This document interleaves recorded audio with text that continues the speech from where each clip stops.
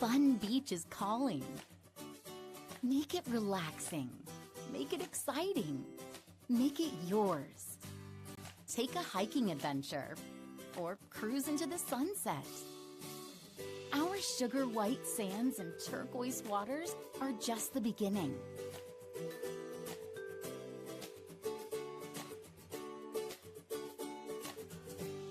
Plan your trip now.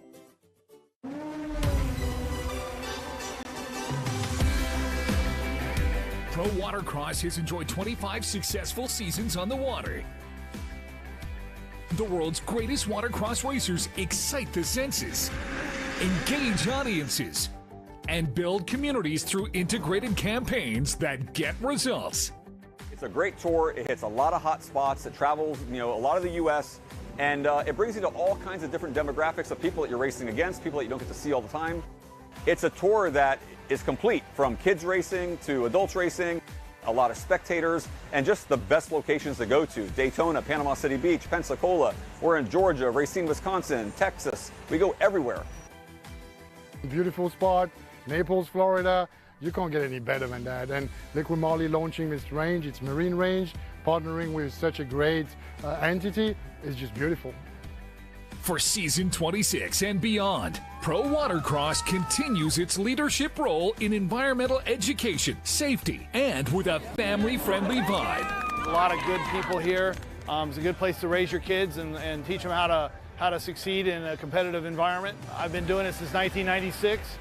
My 17-year-old son's now three-time world champion at jet ski racing, and he grew up by my side. Are you ready? Get online with prowatercross.org. Somebody comes out of this race as a world champion.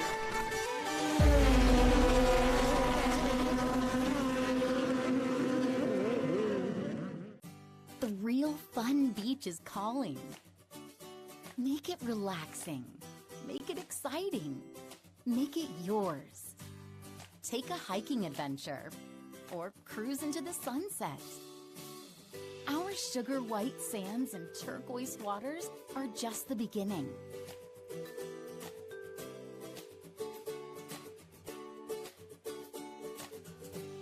Plan your trip now.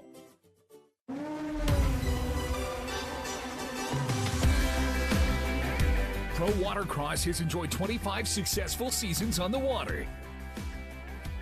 The world's greatest watercross racers excite the senses, engage audiences, and build communities through integrated campaigns that get results.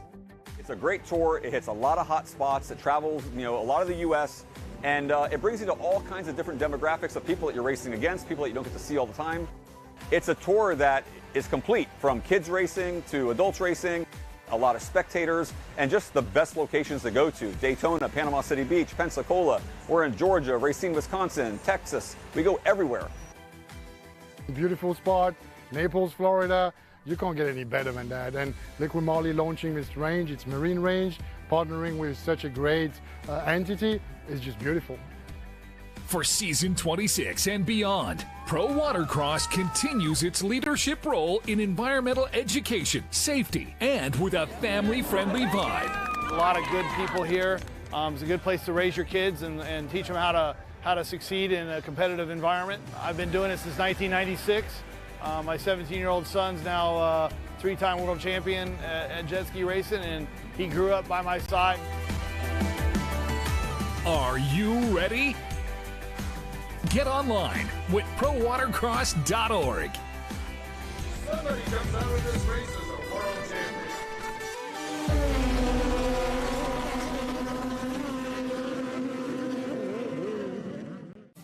The real fun beach is calling. Make it relaxing. Make it exciting. Make it yours. Take a hiking adventure or cruise into the sunset. Our sugar white sands and turquoise waters are just the beginning.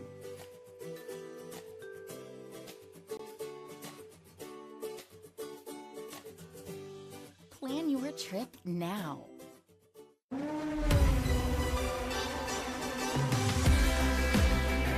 Pro Pro Watercross has enjoyed 25 successful seasons on the water. The world's greatest watercross racers excite the senses, engage audiences, and build communities through integrated campaigns that get results. It's a great tour. It hits a lot of hot spots. It travels, a lot of the U.S.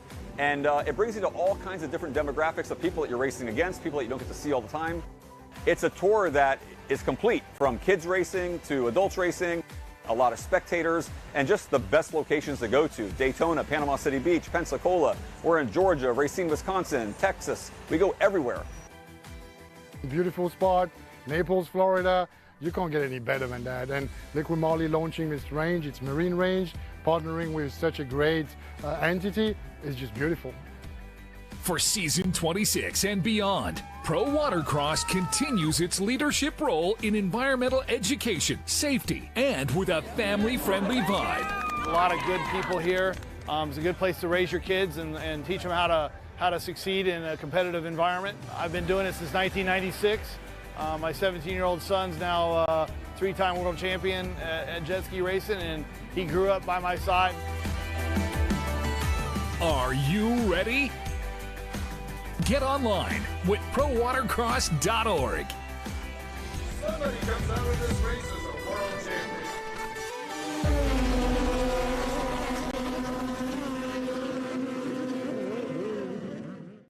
The real fun beach is calling.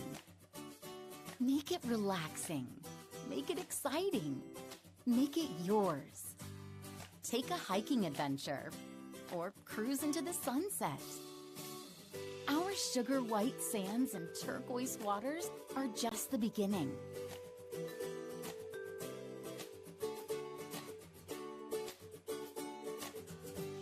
Plan your trip now.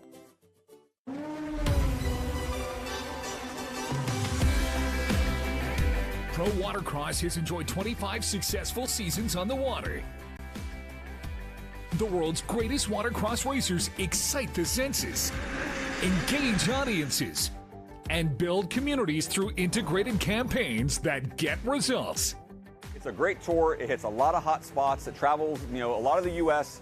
and it brings you to all kinds of different demographics of people that you're racing against, people that you don't get to see all the time. It's a tour that is complete, from kids racing to adults racing, a lot of spectators, and just the best locations to go to. Daytona, Panama City Beach, Pensacola. We're in Georgia, Racine, Wisconsin, Texas. We go everywhere. Beautiful spot, Naples, Florida. You can't get any better than that. And LIQUI-MOLY launching this range, it's marine range, partnering with such a great entity is just beautiful. For season 26 and beyond, Pro Watercross continues its leadership role in environmental education, safety, and with a family-friendly vibe. A lot of good people here.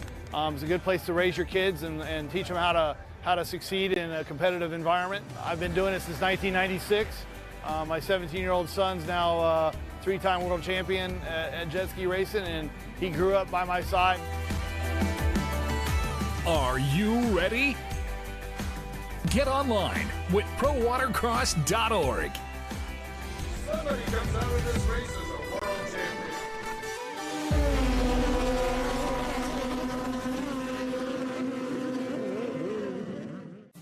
The real fun beach is calling. Make it relaxing. Make it exciting. Make it yours. Take a hiking adventure or cruise into the sunset. Our sugar white sands and turquoise waters are just the beginning.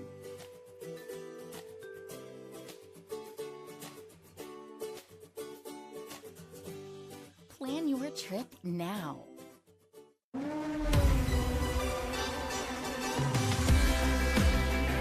Pro Watercross has enjoyed 25 successful seasons on the water.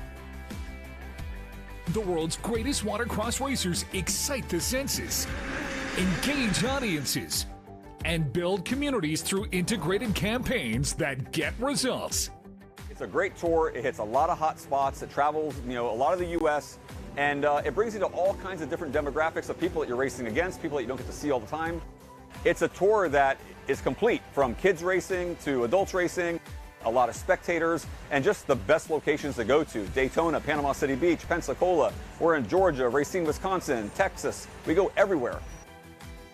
Beautiful spot, Naples, Florida.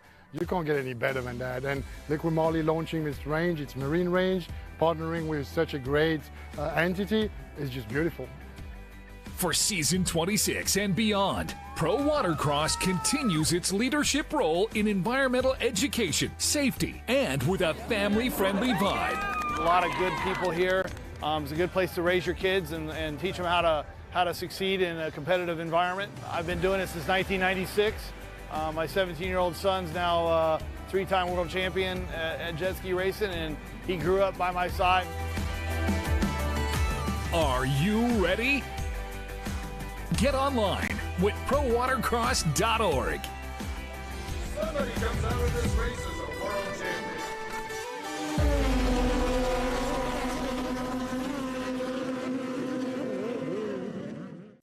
The real fun beach is calling.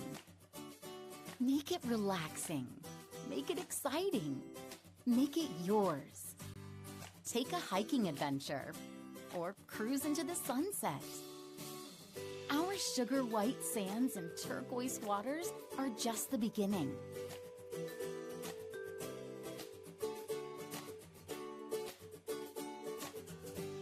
Plan your trip now.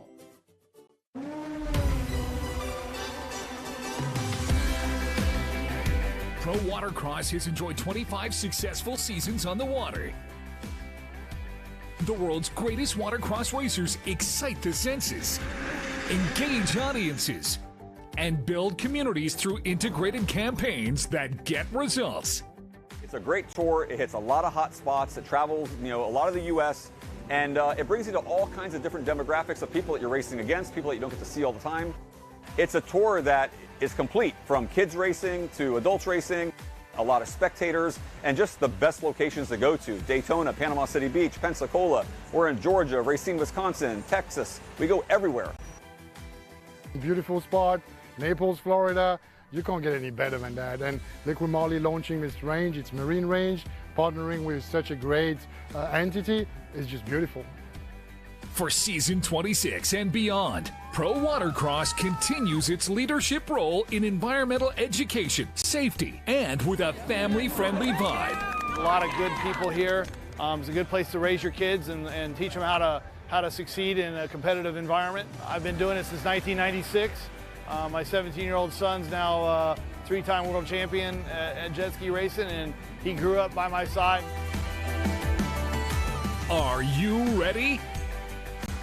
Get online with prowatercross.org. Somebody comes out of this race as a world champion.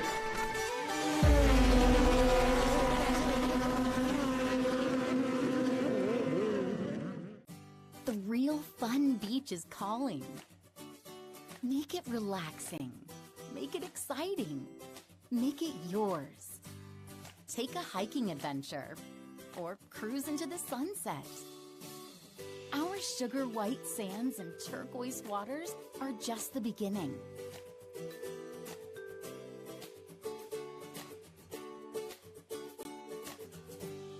Plan your trip now.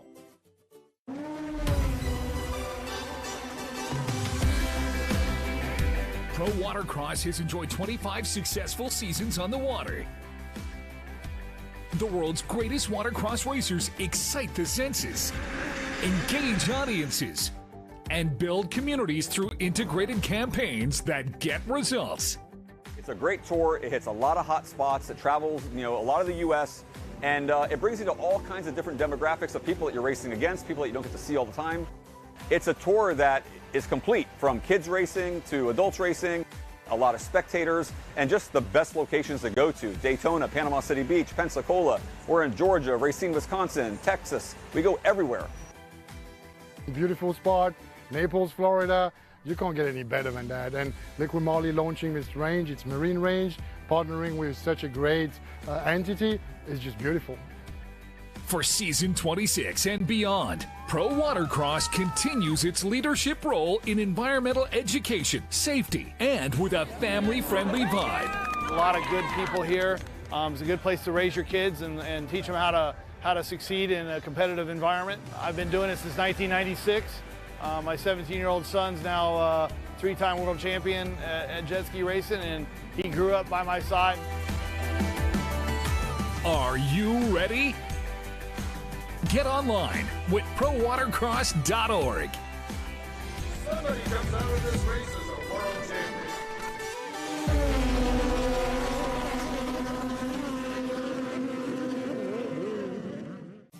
The real fun beach is calling. Make it relaxing. Make it exciting. Make it yours. Take a hiking adventure or cruise into the sunset. Our sugar white sands and turquoise waters are just the beginning.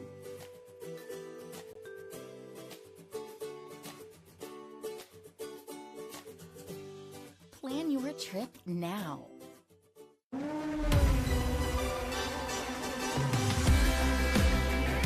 Pro Watercross has enjoyed 25 successful seasons on the water. The world's greatest watercross racers excite the senses, engage audiences, and build communities through integrated campaigns that get results. It's a great tour. It hits a lot of hot spots. It travels, a lot of the U.S. And it brings you to all kinds of different demographics of people that you're racing against, people that you don't get to see all the time. It's a tour that is complete, from kids racing to adults racing, a lot of spectators, and just the best locations to go to. Daytona, Panama City Beach, Pensacola. We're in Georgia, Racine, Wisconsin, Texas. We go everywhere. Beautiful spot, Naples, Florida. You can't get any better than that. And LIQUI-MOLY launching this range, it's marine range, partnering with such a great entity is just beautiful. For season 26 and beyond, Pro Watercross continues its leadership role in environmental education, safety, and with a family-friendly vibe. A lot of good people here. It's a good place to raise your kids and teach them how to succeed in a competitive environment. I've been doing it since 1996. My 17-year-old son's now a three-time world champion at jet ski racing, and he grew up by my side. Are you ready? Get online with ProWatercross.org. Somebody comes out of this race as a world champion.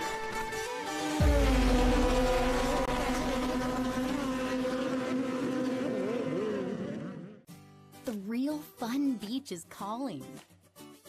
Make it relaxing. Make it exciting. Make it yours. Take a hiking adventure or cruise into the sunset. Our sugar white sands and turquoise waters are just the beginning.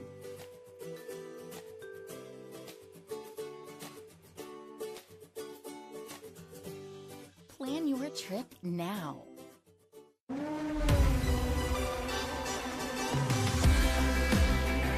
Pro Watercross has enjoyed 25 successful seasons on the water. The world's greatest watercross racers excite the senses, engage audiences, and build communities through integrated campaigns that get results. It's a great tour. It hits a lot of hot spots. It travels, a lot of the U.S. And it brings you to all kinds of different demographics of people that you're racing against, people that you don't get to see all the time.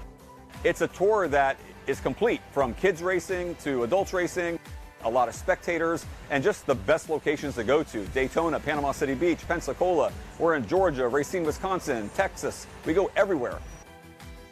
Beautiful spot, Naples, Florida. You can't get any better than that. And LIQUI-MOLY launching this range, it's marine range, partnering with such a great entity is just beautiful. For season 26 and beyond, Pro Watercross continues its leadership role in environmental education, safety, and with a family-friendly vibe. A lot of good people here. It's a good place to raise your kids and teach them how to succeed in a competitive environment. I've been doing it since 1996. My 17-year-old son's now a three-time world champion at jet ski racing, and he grew up by my side. Are you ready? Get online with ProWatercross.org. Somebody comes out of this race as a world champion.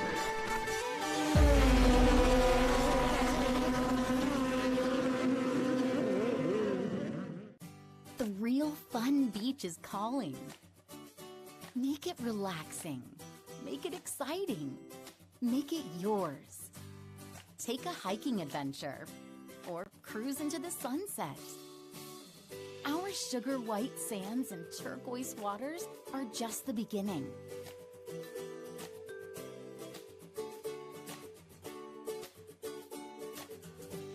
Plan your trip now.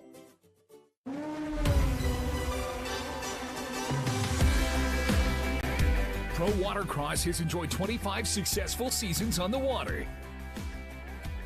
The world's greatest watercross racers excite the senses, engage audiences, and build communities through integrated campaigns that get results.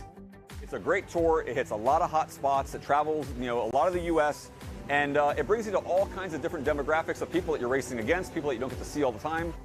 It's a tour that is complete, from kids racing to adults racing, a lot of spectators, and just the best locations to go to. Daytona, Panama City Beach, Pensacola. We're in Georgia, Racine, Wisconsin, Texas. We go everywhere. Beautiful spot, Naples, Florida. You can't get any better than that. And LIQUI-MOLY launching this range, it's marine range, partnering with such a great entity is just beautiful. For season 26 and beyond, Pro Watercross continues its leadership role in environmental education, safety, and with a family-friendly vibe. A lot of good people here.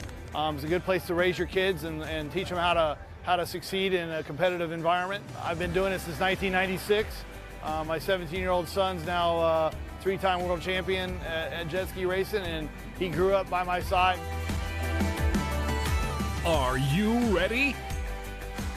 Get online with prowatercross.org. Somebody comes out of this race as a world champion.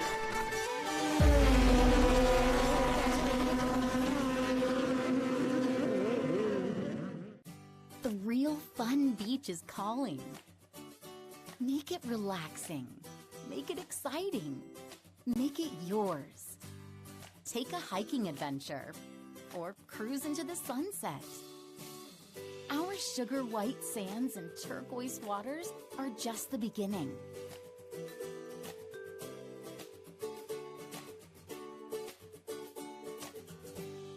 Plan your trip now.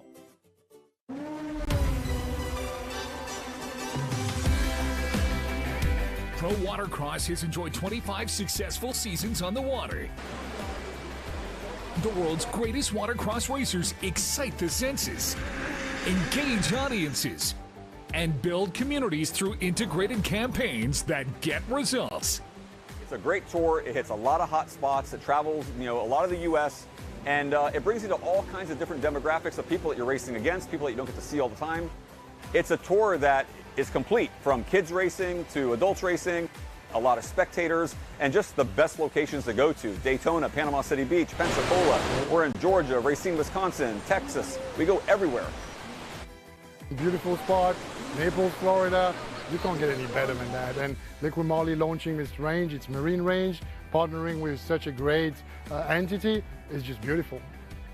For season 26 and beyond, Pro Watercross continues its leadership role in environmental education, safety, and with a family-friendly vibe. A lot of good people here. It's a good place to raise your kids and teach them how to succeed in a competitive environment. I've been doing it since 1996. My 17-year-old son's now three-time world champion at jet ski racing, and he grew up by my side. Okay, as always, the order of practice is listed on the website, prowatercross.org, prowatercross.org. You can find the practice schedule under schedule, amazingly. Hey, Rick, if you can't spell prowatercross.org, you can also look on Facebook. If you can't spell prowatercross.org, you need to turn around and go home. Take a hiking adventure or cruise into the sunset. Our sugar white sands and turquoise waters are just the beginning.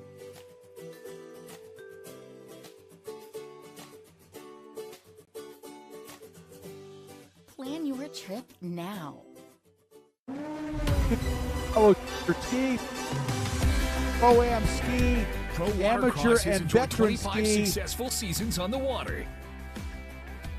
The world's greatest watercross racers excite the senses, engage audiences, and build communities through integrated campaigns that get results. It's a great tour. It hits a lot of hot spots. It travels, a lot of the U.S. and it brings you to all kinds of different demographics of people that you're racing against, people that you don't get to see all the time. It's a tour that is complete, from kids racing to adults racing, a lot of spectators, and just the best locations to go to. Daytona, Panama City Beach, Pensacola. We're in Georgia, Racine, Wisconsin, Texas. We go everywhere. Beautiful spot, Naples, Florida. You can't get any better than that. And LIQUI-MOLY launching this range, it's marine range, partnering with such a great entity is just beautiful.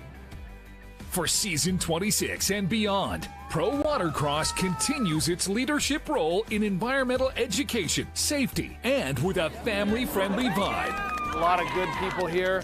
It's a good place to raise your kids and teach them how to succeed in a competitive environment. I've been doing it since 1996.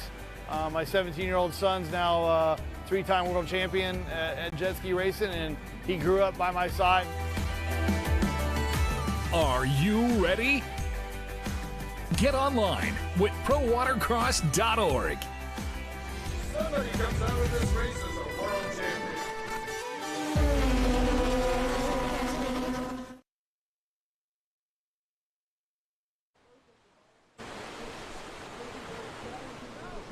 And beginners, I think for the experts and pros, they're going to have a very memorable day of racing here, to say the least. So, as they say, strap it on today, because this is going to be a good one. Hang on. Got some little barrels coming in on the inside. It's going to change as the tide comes up. High tide is about noon today, so the pool's going to get fuller yet. As our junior ski riders head out for practice, going to get our first look at the racetrack here in Panama City Beach, right in front of Sharky's beachfront restaurant. I absolutely love this place.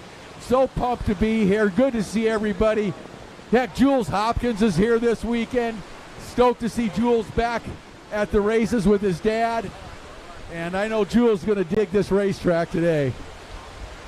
This is his backyard. You kidding me? He's ready to go. Well, we're looking for some good things from Jules and his buddy Matthew Ritchuk this week, and they're going to put on a show along with the other pro ski riders. But right now our juniors out on the track, the youngsters, going to get their first taste of the Gulf Coast here. Well, we got a couple over here on the left-hand side that are learning about their boats being in the surf. Yep. Got to watch, be very careful. Hopefully you got some of their crew to go help them there. Well, that's exactly why I said we don't want the riders on the line until their practice is ready to go out, because this is what happens right here. It's very challenging.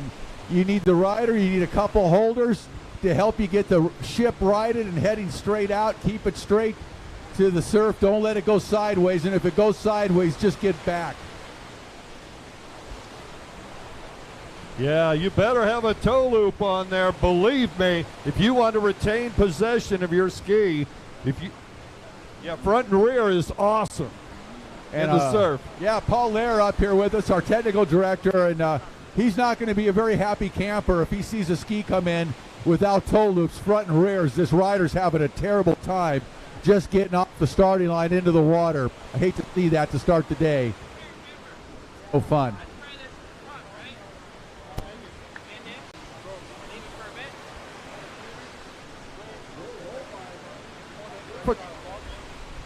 Oh, that's right. Somebody else is riding a ski. That's right.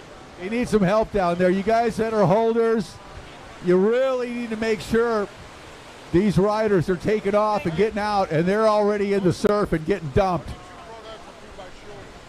That surf line right here is treacherous. That's a lot of juice coming in from the Gulf of Mexico right now. Obviously, if you were here yesterday, we had a absolutely epic storm blow through.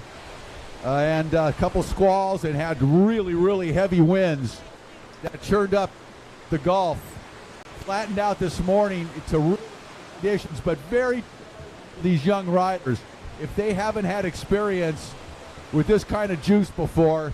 These waves bring a lot of energy in as they dump on the beach. So this surf zone right here in front of us, don't be mistaken, there's a lot of juice right there, and you need to make sure your riders are able to make it out through those crashing waves right in front of the beach. Once they get out there, they're probably going to be just fine. But it's the surf zone, impact zone right in front of us that's going to be challenging. So don't dismiss this because it's very serious. And most of all, we don't want to see anybody get hurt.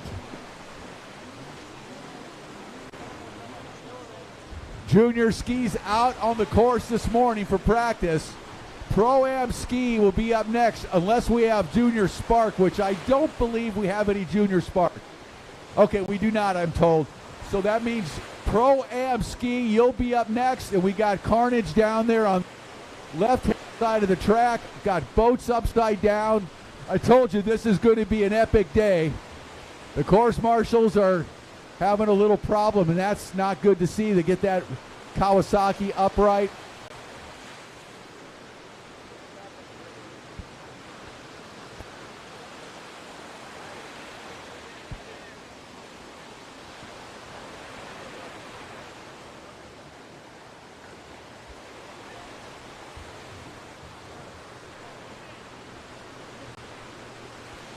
Our course marshals coming inside trying to help the skis, and then that puts them in danger. So we knew this was going to be challenging for our juniors and beginner riders.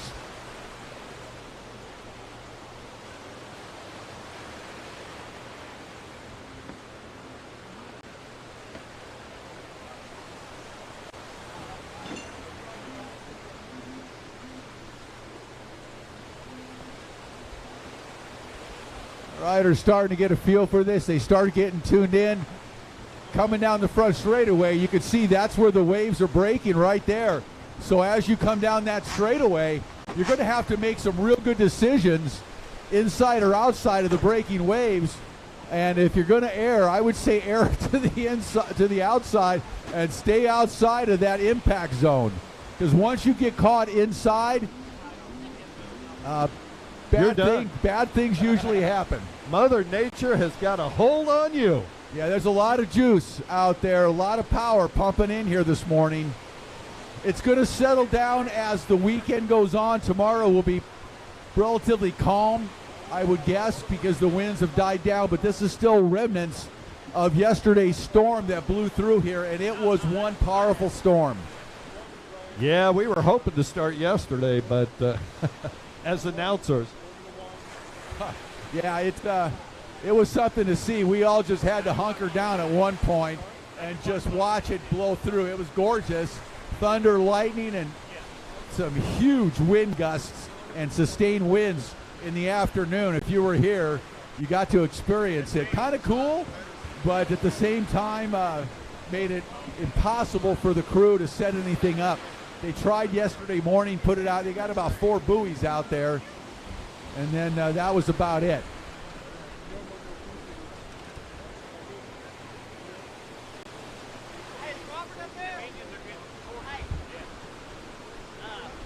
Please keep an eye on your junior ski riders out there.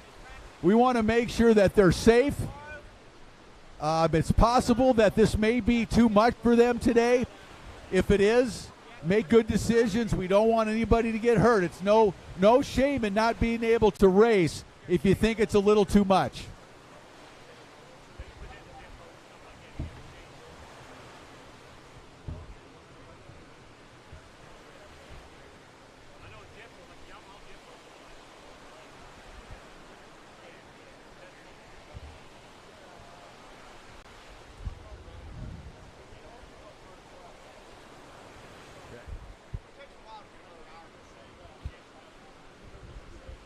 If you do not have surf experience, this is going to be a tough day, I will assure you.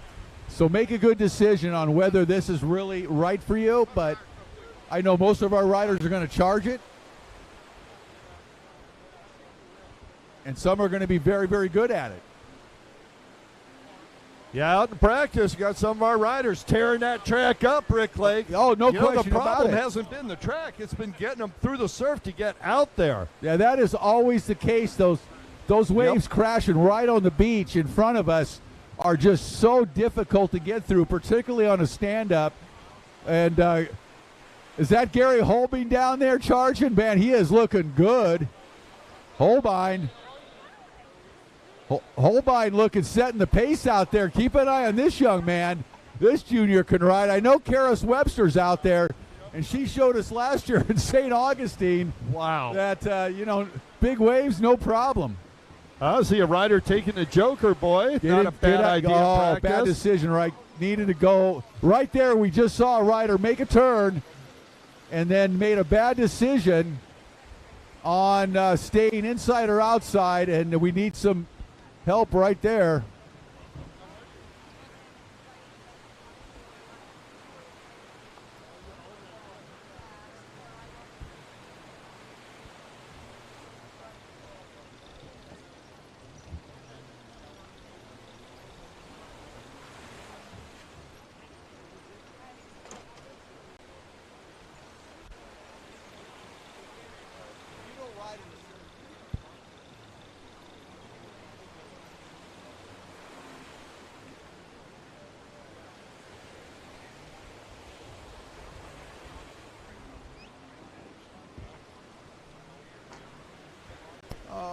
Good to hear. We've got races 1 through 8 posted on the pit board.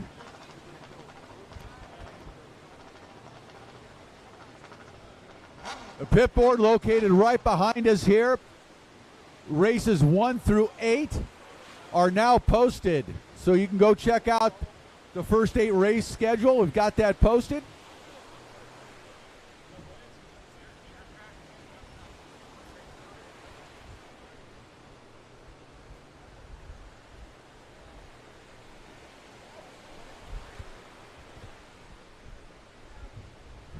All right, Pro-Am Ski up next. Pro-Am Ski.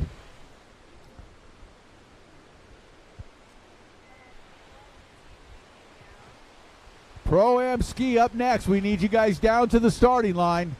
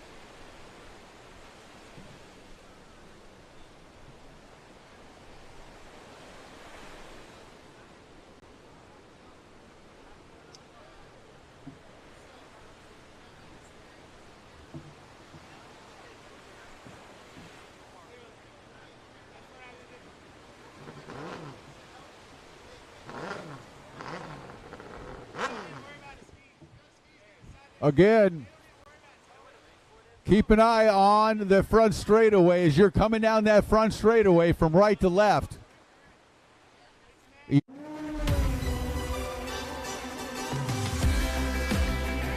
Pro Watercross has enjoyed 25 successful seasons on the water.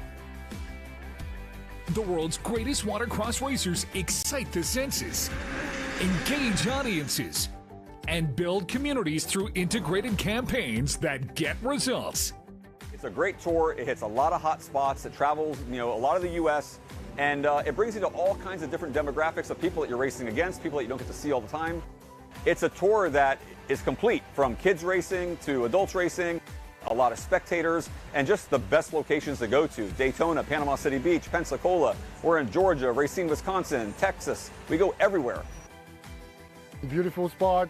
Naples, Florida, you can't get any better than that. And LIQUI-MOLY launching this range, it's marine range, partnering with such a great entity is just beautiful. For season 26 and beyond, Pro Watercross continues its leadership role in environmental education, safety, and with a family-friendly vibe. A lot of good people here. It's a good place to raise your kids and teach them how to succeed in a competitive environment. I've been doing it since 1996.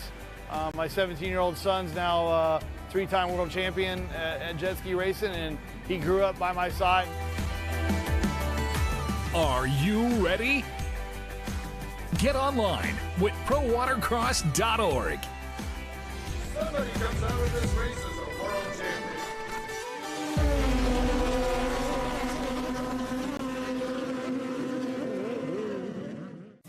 The real fun beach is calling.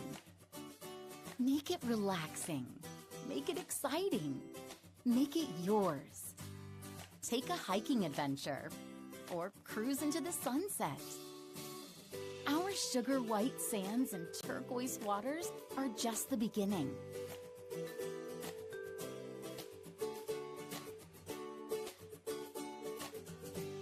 Plan your trip now.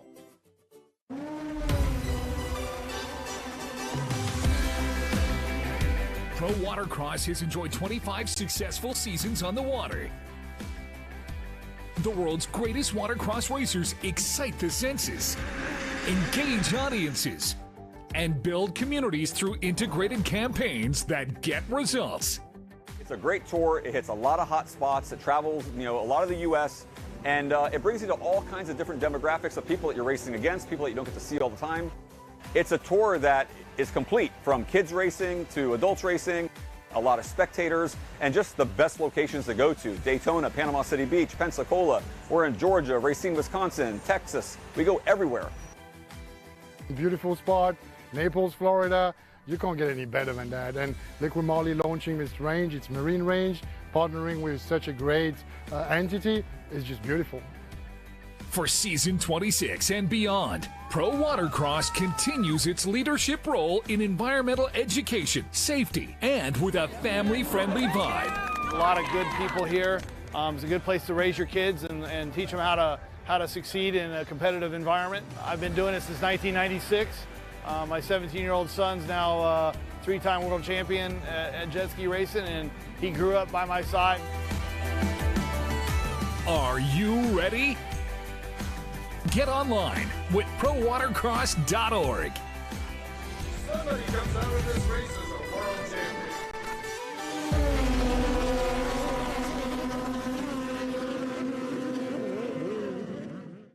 The real fun beach is calling. Make it relaxing. Make it exciting. Make it yours. Take a hiking adventure or cruise into the sunset. Our sugar white sands and turquoise waters are just the beginning.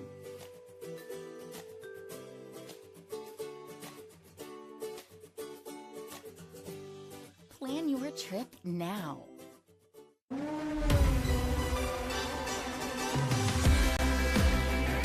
Pro Watercross has enjoyed 25 successful seasons on the water. The world's greatest watercross racers excite the senses, engage audiences, and build communities through integrated campaigns that get results. It's a great tour. It hits a lot of hot spots. It travels, a lot of the U.S. And it brings you to all kinds of different demographics of people that you're racing against, people that you don't get to see all the time. It's a tour that is complete, from kids racing to adults racing, a lot of spectators, and just the best locations to go to. Daytona, Panama City Beach, Pensacola. We're in Georgia, Racine, Wisconsin, Texas. We go everywhere. Beautiful spot, Naples, Florida. You can't get any better than that. And LIQUI-MOLY launching this range, it's marine range, partnering with such a great entity is just beautiful. For season 26 and beyond, Pro Watercross continues its leadership role in environmental education, safety, and with a family-friendly vibe. A lot of good people here. It's a good place to raise your kids and teach them how to succeed in a competitive environment. I've been doing it since 1996. My 17-year-old son's now a three-time world champion at jet ski racing, and he grew up by my side. Are you ready? Get online with prowatercross.org. Somebody comes out of this race as a world champion.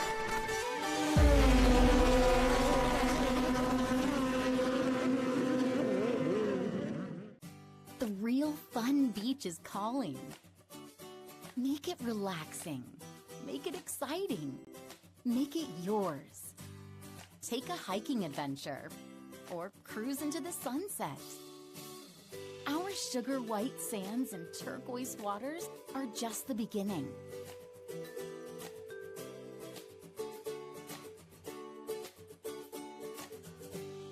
Plan your trip now.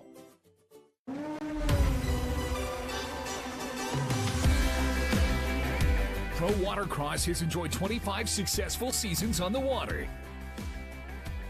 The world's greatest watercross racers excite the senses, engage audiences, and build communities through integrated campaigns that get results. It's a great tour. It hits a lot of hot spots. It travels, a lot of the U.S. And it brings you to all kinds of different demographics of people that you're racing against, people that you don't get to see all the time.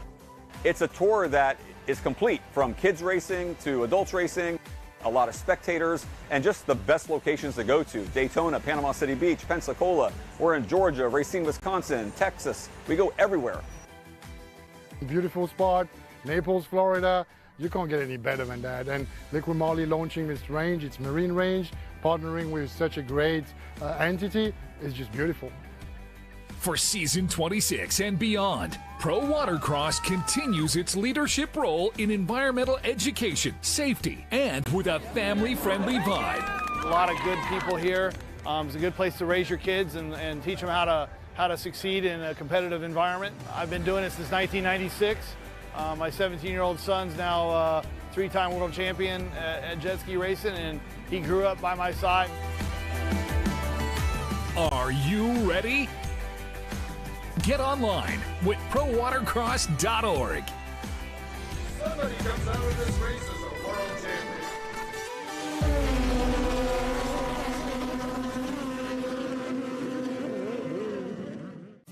The real fun beach is calling. Make it relaxing. Make it exciting. Make it yours. Take a hiking adventure or cruise into the sunset. Our sugar white sands and turquoise waters are just the beginning.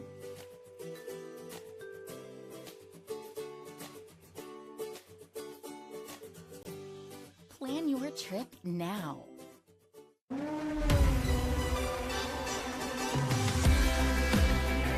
Pro Watercross has enjoyed 25 successful seasons on the water. The world's greatest watercross racers excite the senses, engage audiences, and build communities through integrated campaigns that get results.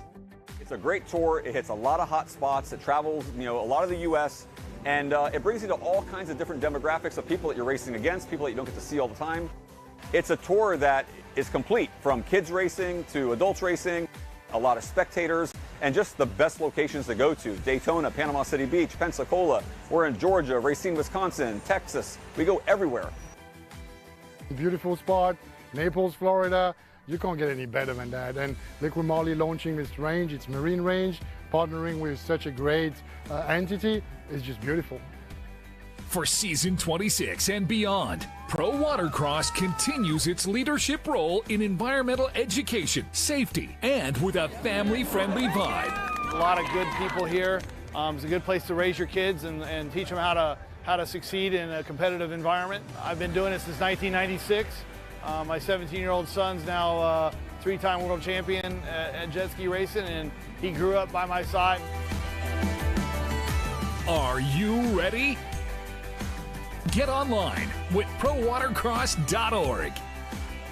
Somebody comes out of this race as a world champion.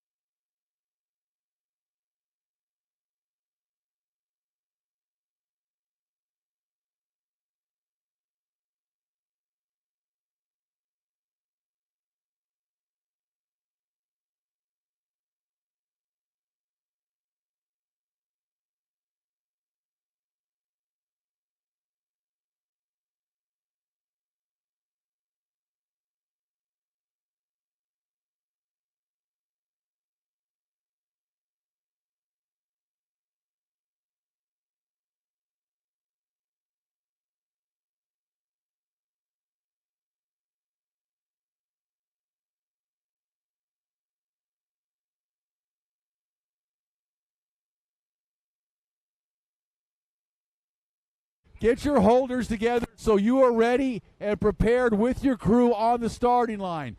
4 holders. Make sure you got your crew lined up now. Yeah, and you're going to have to, obviously, you're going to have to depend, some of our riders are going to have to depend on the good grace of other teams here. So please, get your team together. If it's your first time here, meet your neighbors on either side. See if they can give you some help. Everybody's in the same situation. But do it before you come to the line. Don't come to the line with a boat and no holders. It's not going to work out for you. Vet riders, vet ski to the starting line. Amateur and vet ski riders. Following amateur and vet ski will be the runabouts.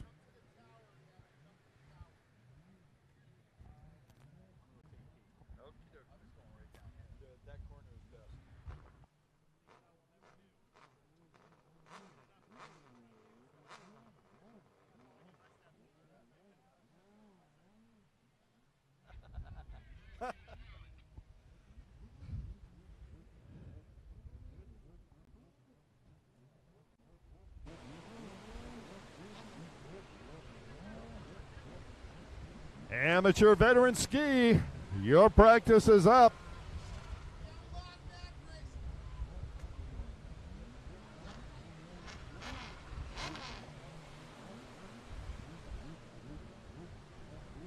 Okay, so we're starting to get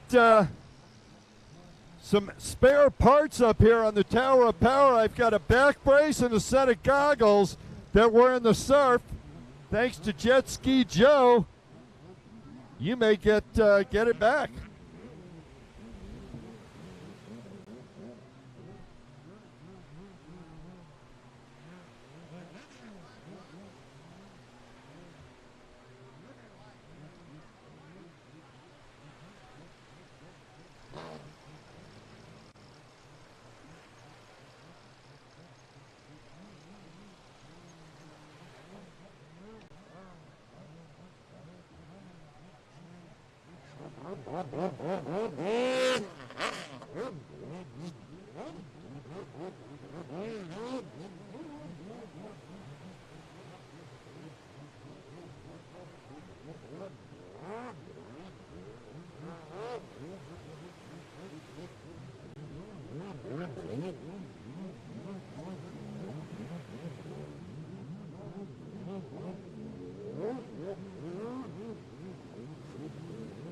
Once again, if you do not have a back protector, but you did earlier, we've got it up here at the Tower of Power.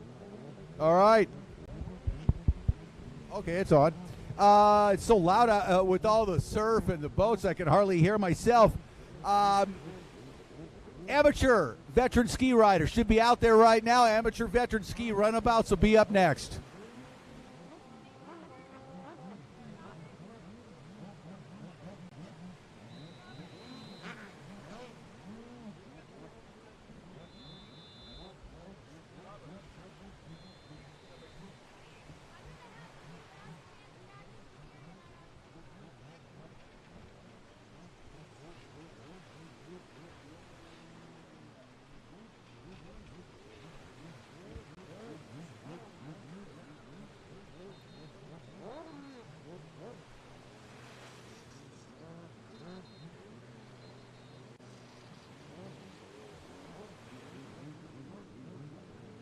All right, amateur and veteran ski practice is on the water.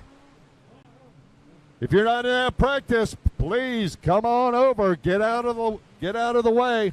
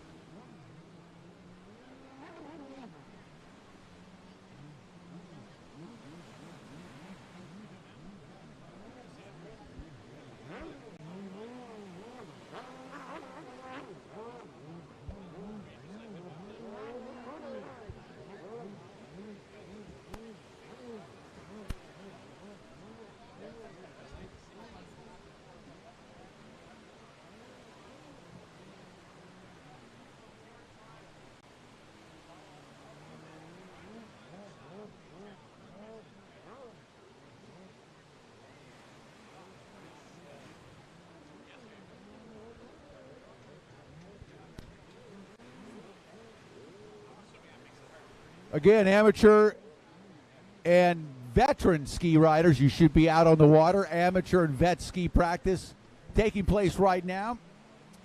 Runabout's up next.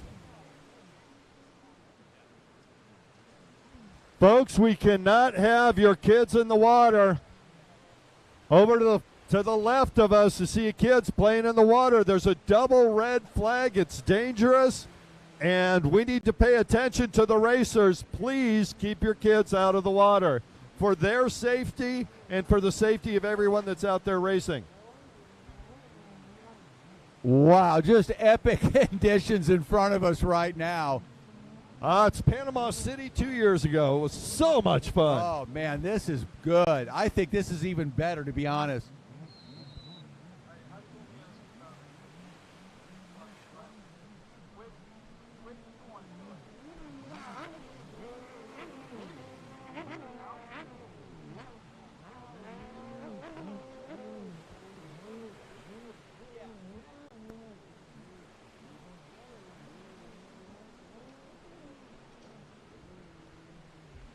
What a morning out here. Man, oh man, this is awesome. I couldn't be any more stoked.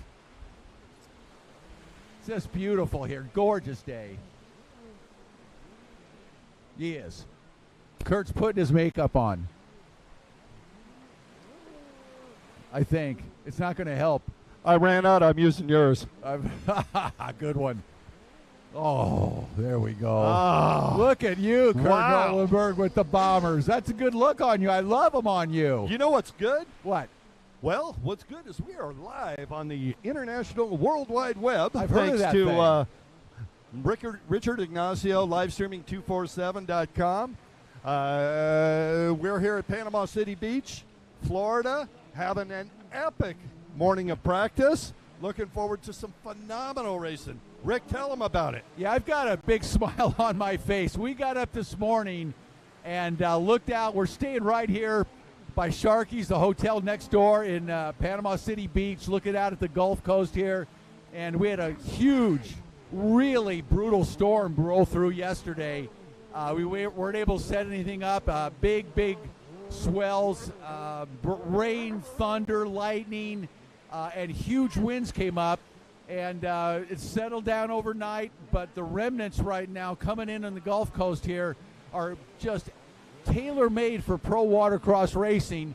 Absolutely perfect. If you have skills in the surf. If you don't, it's going to be a really challenging day. But for all of us that we're all up here on the tower, race director Robert Sand, Richard Ignacio, our tech director Paul Lair, Kurt and I, and the conditions out there, I'd say there's like a solid 2 to 3 at least, occasional 4-foot set coming in, giving the riders everything they can handle, and it is going to provide for some absolutely epic racing today, Kurt. It absolutely will, Rick, and I want to give a shout-out to the whole Pro Watercross crew. Yeah. As you said, we could not even set up yesterday. Everybody was here early in the morning, getting the track set up, the towers set up.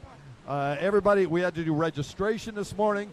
The Pro Watercross staff is absolutely phenomenal. We've got 3 of the best course marshals on the planet out there, and we need that experience.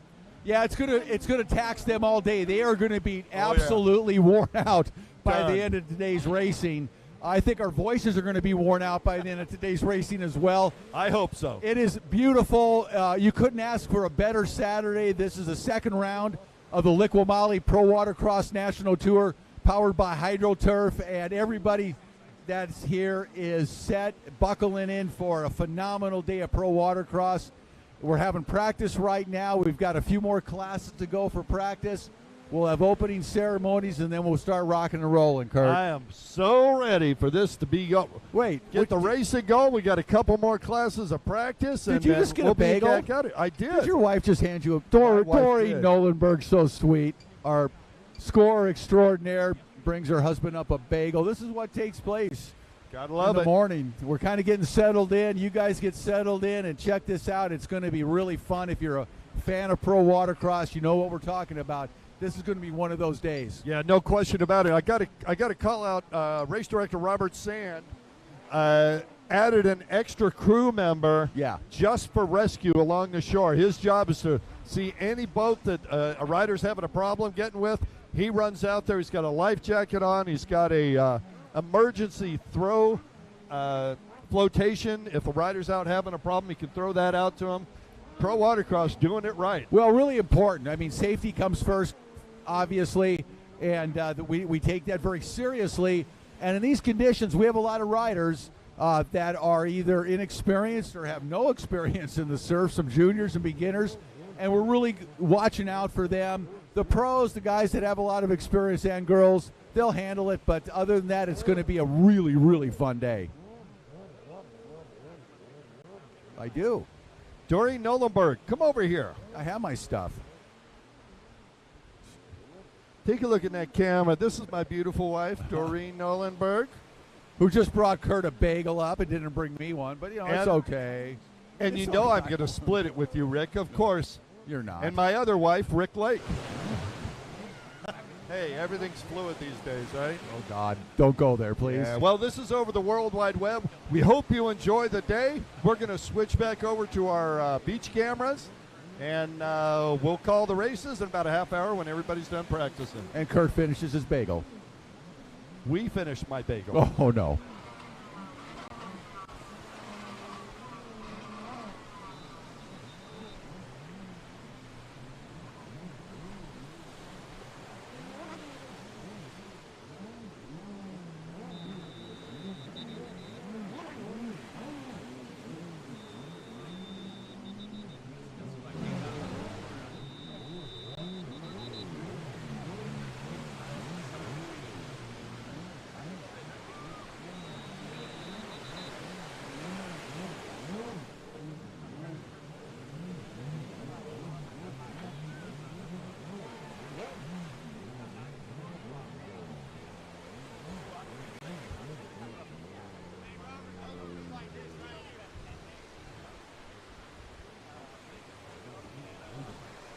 Up next, Pro-Am Runabout GP and box stock practice.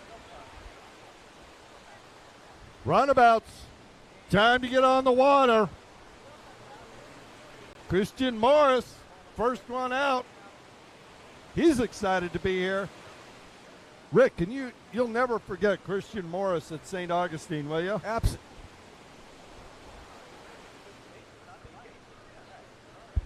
Absolutely not. No, though. I can't remember the gentleman's name that he had the battle with. He was on a Sea-Doo. I remember that. And I can't remember his name right now, but they were both first-timers, and they put on a show. We were blown away. It was like this beginner runabout box stock class, or what? I think that's what it was.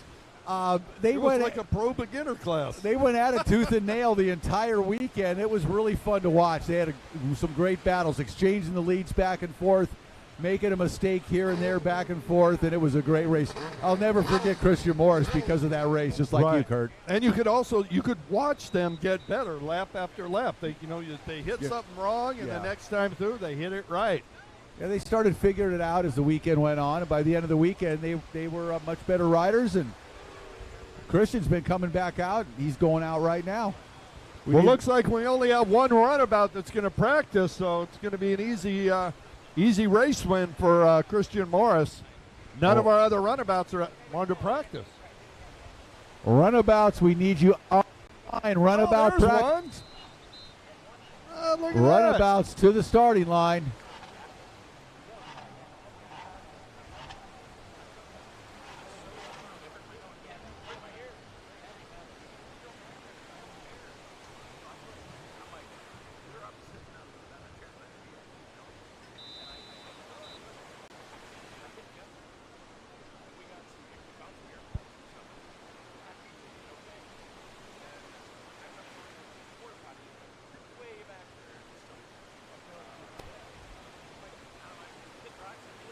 Torrey Snyder heading out.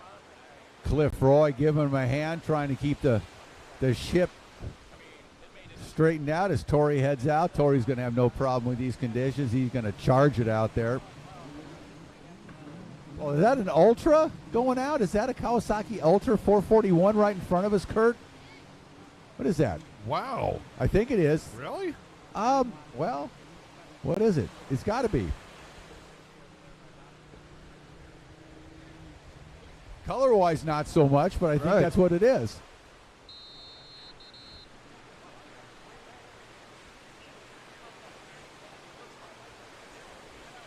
Yeah. All right. Let's try and find out who that is. 4-4. Is it 441? Remember the BSA 441 victim? Had one. I figured you did. How did I know that? It was fun. It ran like 1 out of 4 weeks.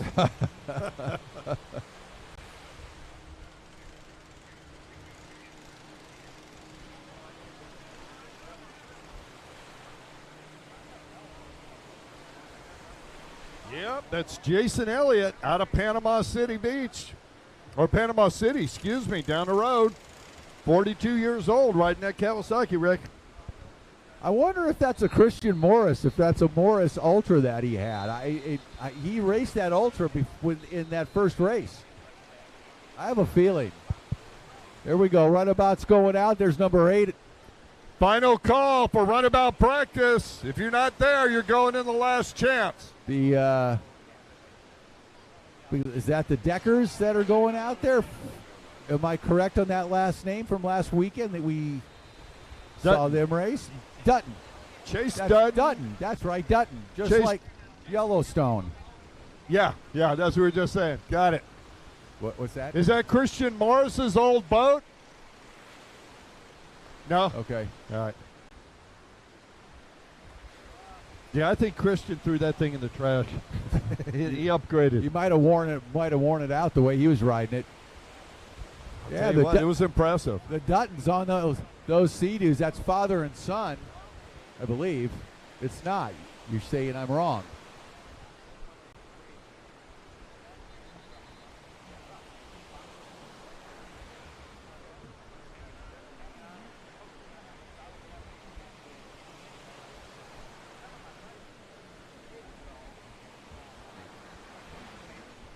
All right. Runabouts out on the track right now for practice. If you are a runabout rider this weekend, you should be out there for practice. Oh, and Dutton having a time of it on that Sea-Doo. Came in a little too far, got caught on the inside, but he made his way back out. A little easier on those big runabouts generally than the skis.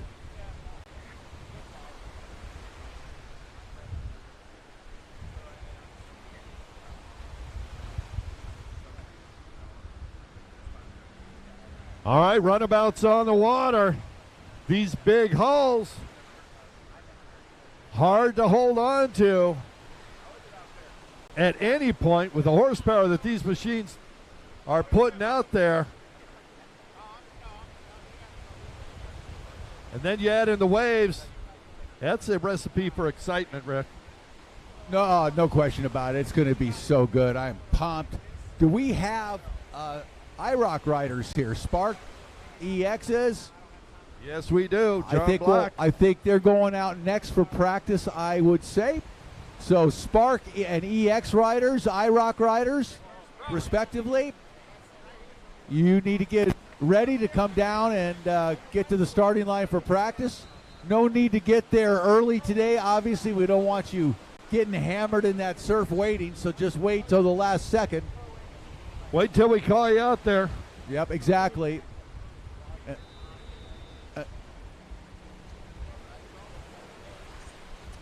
Folks, if you haven't heard, the pit board has got the first 8 races on there. It's behind us on the way to the hotel to the right of Sharky's. You see the people up there looking at it now, figure out what races they're going to be in. I encourage you to do that too.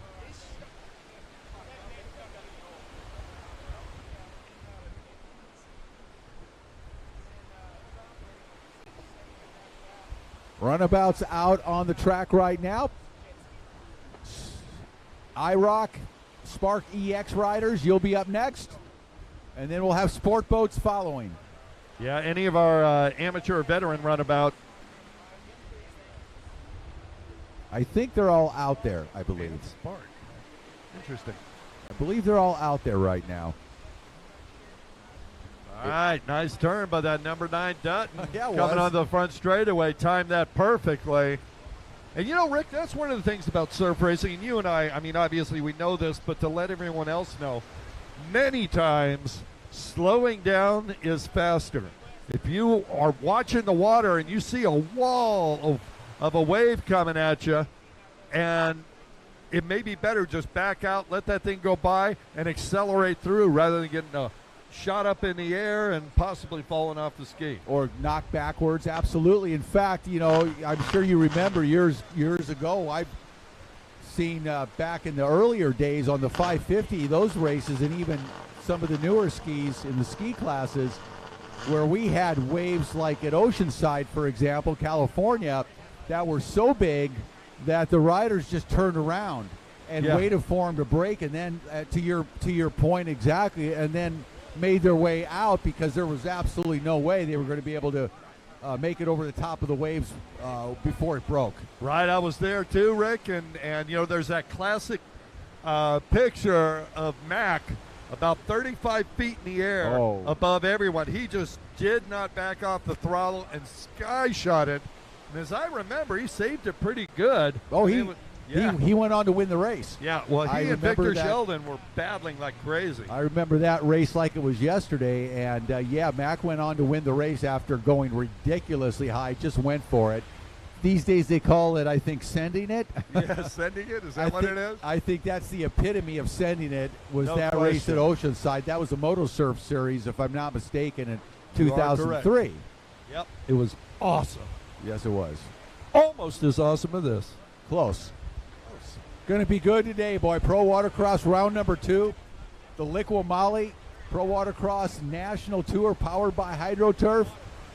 Kurt Nolenberg, Rick Lake up here in the tower. Where our bombers are really coming in handy today. The difference is amazing looking out onto the course. You know, we brought on Tommy the Bomber Bonacci. You're looking good, buddy. Dude, that double. We're gonna get you some. We're gonna get you some prescription bombers here shortly. But stoked to have the bomber. He's racing this weekend himself in Huntington Beach, California. Surf race out on the West Coast, where we would be if we weren't here. Yeah, right? Absolutely. About 45 minutes from my humble abode in San Clemente, and I would be there, but. Rick, you know what? I was just noticing, you know who's not here today? Who's that? Is Ray from Find It Now. Finn is normally at our races showing his product. He wasn't able to come, and I'm sure part of that was the almost hurricane that came through here last night. Yeah, close to it. Anyway, he's like a beer. We'll see him later on. Want to, as always, put a shout out for the crew at AOMC. If you need any accessory, go to AOMC.com. They've got it. Most of it is in stock and available for same-day shipment. Watcon.com.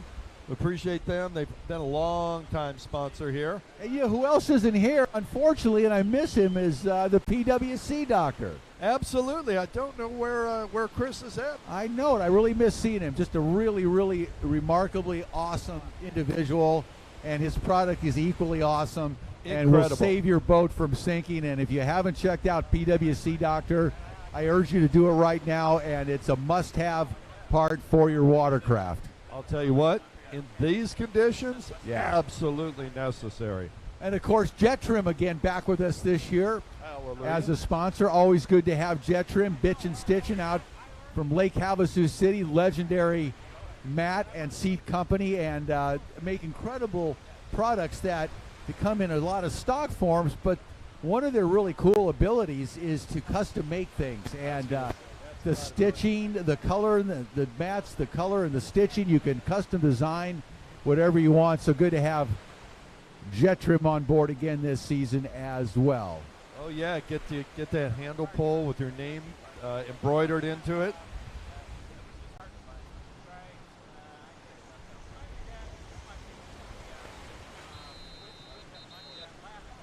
Yeah, Blaster and EXs, amateur and veteran Sparks. runabouts. IROC up next.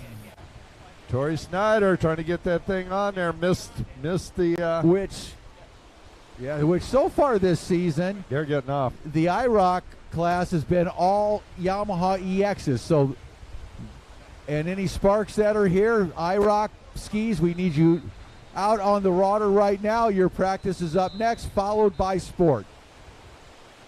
Yeah, and if you watch these riders trying to get these boats on their totes to get them in, you can see how much those boats are pushing around by the waves. Even the small stuff here, there's no fooling with Mother Nature. You know, it's good to see all of our crew with their bombers on today. Everybody's got their bombers, and the good thing is anybody in the water, if they lose them, you know what? They float. So we don't have to worry about them losing their glasses. They float. And these new ones I have, these the clutch model, man, the optics on them are as good as any sunglasses I've had, and I'm not kidding about that. They are really, really top-notch. So, and polarized, really helping out. Look on the course this morning. Our tech director, Paul Lair, up here with his bombers. Race director, Robert Sand, overseeing things with his bombers. So it's kind of fun having Bomber Eyewear as a sponsor of the tour this year. Absolutely. Everybody's got the good vision now. They do. Oh, yeah. Tommy Bonacci, multi-time world champion, Yep. national champion. Boy, I tell you what, that guy can ride a sport boat like nobody else. I got a lot of stories about Tommy, I could tell you. No, you can't. And some I can't. And his brother Johnny as well. Good friends from back in the 80s, actually back in our BC racing days, way back into the 80s. And but him and his brother Tommy, the whole Bonacci family, into it for a long, long time. Really good to see him. Is that the West Coast version of the Iron Toscas? Yeah, essentially right? It is, yes. Just a wonderful Italian family. Exactly. Well said. All right, we've got Yamaha EXs, IROC boats out on the track right now, getting some practice laps in. Sport class is going to be up next.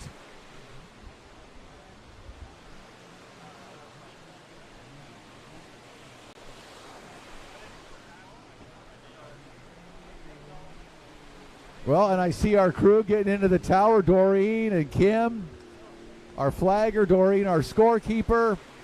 They're crawling into the tower out there for a full day. They are going to get some sunshine today, Kurt. Yes, they are. What a gorgeous day here. Panama City Beach, Florida, sitting right in front of the beach, right in front of the absolutely epic Sharky's Beachfront Restaurant. I love Sharky's. The destination. So much fun. You say destination, phenomenal food. Yeah. Oh, and the Sharknado, Shark Attack, that drink. Margaritas. Oh, man. You know, I follow Sharky's on social media, on Facebook, and a lot of times they'll go live for sunsets. Right. I'll sit on the West Coast, and of course I'm 3 hours ahead or 2 hours ahead of here on the West Coast, and Sharky's puts up their the live cam showing the sunset. It brings back a lot of good memories of us being here, Yep. you know, in Panama City Beach. So really cool place. Come on down if you're in the area to Sharky's Beachfront Restaurant. Grab a wonderful libation and watch some great pro watercross racing in epic conditions here today. Right. Grab a few appetizers, an adult beverage or three, and watch the races. How much better could it be? You can get some oysters and a beer. I mean, you know, that sounds good at any time. You doesn't it? convinced me. Let's go. We'll come back for the races. Okay, let's go. Practices. We still got. You guys figure it out. We'll let Mav and Paul take over and announce for a little while. We're going to go get some oysters and beer. Paul says forget that. Leave the mic on autoplay. He's coming with us. We're all going to Sharky. All right, our riders. Later. I think we'll probably have dinner there tonight, if I'm not mistaken. In fact, I'm fairly certain. I know I'll be there tonight. Yeah. Or this afternoon. All of the above. Yeah, I'll be there. It's interesting to watch these runabouts down the front straightaways. These sets are starting to even out a little bit, make it slightly easier for them to time it and either stay on the top or get into the valley and hit it and get it. Yeah, these Yamaha EXs, which are a smaller runabout, a two-seat runabout that compete against the Sea-Doo Sparks in the IROC class, but Yamaha EXs have proven to be better. I'm not sure it's a really well-matched class, as now it's become all Yamaha EXs, which invariably seems to always happen in this sport, Kurt. No question about it. Somebody comes out with a new boat. Kawasaki had the 440s, then the 550s. They brought out the X2, kind of a hybrid boat back then, you consider stand. Well, that's a perfect example is the sport class, which started with the X2. Right. The Blaster came out, was put into the X2 class, which wasn't really fair, but it happened. It was terrifying. They displaced the X2s. And then after that, what came out? The Sea-Doo HX, which by and large displaced the Yamaha Wave Blasters in the sport class and took over Yamaha. The Sea-Doo was a little longer hull, little different setup, worked better in rough conditions. A little bit of a knowledge here for that. Yeah. That every round on the tour, the fastest boat when the HX came out wasn't the pro stand-ups, the mods. It wasn't the runabouts. It was the HX. They just handled really well, and that happened, and that's kind of the history of the sport class. And now what's interesting is the rules have been, the sport class is essentially a vintage class of sorts because the boats were largely manufactured, other than the aftermarket hulls, in the mid 90s, where but very popular class, and the rules have been changed and arranged in order to try to keep those boats equal in performance.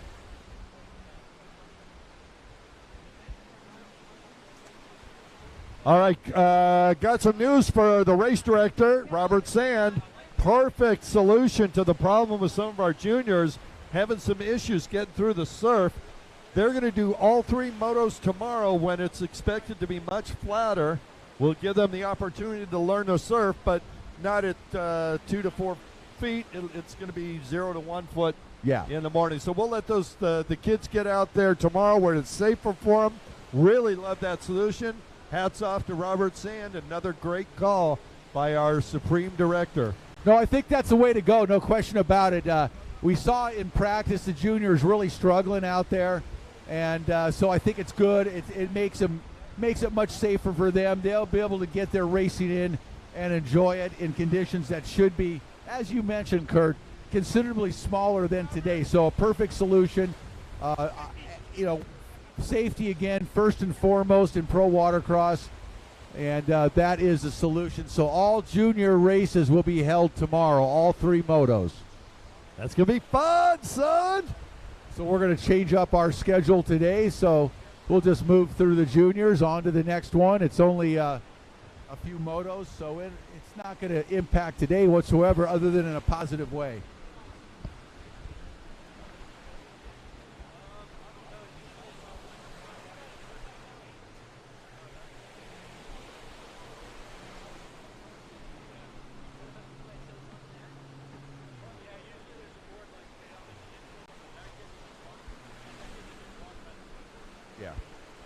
All right, IROC boats out there, the Yamaha EX models, which have proven to be a really good race boat. They're very, very reliable.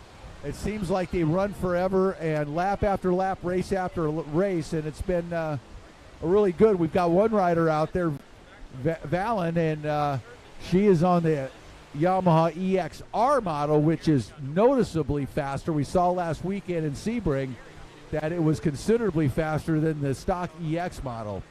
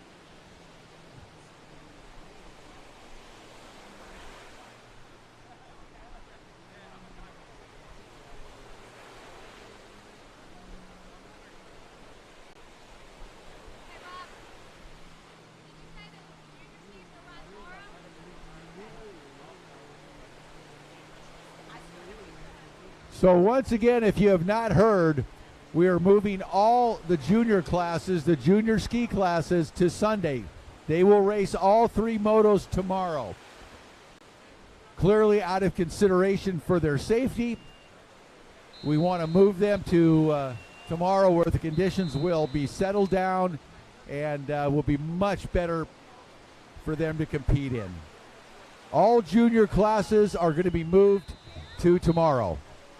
All right, we've got the IROC class coming off the course that we're going to need the blasters and HXs, the sport classes, to the water, please, for practice.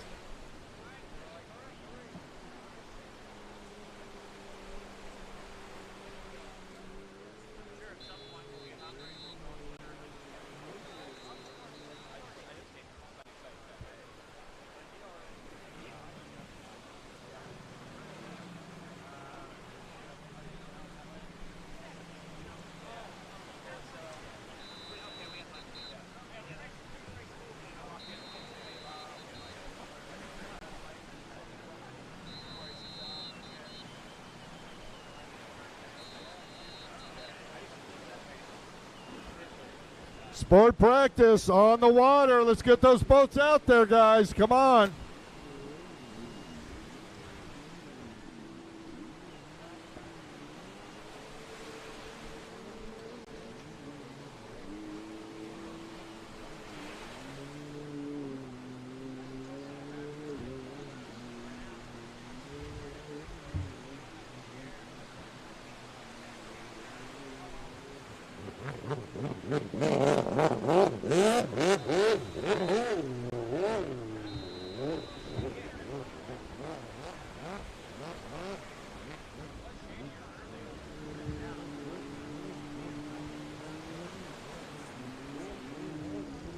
A lot of HXs out here, Rick Lake.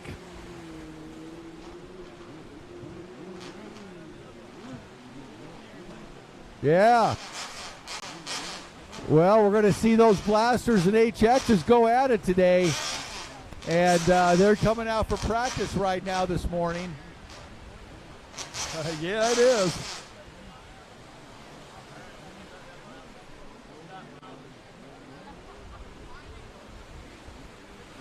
This will be our final practice this morning. Unless we have any riders that have not had practice, we will have a last chance if there are any riders that have not had practice. I don't believe that'll be the case, but we will see here momentarily. Let us know if you have not had any laps. If you have, last chance is not for you. This is, oh boy, we got a HX down there on the right side. Hopefully they're going to recover. And we do have a last chance practice. Jessica Bertka riding the same machine as her husband, so they asked earlier if they could split it, and we're doing it. Okay, we will have a last chance. We've got at least one rider. That's perfect. We will accommodate you if you have not had laps.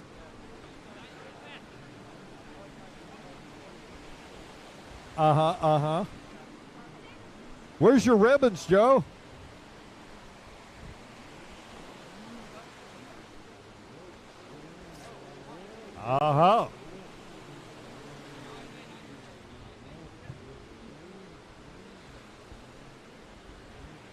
Oh boy, this is going to be good, Kurt. I am absolutely pumped up for this race today. Yeah, so am I. And you know what? Just in the last hour that we've been sitting up here, these things are coming in sets now. It's going to be a lot easier for these riders to make good decisions.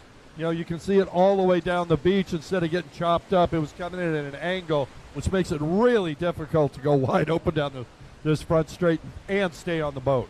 Absolutely, and what's happening is that's causing that is the tide's rising, the tide's coming in, Yep. And as the tide comes in, it changes where the waves break relating to the bottom of the ocean. The bottom is what creates the conditions depending on where the sand levels are, if there's any reefs, things like that. And as the tide comes in and the water gets higher, it changes that. And got a rider down right in front of us, struggling right now on a blaster. Hopefully he gets back on. Oh, and that looks underway. like Course looks marshal like Talon up. Farthing on the 521. I believe it is. Just to check a number there. Yep, it is. It is. He's back up and looks good. Look at that, just balance on that thing. Hasn't got the way. There he goes. Insane. Yeah, he's a talented young rider, no question. But yeah, as the tide comes in, high tide is right about noon. So we got about another hour and a half of the tide coming up. And that's going to change the conditions. And to your point, the place on the front straightaway where the waves break comes in closer and closer, which really is going to make it a little easier for the riders. Makes it safer for everybody, too, because you've got more depth. It does. And some of these times, you've got to ride that wave in to be able to, for it to lay down enough for you to get up and over, and you want to have as much distance here as you can. And speaking about that, Rick, it's incredibly important that we keep everyone out of the water. Things happen exceptionally fast in the surf. We got really powerful, heavy machines racing out there. Please keep your children out of the surf. It's a double red flag day right now, and it certainly isn't the time you want to teach your kids about the ocean. Yeah, no, we can't have anybody in the water today. No swimmers, no kids. We had a boat down to the left, far side of the track here on the east side of the racetrack. Rider off the boat. Course marshal right there doing his job expertly to assist this rider, but that just illustrates how challenging these conditions are for the riders, for the course marshals. I mean, and good Lord, I don't want to be a holder today. Yeah. You know, I mean, that to me is probably the most dangerous job of all, is being a holder, because you have to really be on your game, and that ocean can really wreak havoc on you holding that ski on the line. Rick Lake, we were talking about Oceanside 2003. I was holding there, and I still have a scar on my shin from a ride plate that came back.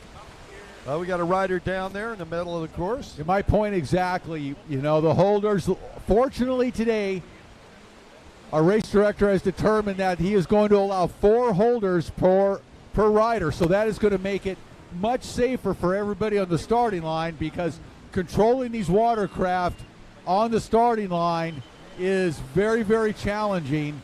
And so 4 holders can usually do well, they're going to do a much better job than 3 or 2, to say the least.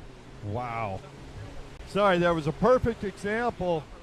The rider's riding right in front of the wake all the way in. As it dropped down just past the checker, jumps over the wave at a distance that he can make it, and continues on.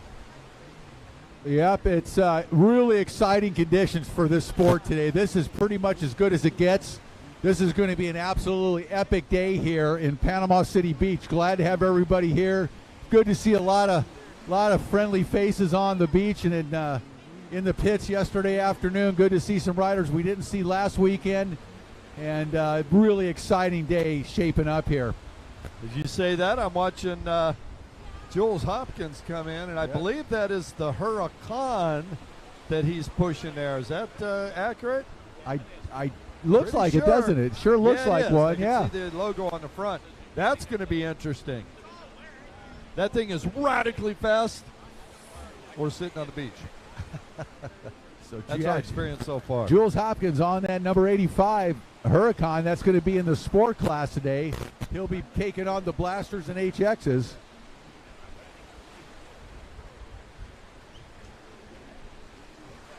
As we wind up this sport practice, we're going to have one more. I know Jessica Burtka. Is she out there? She's not. Okay. So this will be our final practice then. We will not have a last chance practice unless there's anybody that needs to get some laps in. I don't believe there is.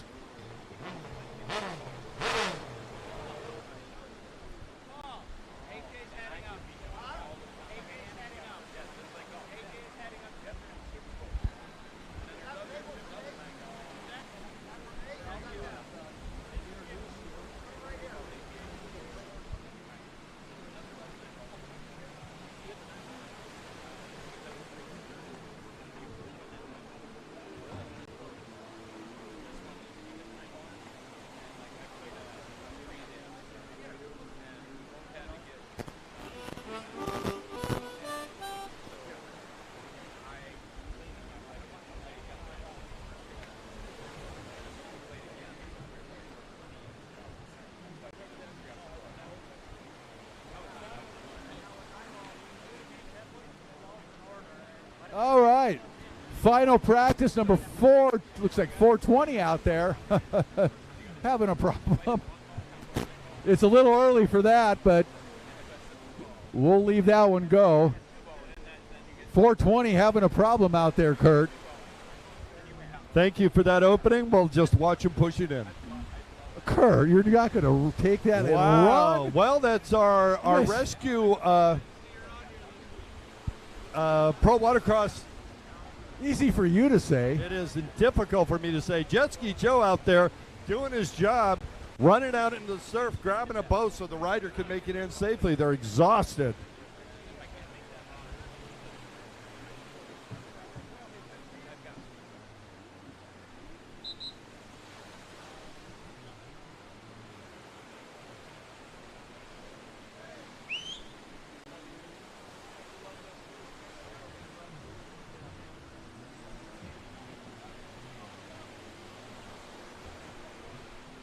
All right, we are wrapping up practice here.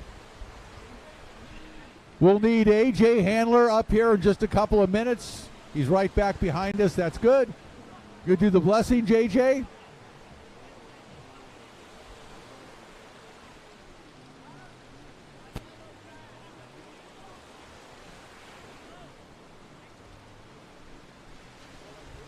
All right, lots of help getting these boats in. That's the way to do it. Make sure you got some friends, and they come down to be with you.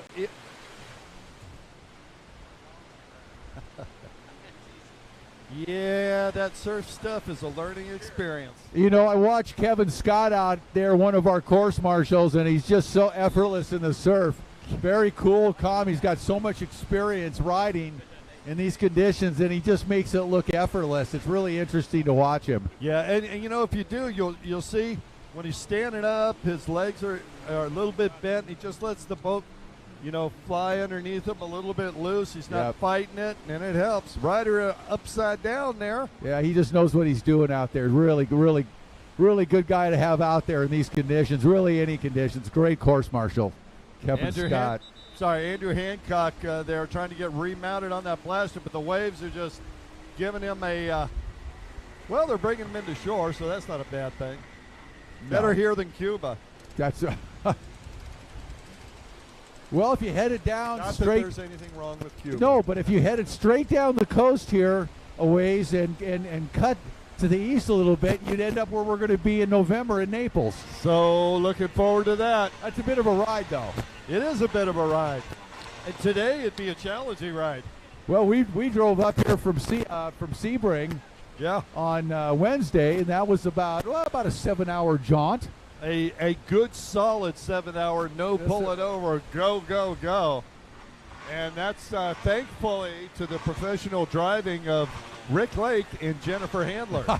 I was a professional passenger there, which is unusual for me. Oh, we had fun. That was a fun drive. We had a good time.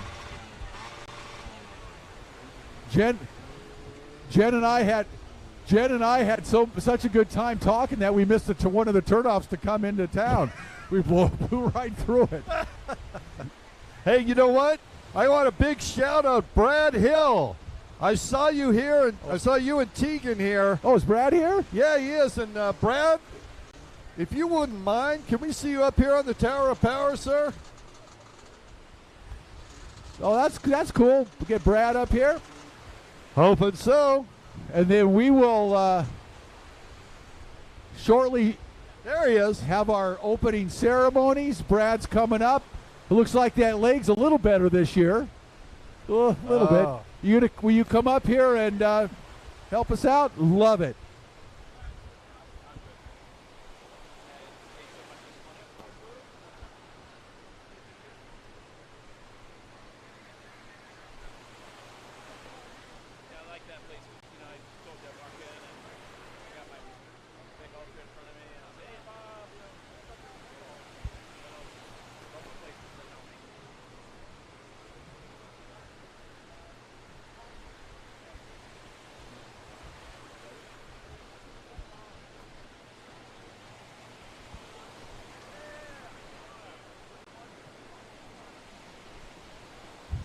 All right, we are ready to open things up here today in Panama City Beach.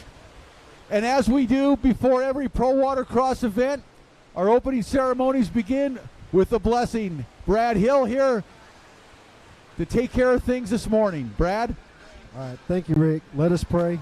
Dear Lord, we want to thank you for this opportunity to be here in this beautiful place. Dear Lord, we thank you for our health. Thank you for our friends and this race family that's gathered together. Dear Lord, we ask that you would look after each racer, each staff, each volunteer. Dear Lord, everyone here, dear Lord, may you give us safety, and above all else, may we glorify your name. We ask all of these things in Jesus Christ's holy name. Amen. And now if we can have everybody please rise. Gentlemen, remove your caps. We have a special performer here today, direct from the Grand Ole Opry, for the national anthem. Please welcome Jethro Blue.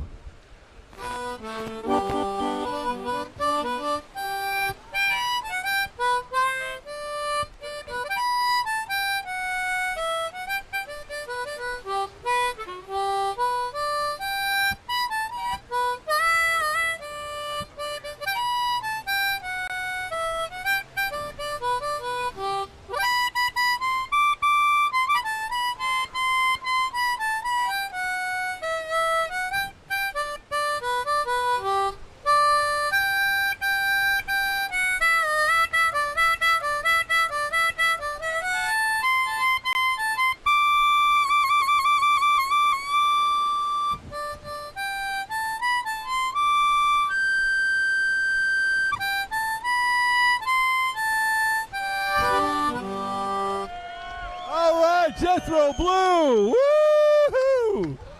Way to go. That was scintillating, Kurt Nolenberg. Oh, yeah, it was. And, you know, we could see him again in Nashville a little bit later this year. Oh, we will. Oh, yeah. All right, we are ready to go racing. Round number 2. LIQUI-MOLY Pro Watercross National Tour powered by HydroTurf. Kurt Nolenberg, Rick Lake up here in the tower. And, dude, it is on, and it's going to be an epic day. Why are you yelling? I don't know. It's going to be so much fun. I'm sorry. I think I need new batteries or something. I'm pumped. Yes, you are. And I'm right there with you, Rick Lake. We are going to have a great time today. Well, we woke up this morning after a absolutely gnarly storm blew through here yesterday. Thunder, lightning, high winds, tornado watches, hail warnings. We had everything. And woke up this morning to an absolutely crystal clear, perfect Saturday morning here in Panama City Beach, right in front of Sharky's Beachfront Restaurant, and epic surf conditions, Kurt. Rick, it's absolutely perfect now. The break's coming in. It's evened out. This is going to be phenomenal for the racers now. Practice was a little bit chaotic, but now with them coming in, we're getting some 4 to 6 footers out there. Nice, so they can choose which side of the wave they want to be on. They either ride the front in towards the shore or up and over and in the valley straight through. Yeah, in fact, it was so menacing earlier this morning for our junior practice. They were the first victims or competitors well said to go out, and we decided that it was a little too much for the juniors, who are largely they're very young, 10 to 14 years old. And we're moving their motos, all 3 motos, to tomorrow, which I think was a great decision. And we will stack our schedule and move forward. Yeah, I think that was a great decision. And I just want to point out, some of our junior riders were out there practicing, able to do it. But thankfully, we've got more new junior riders coming in, and we want that experience to be a positive one for them. And we'd like for them to live for the next round. So yeah, we're gonna have them come in tomorrow when it's laying down a little bit more, and they can have the kind of fun the pros are having today. Well, yeah, clearly some of them were just fine out there. The challenge really was more getting out through the surf line than negotiating the track. Once they were out there, by and large, they were fine. Right, yeah. But getting out and getting in is very treacherous. You can look out here in front and see these waves breaking right in front of us.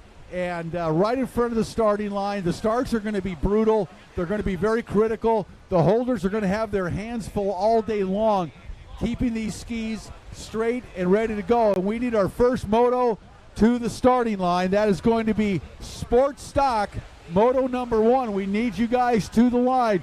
Now we are allowing 4 holders today, Kurt. Absolutely. We're demanding 4 holders. Don't show up with 2. We need 4, and especially on the runabouts. So please be prepared. Have your crew ready to go. 4 holders. Don't be afraid to ask your neighbors, somebody next to you, if they can help you, because surely they will. Everybody helps everybody when it comes to these types of situations in pro watercross. Yep, just don't wait till right before the race. Do it now, okay? Don't come to the line in a panic, your hands in the air. We'll just think like, you just don't care.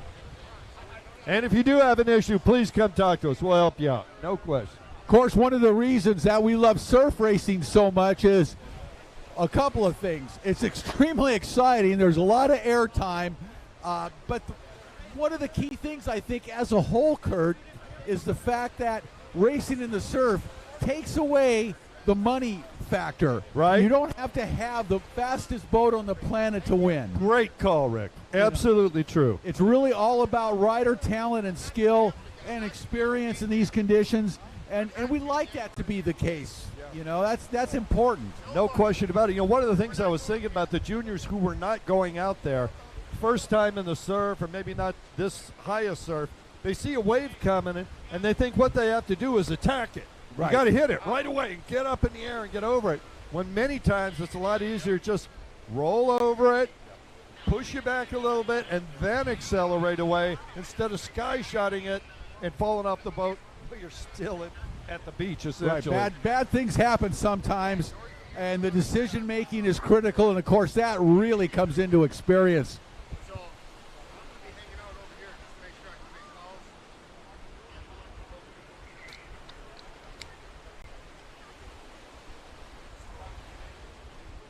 All right, sports stock riders, we need you on the starting line. We are ready to go.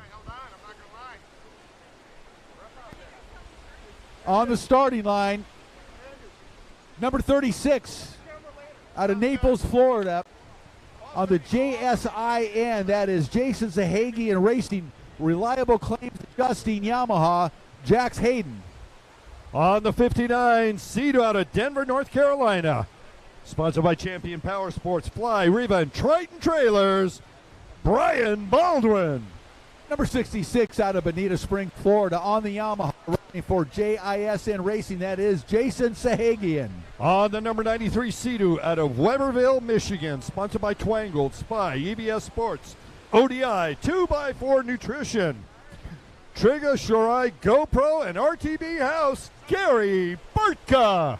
Number 110 out of Bradenton, Florida, on the Snyderville Judge Motorsports, Dean's Team Yamaha, Tori Snyder. On the 111 out of Pensacola, Florida, Yamaha mounted 44 years old, sponsored by Judge Motorsports, Jet Pilot, and Jet Trim, Billy Dearman. Number 116 out of Ackworth, Georgia, on the Farthing Racing, Jet Pilot, Jet Trim Riva, Yamaha, 18-year-old Devin Farthing. On the 521, also from Ackworth, Georgia, 15 years old, sponsored by Farthing Racing, Jet Pilot, Jet Trim, and Riva, it's Talon Farthing. And number 711 out of Swanee, Georgia, 26 years old, on the Yamaha, riding for LIQUI-MOLY, 100% chiropractic, Kids Choice Watermelons in Johns Creek. That's Andrew Hancock. That's the lineup. Sports Stock, Moto number 1, race number 1. We are ready to go racing.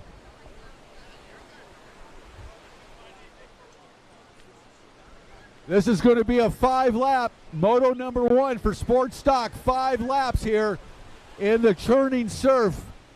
Panama City Beach, Florida. Beautiful Saturday morning, round number 2. LIQUI-MOLY Pro Watercross National Tour, powered by Hydro Turf Man. We're right in front of Sharky's Beachfront Restaurant. One of my favorite locations on the tour, on the planet. It is a great day to be here, Kurt. Yeah, I'm looking for the cam up there because not unlike yourself, Rick, yeah. I watch it too every once in a while. Come out there and scan them and see what the surf's like out here. Yeah, it's always beautiful. I love to watch the sunsets from Sharky's. Wow. They'll post it on Facebook. You can follow Sharky's on Facebook. I do, and I love it because I'll sit at home on the West Coast. They'll show the sunset here, and it's usually absolutely stunning. Pretty much so. It's the joys of Florida. A really beautiful place, one of our favorite places to be for Pro Watercross.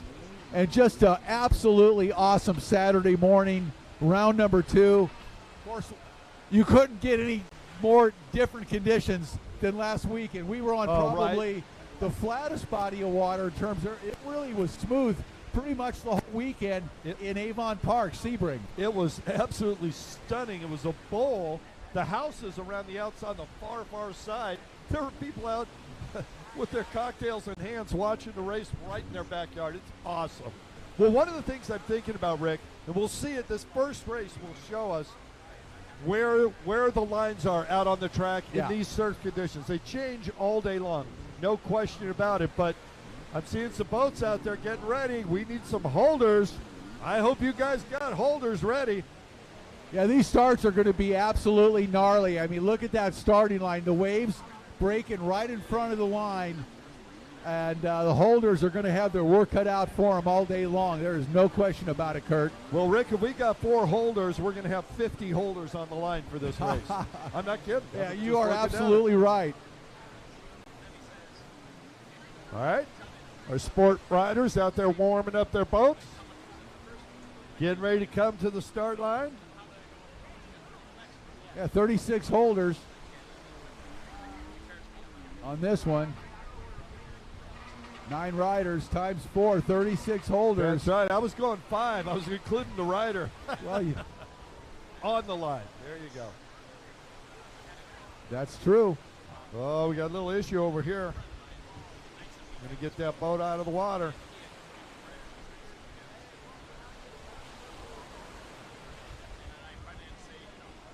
All right.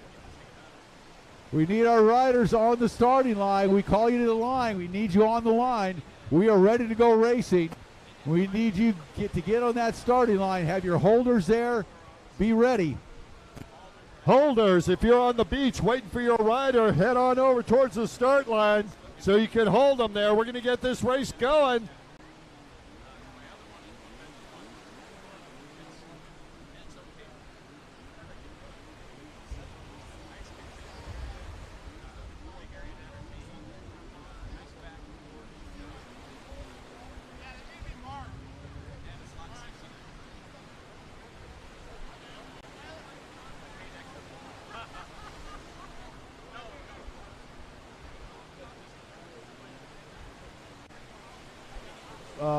Preparing for an absolutely phenomenal day of pro watercross racing here in Panama City Beach. What a perfect conditions. What a morning, Kurt. Rick, I just got to laugh. These sport riders are so excited. They're staying out there, having fun. It's starting to lay down now. They need to get those start lines so we get this race going. Yeah, for you riders on the beach watching right now, this is not what we want to see. We need you guys to come down, to get straight to the starting line. We cannot mess around here. We need to get this race going. We realize it's going to be challenging and hard, but it's the way it's going to be. One more time. I know you guys are going to get tired of hearing it, but it's worth saying over again. Please do not let your children in the water. The surfs come up significantly. There's a double red flag, riptide current out. We've got a plane flying over with a warning. Please keep your kids out of the water. Keep them safe. Make it easy on everyone. Yeah, we don't want to have to rescue your kids. We got enough of a challenge keeping an eye on these riders out there today.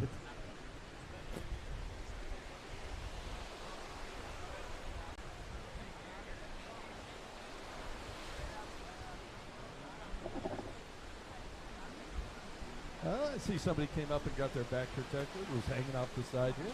Awesome. All right.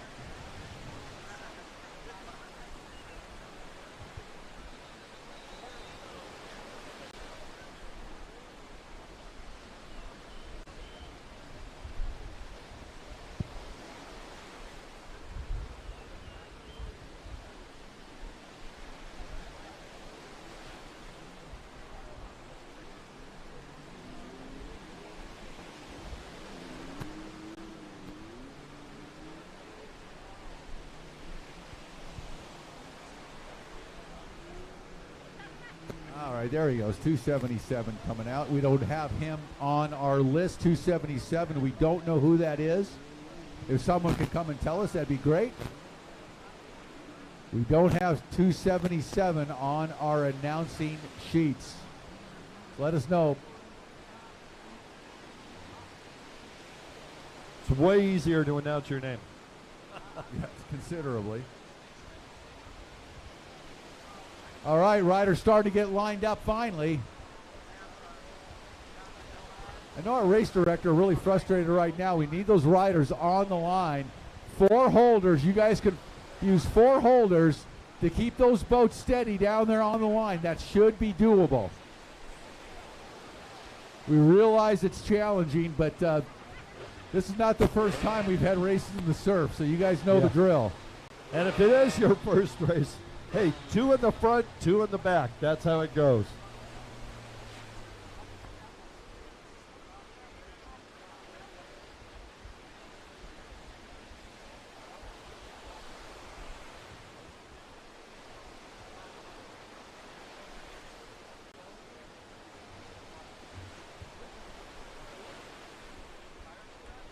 All right.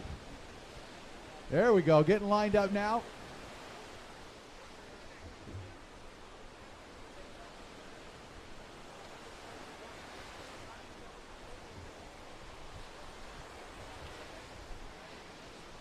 All right, Farthing's down there. He's got some great holders. Bob Dixon been doing this forever. One of the top holders in the world. Got a good team of crew. Got a great crew down there. Tattoo Rich down there helping out the Farthings. All right, looks like we're getting them lined up here. Let's keep an eye on this starting line. Looks like Troy Snyder bringing maybe a last-minute boat switch for his son Tori down there. It's got the 110 on it, bringing in on, I don't know if that's just backup in case there's an issue or if he's got an issue with that boat now. We'll see soon enough. See Baldwin, Hancock, the Farthings. Looks like everybody's getting lined up now. We're just about ready to go here with Moto number 1. This is going to be sports stock. Going to kick off things here. Round number 2 of the tour. LIQUI-MOLY Pro Watercross National Tour powered by HydroTurf. Right here in Panama City Beach. We are ready to go, Kurt. Yep, no question about it. Appreciate all the help with AOMC. Find it now, watcon.com. A host of others. Sharky's, of course. We're going to tell them personally tonight. Oh, yeah. We are going to tip, right? Bomber eyewear. We're all hooked up with our bombers, seeing things clear as a bell out there on the racetrack with these polarized lenses. I was just going to say, the polarized makes all the difference in the world. If you've never had polarized sunglasses, get yourself some bombers. They're affordable and easy to acquire. Yeah, absolutely. Go to bombereyewear.com. But, yeah, looking out in the water, the polarized lenses reduce the glare considerably, make it a completely different deal.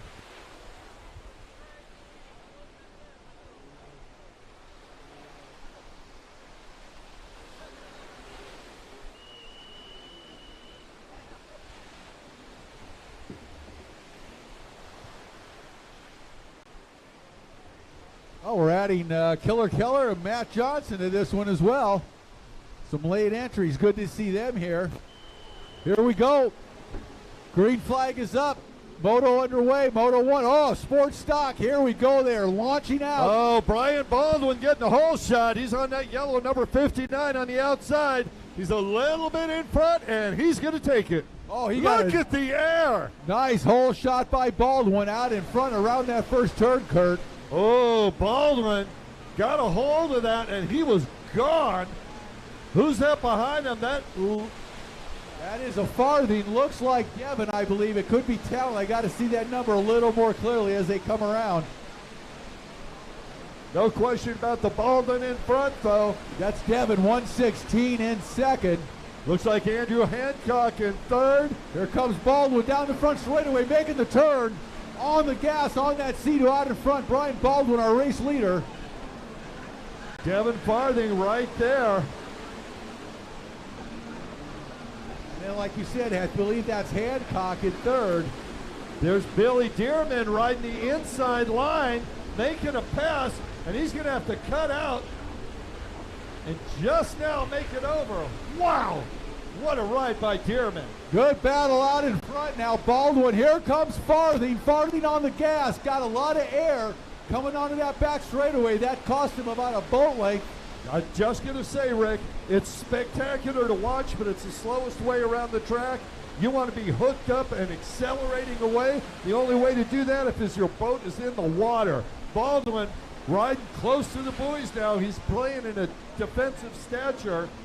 But look out, Brian Baldwin. Devin Farthing is knocking on your back door, brother. Yeah, Baldwin onto the front straightaway. Here comes Farthing right behind him down the front straightaway at speed now in this sport class. Baldwin and Farthing going at it tooth and nail here for the lead in Moto number 1. Baldwin going to the Joker boy, Farthing going inside. Perfect opportunities to see what an advantage that Joker boy is. And Baldwin sky shots, and he gained 25 boat lengths. Wow. question.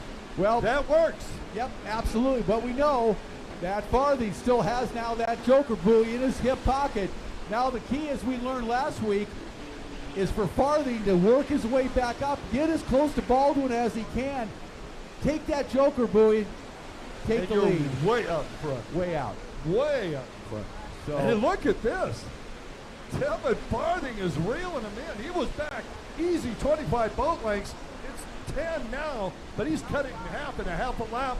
Brian Walden's out front, but Devin Farthing is on the attack mode. They're both on the front straightaway, Rick. yeah, great battle for the lead right now. Hancock, it looks like, no, check that, in third place. That is that 237 boat, I believe, and do we know who that is? I'm thinking that's Matt Johnson. I'm guessing. It could be. I don't think that's correct. We don't know, though, and I don't believe it is. But nonetheless, the battle out in front, a very good one here to kick things off in Panama City Beach. Brian Baldwin doing a great job just flying that bright yellow Sea-Doo HX in the lead. Yeah, he's doing a great job out there, no question. A lot of great sport riders out here. And you're watching them attack this course in Moto number 1. Some of them, you can see they're laying back a little bit, just really getting to know the course, watch your wave action. And I have seen a few riders take the Joker boy, but only a few. So that's still in play for a lot of our riders. You got one rider coming in shore. Yeah, Baldwin one more time down to the front straightaway. Devin Farthing has dropped back a little bit. That last lap, I'm not sure what happened, but he has had some issues. Well, we got lapped riders all over. And that's going to slow down Brian Baldwin a little bit. Baldwin, an expert in cutting through traffic. But still, you got the pump wash, maybe not the line you want. And here comes Farthing. Farthing right behind him. And Devin's going to the inside. He's going to ride that valley all the way out. Oh! And it stuck him off the boat just a little.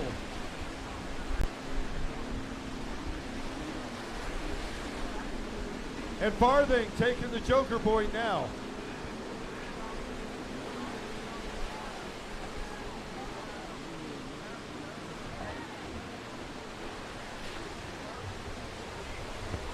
'59 Baldwin, our race leader, coming on the right-hand side of the track, making his way onto the front straightaway, making that turn. He'll rock it down the front straightaway one more time with the lead. And watch Baldwin as he goes wide, rides out, misses the wave, stays hooked up in the water, and just drives away. Two unofficially now, I'm seeing 277, and then 711 Andrew Hancock in second and third. Oh, and that is a checker flag. And that was it. 5 laps, goes like that in the surf. Wow. So Hancock, 277, we don't know. And that looks like Tom Keller possibly in fourth. Talon Farthing fifth, perhaps. Devin sixth. This is all unofficial, other than Baldwin. Looks like Gary Burtka. So something that happened to Devin Farthing out there a couple laps ago. Not sure what took place.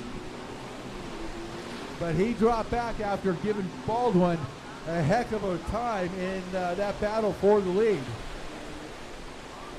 All right. Well, and you're right. That was Tom Keller in there. We'll look for him in moto number 2. Yeah, Keller took the win last weekend in Sebring, Avon Park. The Baldwin comes in. He had a very flawless ride.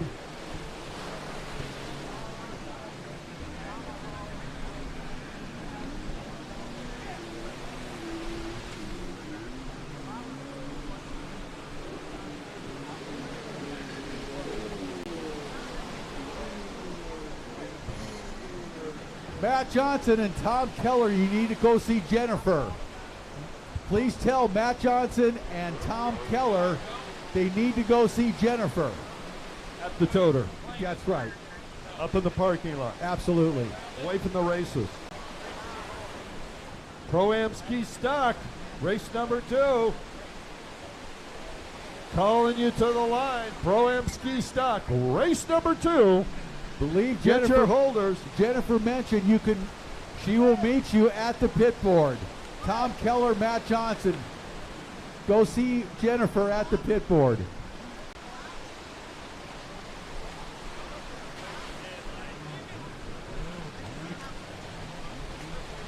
Yeah, go see Jennifer at the pit board. Go see Jennifer at the pit board.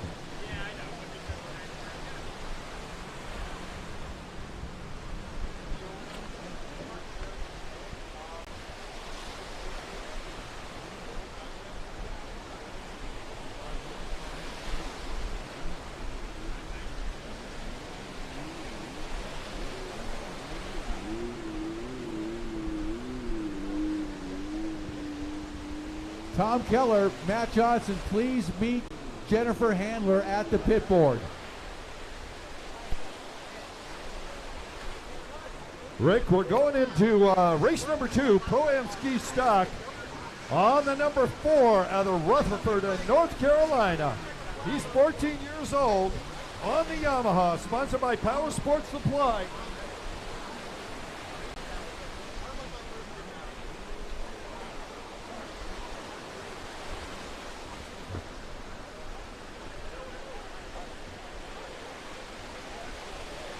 All right, we are going to Pro-Am Ski Stock then. Okay. On the starting line for Pro-Am Ski Stock, Moto number 1, out of Rutherford, North Carolina, 14 years old, rider for Power Sports Supply, PWC Doctor, B&N Power Sports, on the Yamaha, Tegan Hill. On the 253 Yamaha out of Christchurch, New Zealand, 63 years young, Rick, sponsored by Action Sports Direct in New Zealand. We haven't seen him for a while. Glad to have him back. The incredible Marshall Brown. Number 315 out of Marietta, South Carolina, riding for Pit Viper, Koba Energy, Slunks, Shinsty, American Commercial Roofing. I know I didn't get that right. On the Yamaha, 29 years old, Taylor Stewart. And on the 417 out of Pensacola, Florida, Yamaha mounted, 21 years old, sponsored by Yamaha, Haltech Pro Charger, Brett Underhill. Pro-Am Ski Stock. Race number 2 should be on the line. Looks like we got a bunch of riders down there, Rick. Yep, going to be 4 in this one. Pro-Am Ski Stock, Moto 1, race number 2.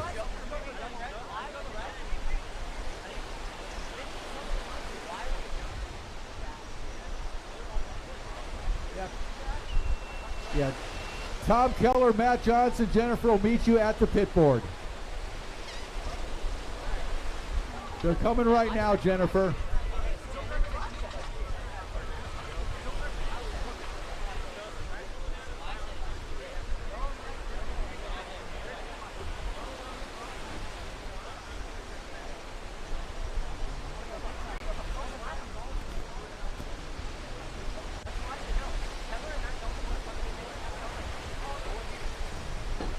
Okay, we're ready to go here.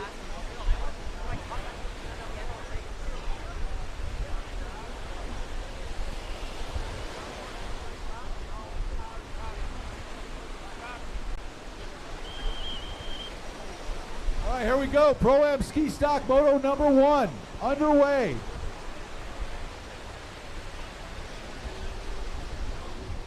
Everybody down off the start.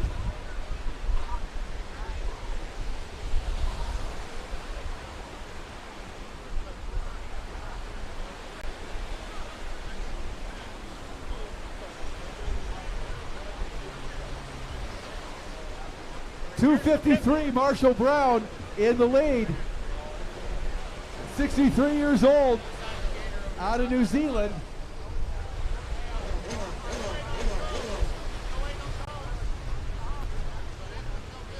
And Rick, it begs to say, before the riders get here, Joker buoy is one time per moto only.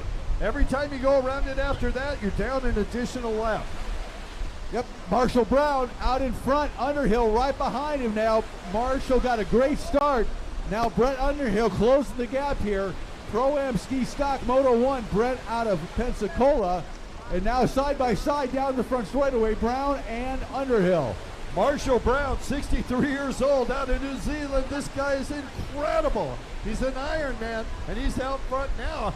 Nope. Has anyone taken the Joker? I was helping somebody over here, Rick. Not yet, but Underhill now has overtaken Brown and into the lead. Brett Underhill out of Pensacola, 21 years old, and he goes into the lead. Brown now in second. Big shout out to the Underhills with the Florida Junior Riders program that they put on down there. Awesome program. Absolutely. Taylor Stewart in third right now, and Tegan Hill in fourth.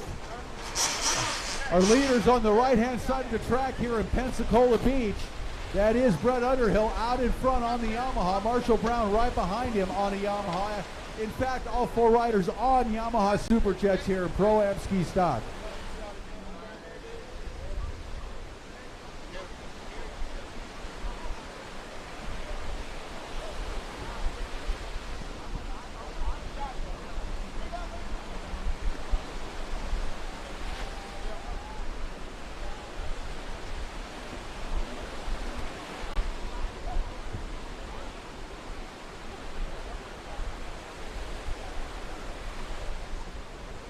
All right, Taylor Stewart coming by.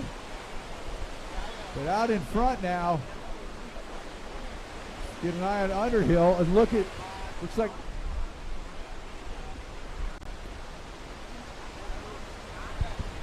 Marshall Brown went and took the Joker buoy. Underhill in the lead down the back straightaway. I wonder if Underhill took it. Ooh, Marshall Brown just got rolled. Now he's back on it.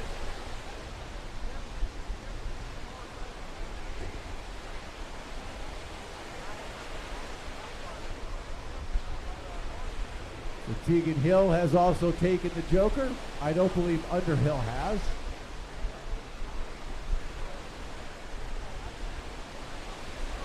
Yeah, that's one of the things that we didn't talk about. In the surf, it's really easy to miss a buoy if you try and cut it too tight. So this green buoy over on the far right-hand side of our course is the makeup buoy. So if you miss one out there, on that lap, you come in and hit the green buoy. I see it. Underhill with a problem, went down in the tray. I'm not sure what he had to do, if his hood came unlatched or if he had the ski, the fuel, turned it to reserve. I'm not sure what's going on there. He had a problem. Back up and underway, though. Marshall Brown behind him. Now, Brown has taken the Joker buoy, if I'm not mistaken. Underhill has, I don't believe has. He may have, but I didn't see him take it. Looks, so I understand they all have taken the Joker buoy. Exactly. Well, Rick, I was just going to say they must have, because look how close they are together.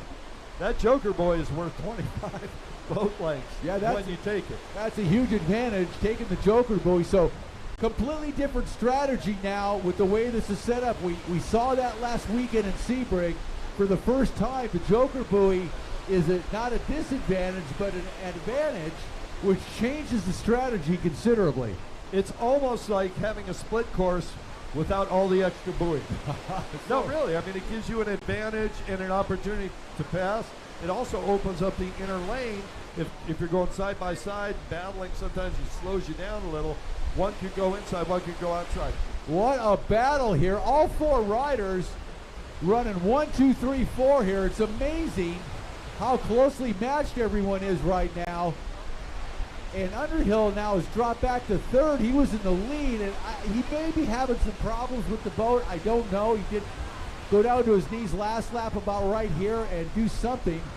But obviously it's impossible for us to know what's going on at this point, especially in these conditions. Well, Taylor Stewart took over second place. He's running right down the front straightaway with him right behind him. Right, but Tegan Hill is in the lead. It's amazing. The 14-year-old out of Rutherford, North Carolina. Tegan Hill into the lead.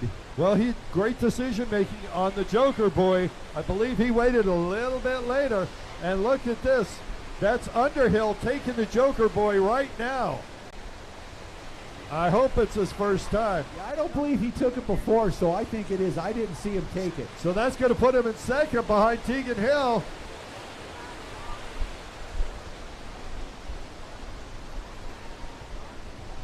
Up and over. Those waves are breaking.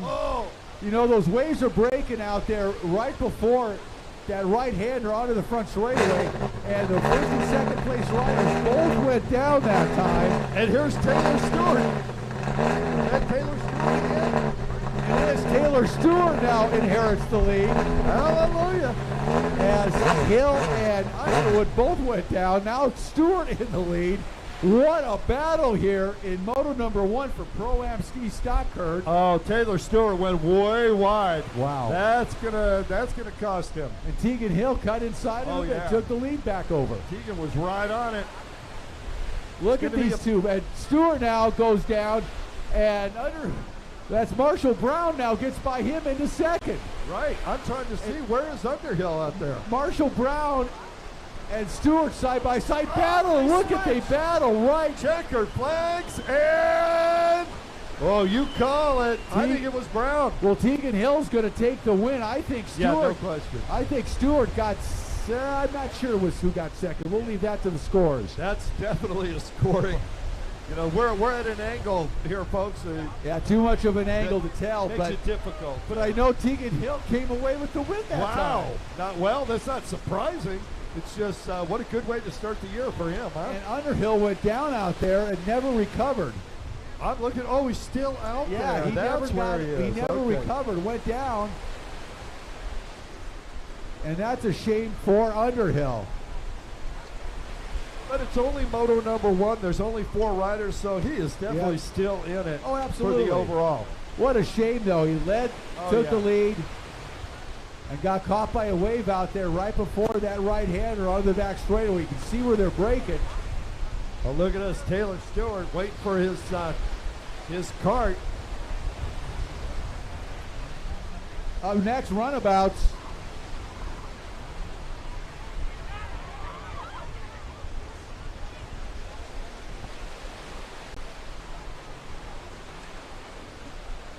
All right, guys, you got to have your holders ready.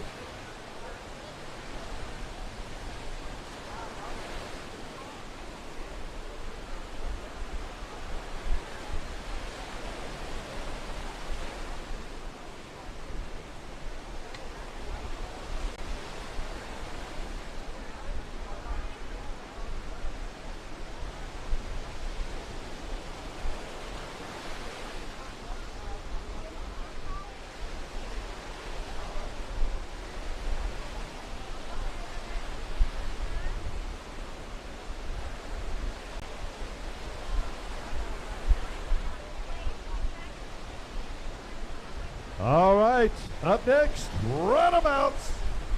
Amateur runabout box stock, Pro-Am runabout GP, Pro-Am runabout box stock.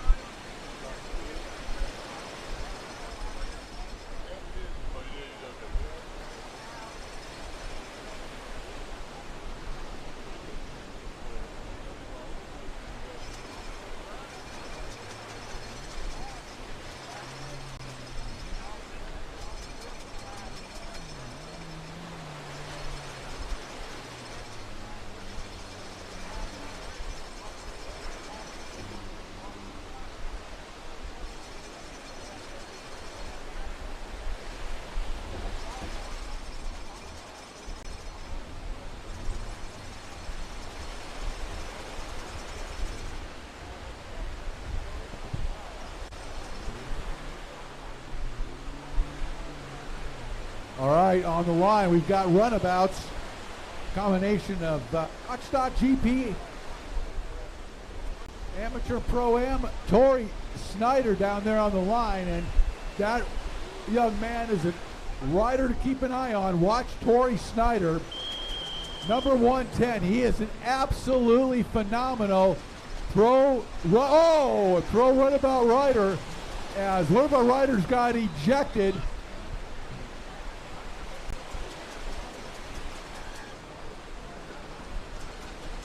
Course marshal got rolled.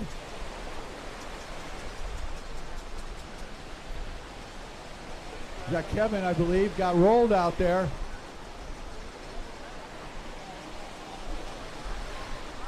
All right, here comes Tori Snyder at speed. Now he's got to be careful when he comes down this front straightaway. He's got riders in the water. It looks to be cleared out. Andrew Schaefer out there, our course marshal, is Kevin Scott having a tough time. Got rolled on that start,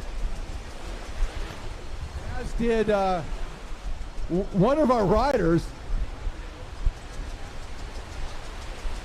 I believe that was number 8, Stan Hightower. Got absolutely hammered and thrown off the back of that watercraft.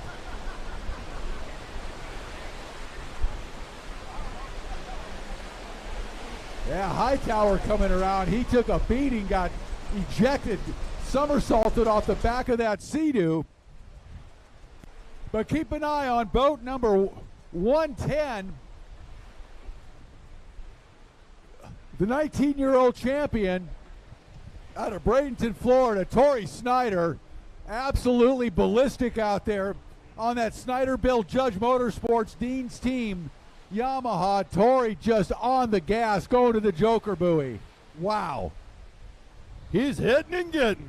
Yeah, he's a phenomenal talent. Of course, longtime racer Troy Snyder's son, and boy, he has picked up and run where his dad left off. And right now, Tori, one of the top runabout racers in the world. Yeah, and if you go talk to Troy, he's having as more fun now than he did when he was racing. As a dad of a racer myself and an ex-racer, there's nothing better than watching, oh, here we go. Rider taking the makeup buoy over here. Must have missed it. Let's see, it's going to be close.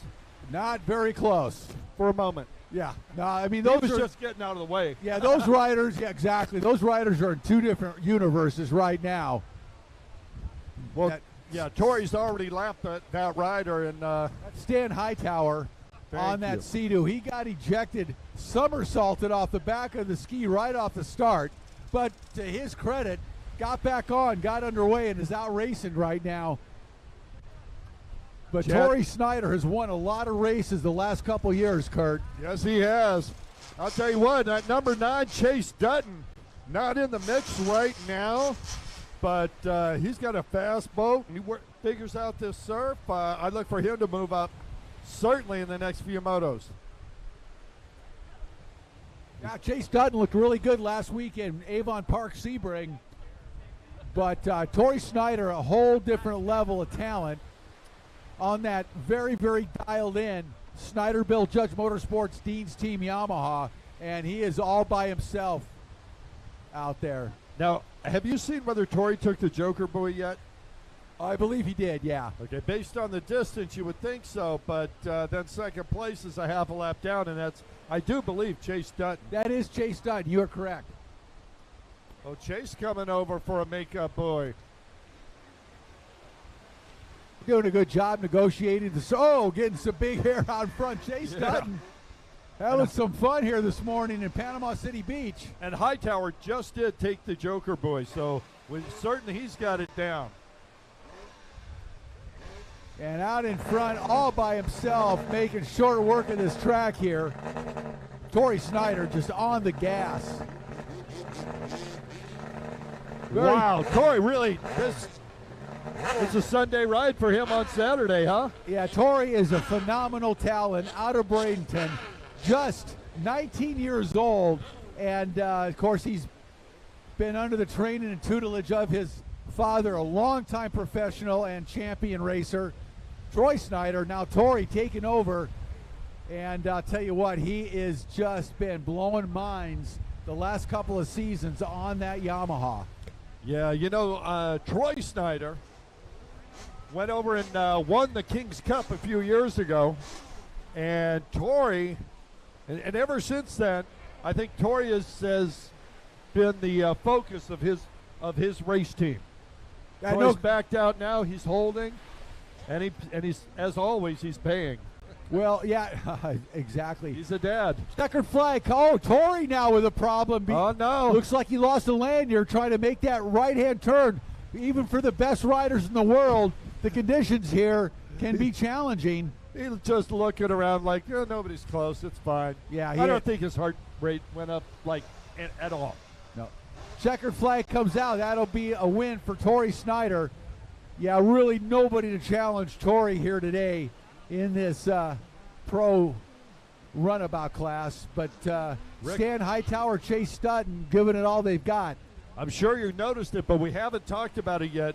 The wind is coming up, and that 2 to 4 is now looking like maybe 4 to 5, maybe 4 to 6 with some of the big ones coming in, and it feels like it's getting a little stronger. Well, that wind does come up in the afternoons here, so we shall see what happens.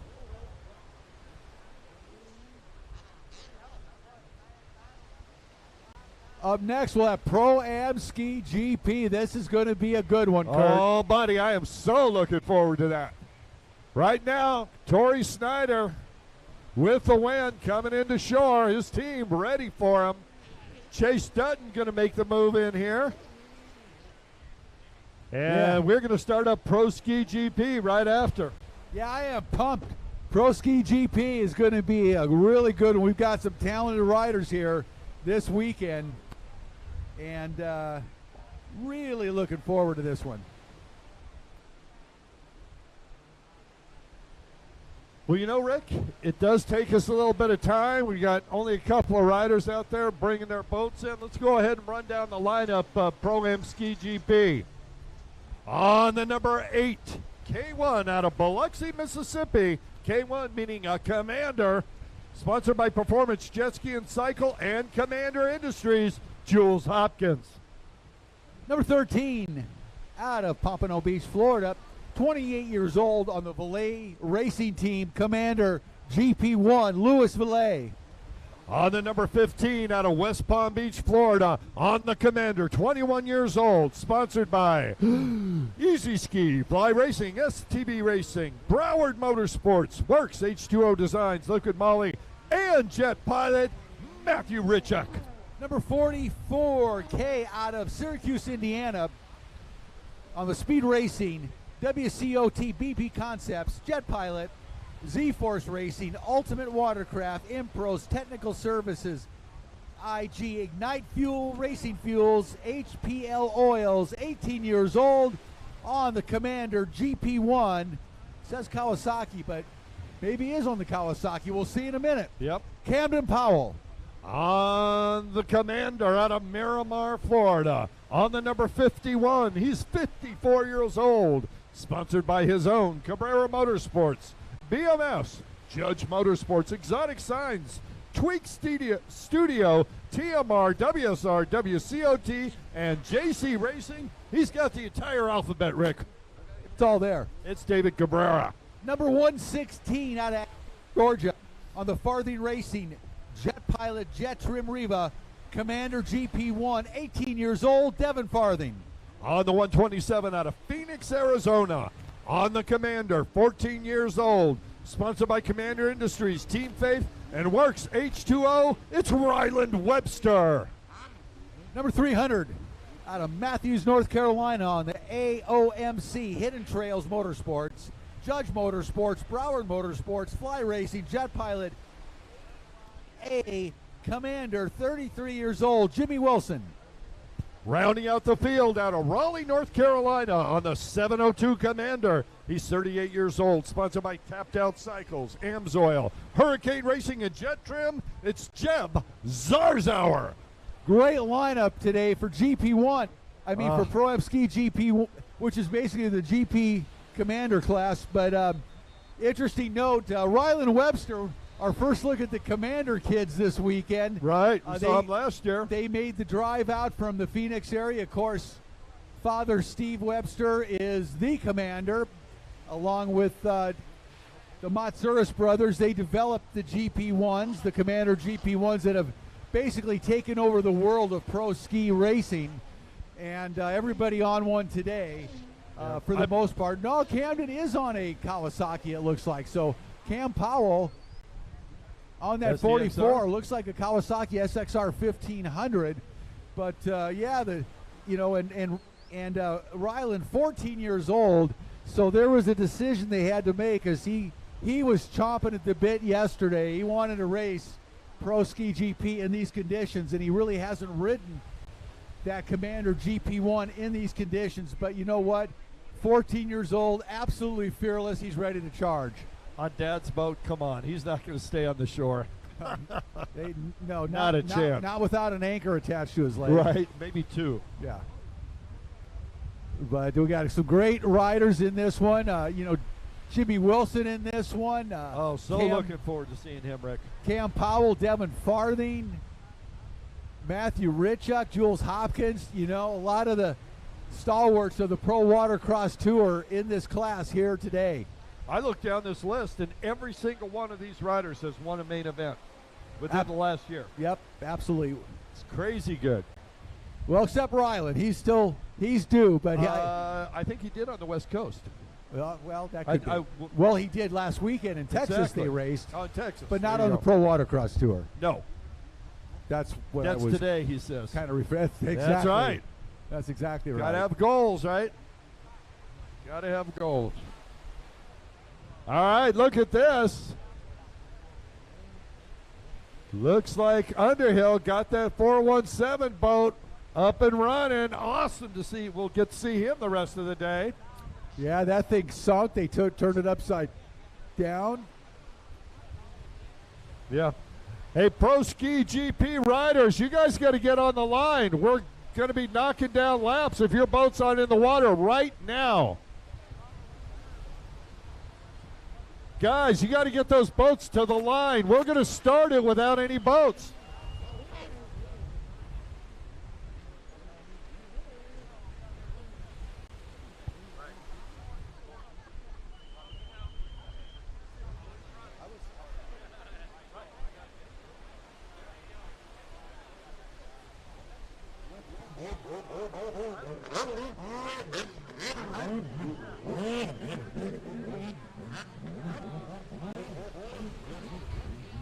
Wow, Rick Lake, imagine that.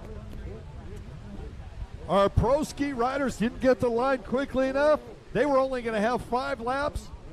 Our race director says, hey, they must really want to race, so he's giving them 10 laps in these conditions. It's going to be a battle out there.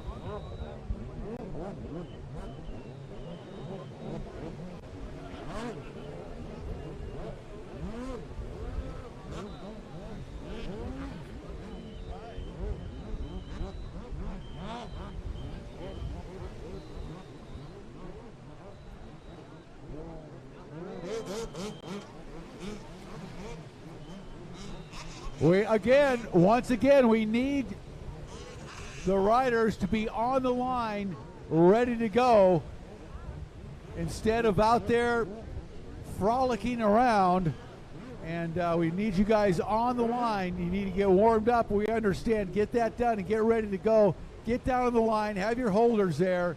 You guys can hold with 4 holders. You guys can hold these boats in these conditions. Yeah, Come no on. excuse for you guys not to be out there warming up your boats prior to the moto. When the moto in front of you is over, you should already be on the line, ready to go. Yeah, we know you guys can hold them in these conditions. This isn't that big. So let's go. Be on the line. Let's go. Let's race.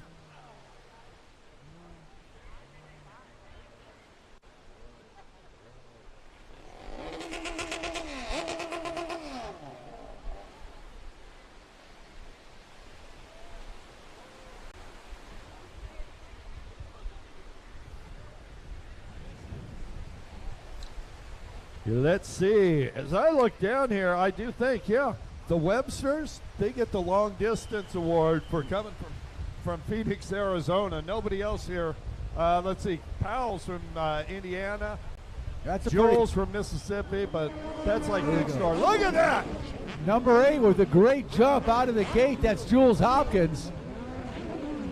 Oh, that looks like, is that David Cabrera? That looks like Cabrera with the back. Hopkins out in front of that number 8. I love that number 8. That big NASCAR number on the side of that GP1. We can't miss it. That is the way to do numbers, ladies and gentlemen. Absolutely. Cannot mistake who that is. Number 8, Jules Hopkins looking good here early in moto number 1. Jimmy Wilson in second behind Hopkins on that number 300. And Jimmy closing the gap real quickly. Yeah, Jimmy diving into that boy, tried to get it, wasn't able to quite pull it off. Who's the third, Rick? Boat number 15, Matthew Ritchuk now in third.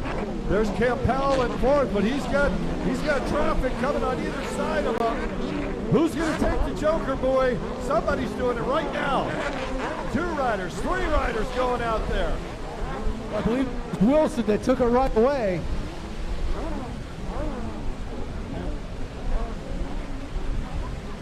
.300, Jimmy Wilson took that Joker buoy immediately, and look at the gap now. He has over second place Jules Hopkins, but of course Hopkins, Ritchuk, and the rest will still have that opportunity.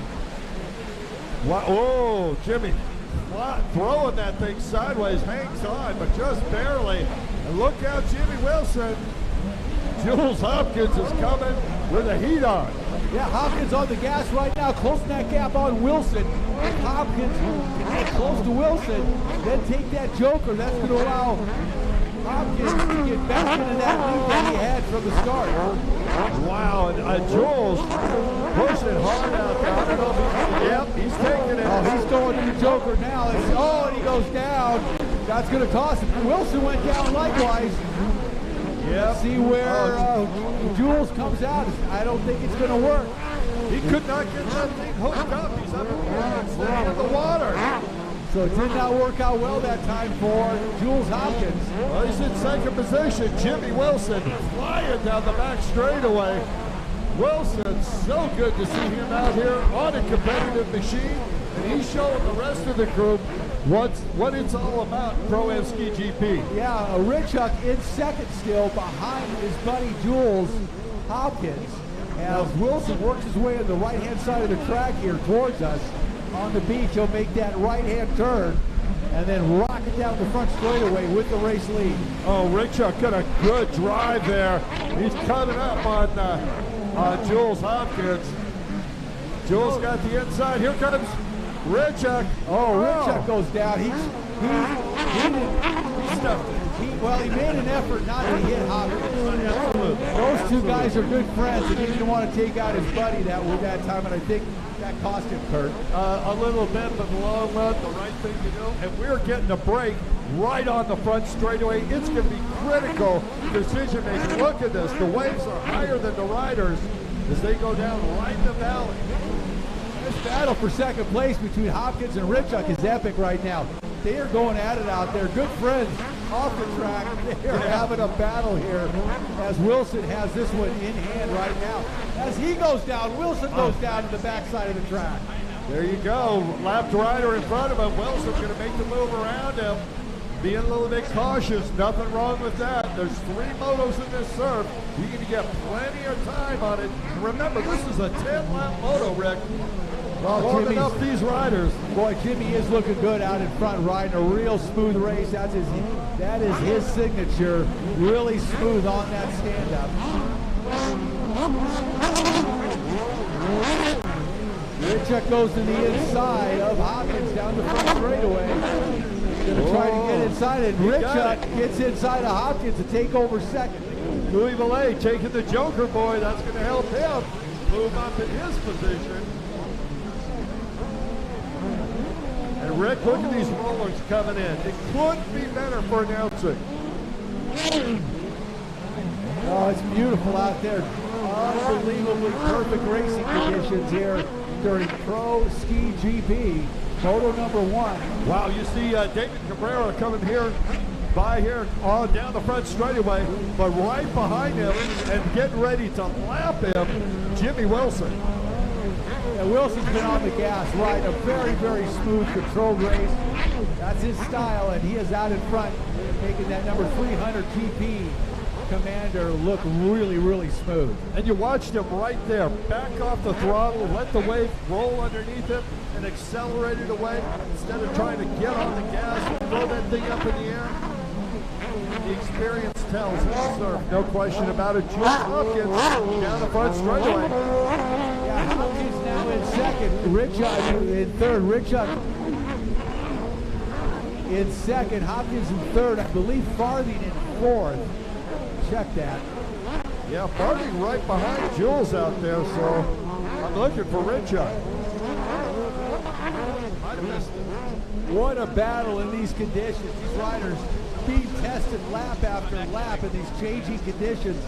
Every single lap, waves are in a different place, braking differently, giving the riders everything they can handle here in Panama City Beach today, Kurt. Can you imagine if you're racing motocross and the track changed every 3 feet? Yeah, right? Yeah, right? I know it. And those doubles went to triples sometimes, and then they're down to singles, then they're triples again. So true.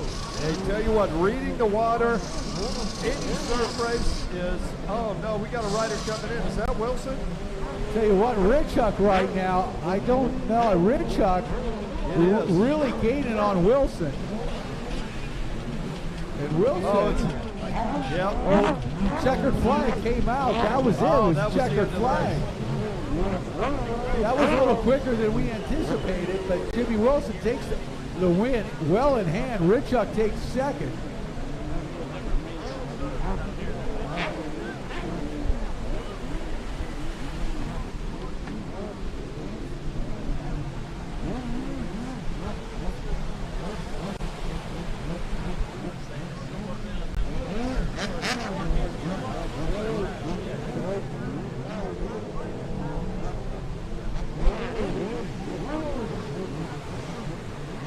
All right, well, that was a battle. IROC coming up now.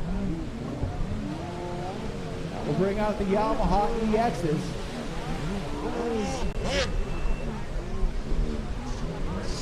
EX riders, your boat should be in the water and your holers on the line right now.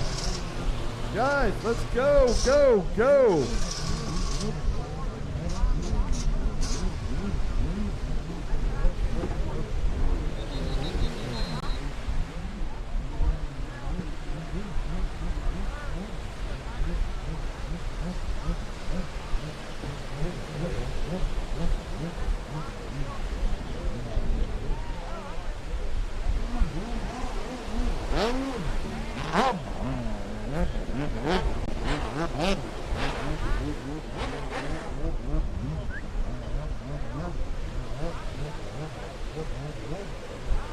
Runabouts, you should be on the line. Where are you?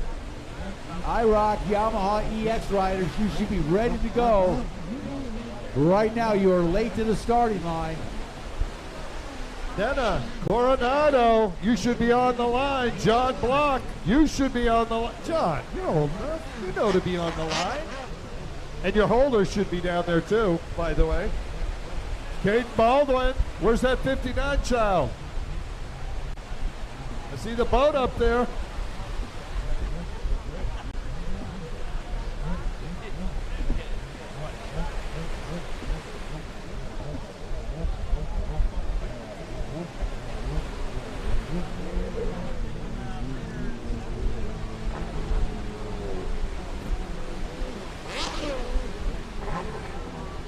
Well, looks like we're only going to have 2 riders.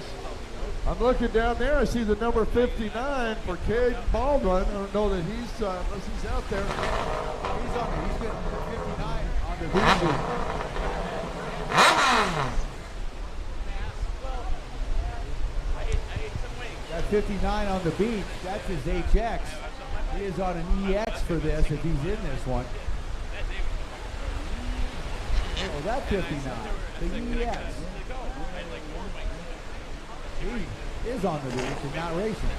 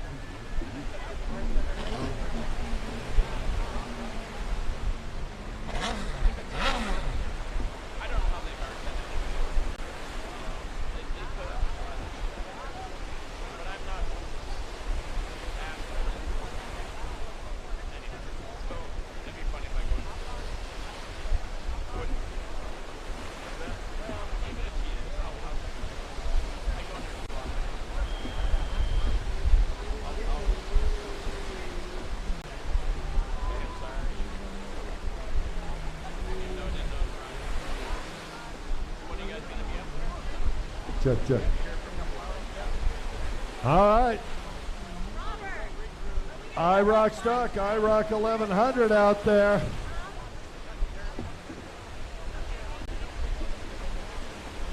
Yeah, out in front, Nena Coronado out of Port St. Lucie, Florida. 18-year-old Yamaha rider on the EXR, leading the way around. Second place out of West Harrison, Ohio, John Block.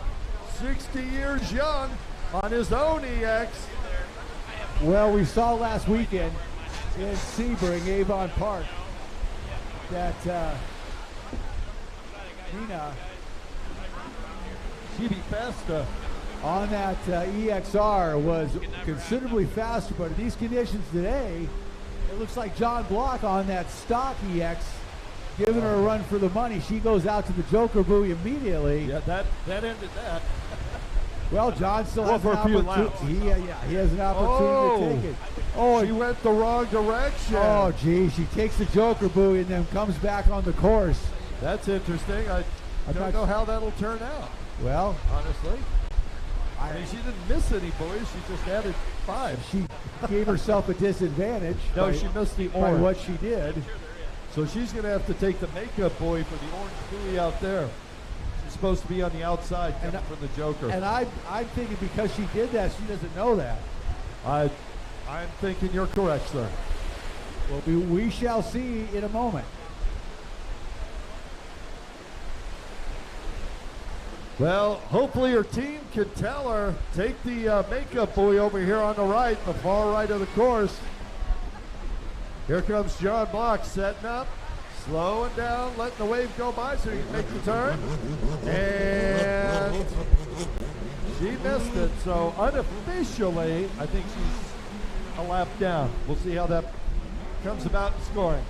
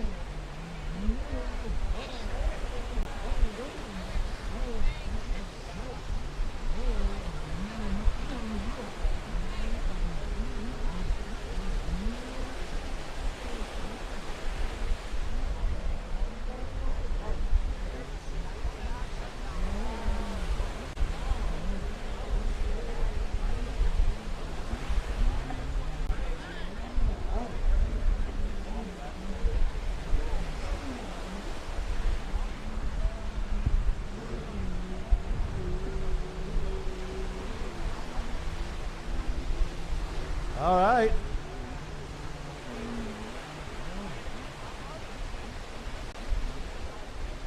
John Block still leading out there. Nena Coronado in full-on pursuit mode. And it was what a different experience from last week. Well, we see that the advantage of the EXR in these conditions kind of minimized by the riding ability of John Block in the surf. Yep.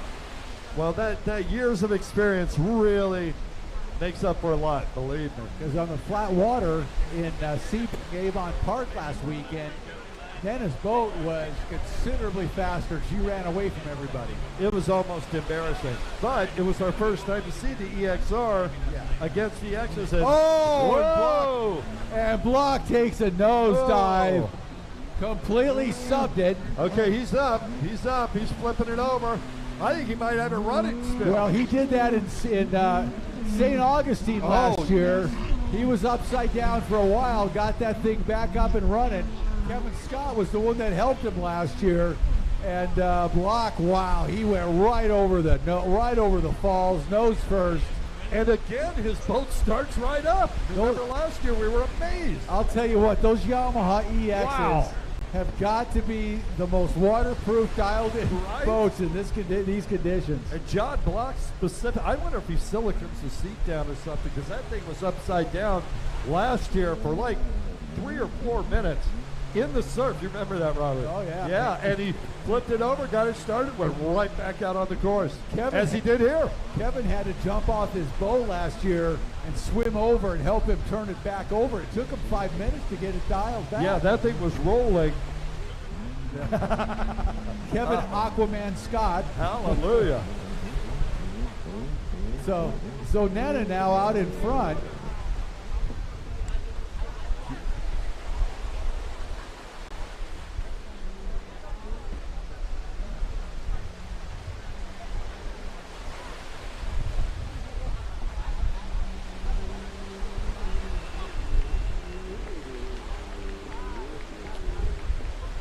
So Nana all by herself now, courtesy of John Block, going over the falls in a kind of a horrific manner. And Rick, just want to point out, I was talking about possible penalty. The makeup buoy was too far into shore, so she couldn't get it. So there is no penalty. She is on the same lap and is taking the win. Well, good, because she penalized herself Yes, by taking the joker and then coming back onto the track. So fair enough. Yeah, and if anybody's on the Coronado team, have her come up to announcing with her translator, please. Want to tell her, well, I don't want to see that same thing happen in the next moto.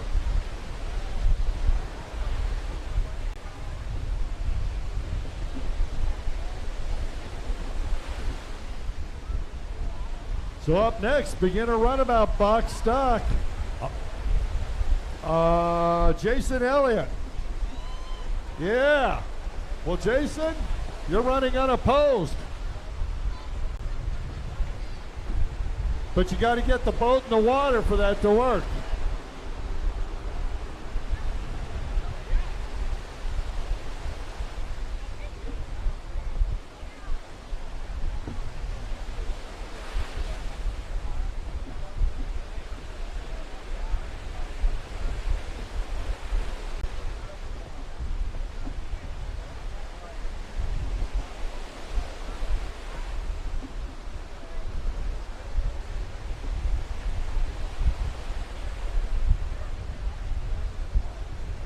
Jason Elliott.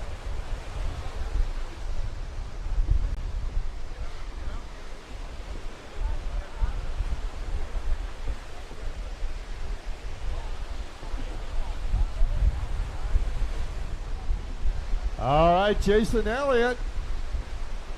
Hey, folks over there on the right-hand side, kids in the water, you guys got to come out of the water. It's a double red flag riptide day. Can somebody please get those kids out of the water? It is not safe over there.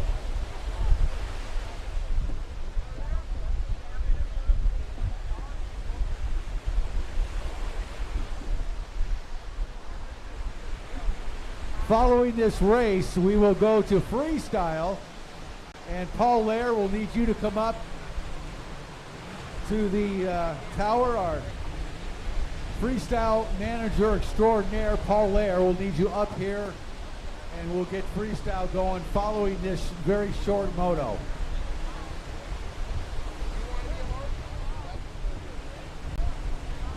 All right, we thank you for getting those kids out of the water. They may not thank you now, but they will later.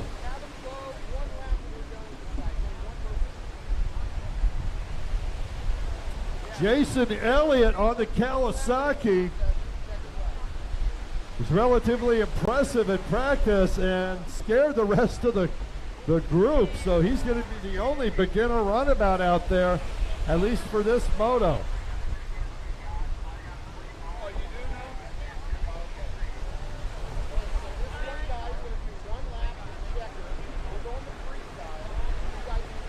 So what's going to happen, since there's only one rider, he is going to do a lap, and then he's going to get the checkered flag, and then we will have freestyle, which will require the assistance of our freestyle director, Paul Lair Jr., and he is up here already.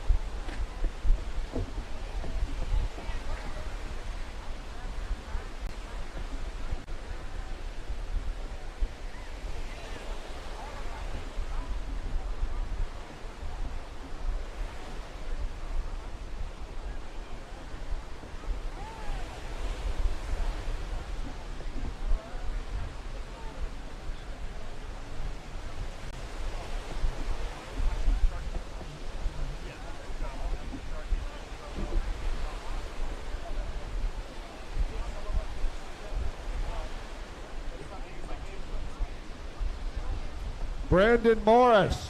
Brandon Morris, can we see you up at the Tower of Power, please? Brandon Morris. Okay, we are going to have our two freestyle competitors coming out. It's going to be Jeff Lutker and Gary Burtka.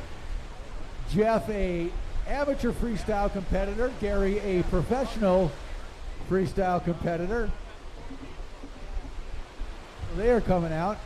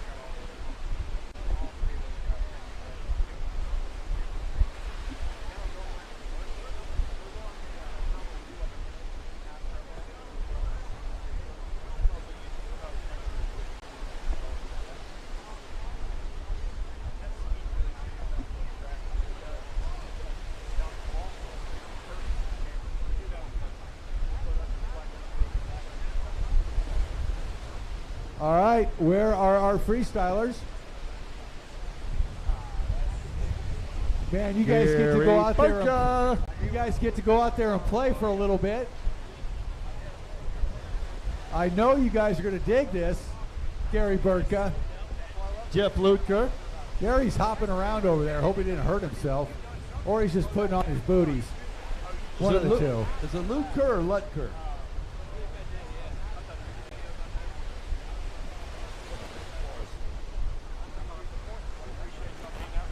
It is Lutker.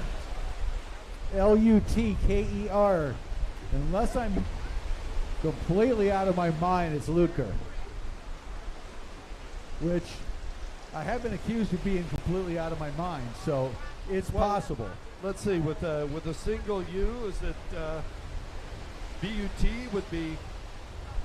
oh, it could be Lutker or Lutker. Is that what you're saying? That's what it's exactly what I'm saying. Well, it could be either one. You're reading what I'm putting down, Mr. Lake. So we're going to have a little freestyle action here. Gary Burtka coming all the way from Weberville, Michigan.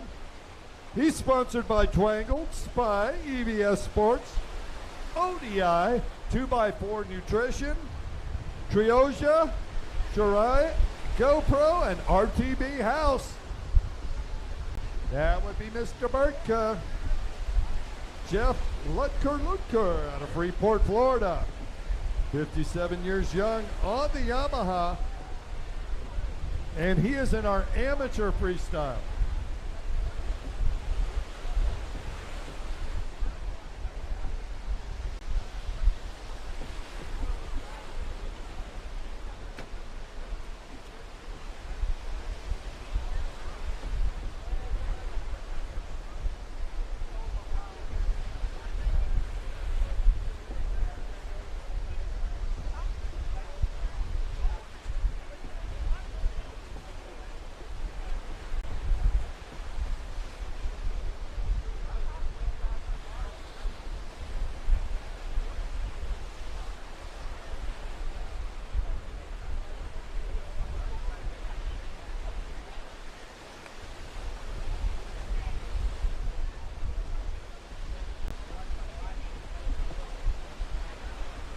All right, I see Gary Burka.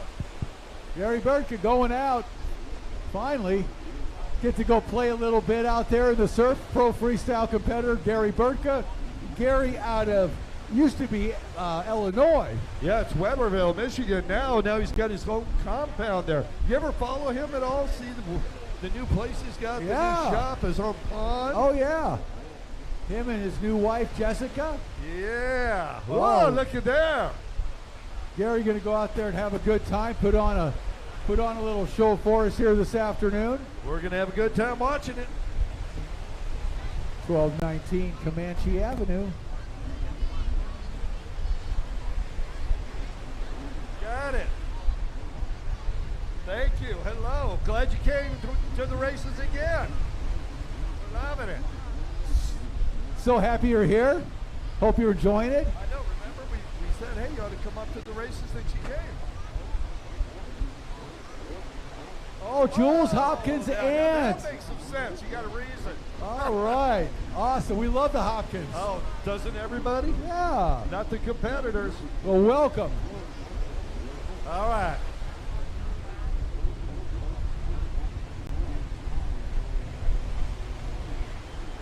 Eat, Joe, eat. All right. Gary having some fun out there. And there's Jeff Lutker over on the left-hand side. Gary, turn around, looking at the surf behind him, wants to get the right size wave. Look at that beautiful backflip. Nice job, Gary. Wow. Gary's just gauging the depth of the water in between. You'll see him want to roll up on that thing when it's at its high point. You don't want to dive that thing into the sand. Nope. You know, Kurt, this is called freestyle for our competition, but technically this is really free ride. It's a different form of freestyle that takes place in the surf instead of on flat water. So you have a lot more of the surfing element thrown into what they do. Riding the waves, there he goes. Oh, on the inside, Gary doing a nice flip back there, and then Jeff Lutker riding the surf, and you can see the surf style that Jeff is showing on that Yamaha Superjet. Gary on a very defined freestyle boat built specifically for backflips and the current freestyle style. So I'll tell you what, later on tonight, if you're in the pits, you got to go by Gary's trailer. He's got a glow-in-the-dark ski. They call it the glow ski. They just got it running before they left to come down here. He chose the Havoc, was a fresh build. He's very familiar with, but wouldn't surprise me to see the glow ski come out tonight sometime. Well, that'd be cool, definitely.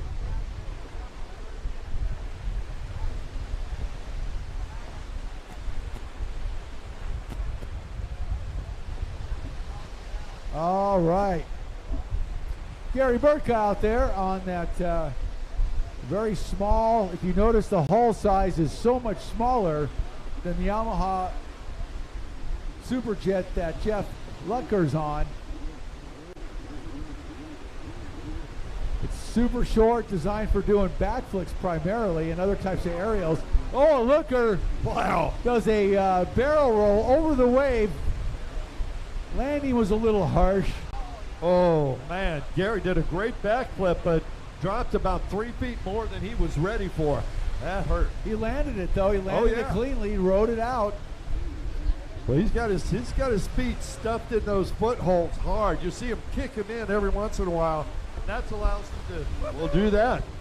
Gary pulling off some nice backflips out there here in Panama City Beach. Lutker doing it some more barrel roll 180s. Well, you know, we're watching Jeff over on the far side. He's our amateur competitor.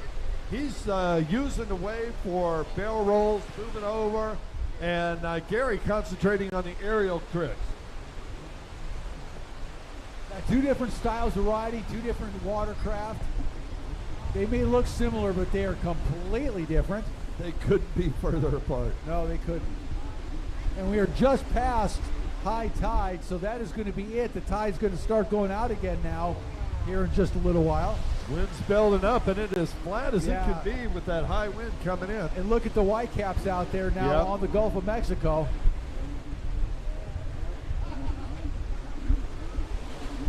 Beautiful warm water here. It's right around 80 degrees, 79, 80. Went swimming a couple of days ago, and it was just lovely being out there. Yesterday, not so much. Yeah. A little crazy. And you know what? As much fun as it is to be in the ocean here in Panama City Beach, I've spent countless hours in the water, not with dual red flag riptide. You know, if you look down the beach, far down the beach, you'll see there's not that many people that are actually in the water, and they're not out very far. And hopefully stay that. Yeah, if you're not an experienced surfer, swimmer, waterman, you know, the conditions these are not conditions you really want to be out in. For those that are experienced, however, a lot of fun. In fact, if you're experienced, you'd like it a little bit bigger or a lot bigger. Oh, yeah. Where I live, this is really small. Right. And you surf it in, and there's a break between, I mean, the waves are spread out. Yeah, absolutely. Good surfing weather.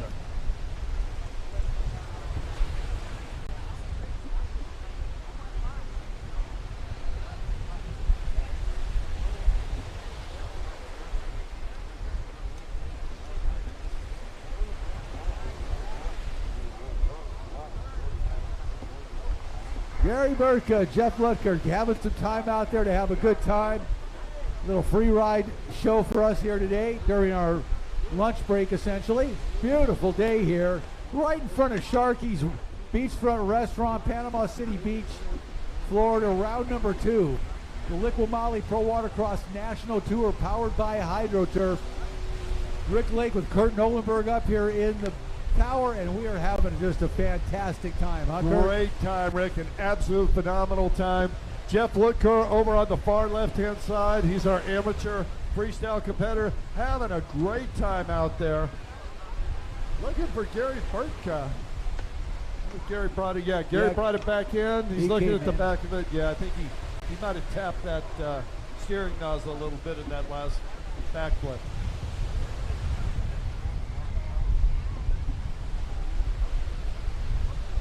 That wind really starting to pick up, Kurt. Love that. Look at these rollers coming in. It was flat a few moments ago. And look at this.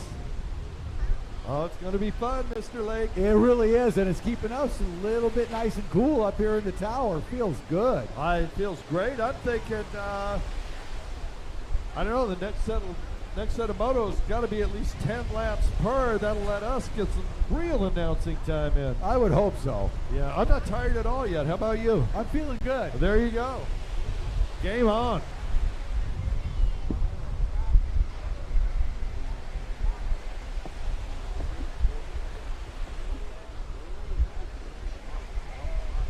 I am feeling good. Our crew up here grabbing a quick bite to eat in between motos.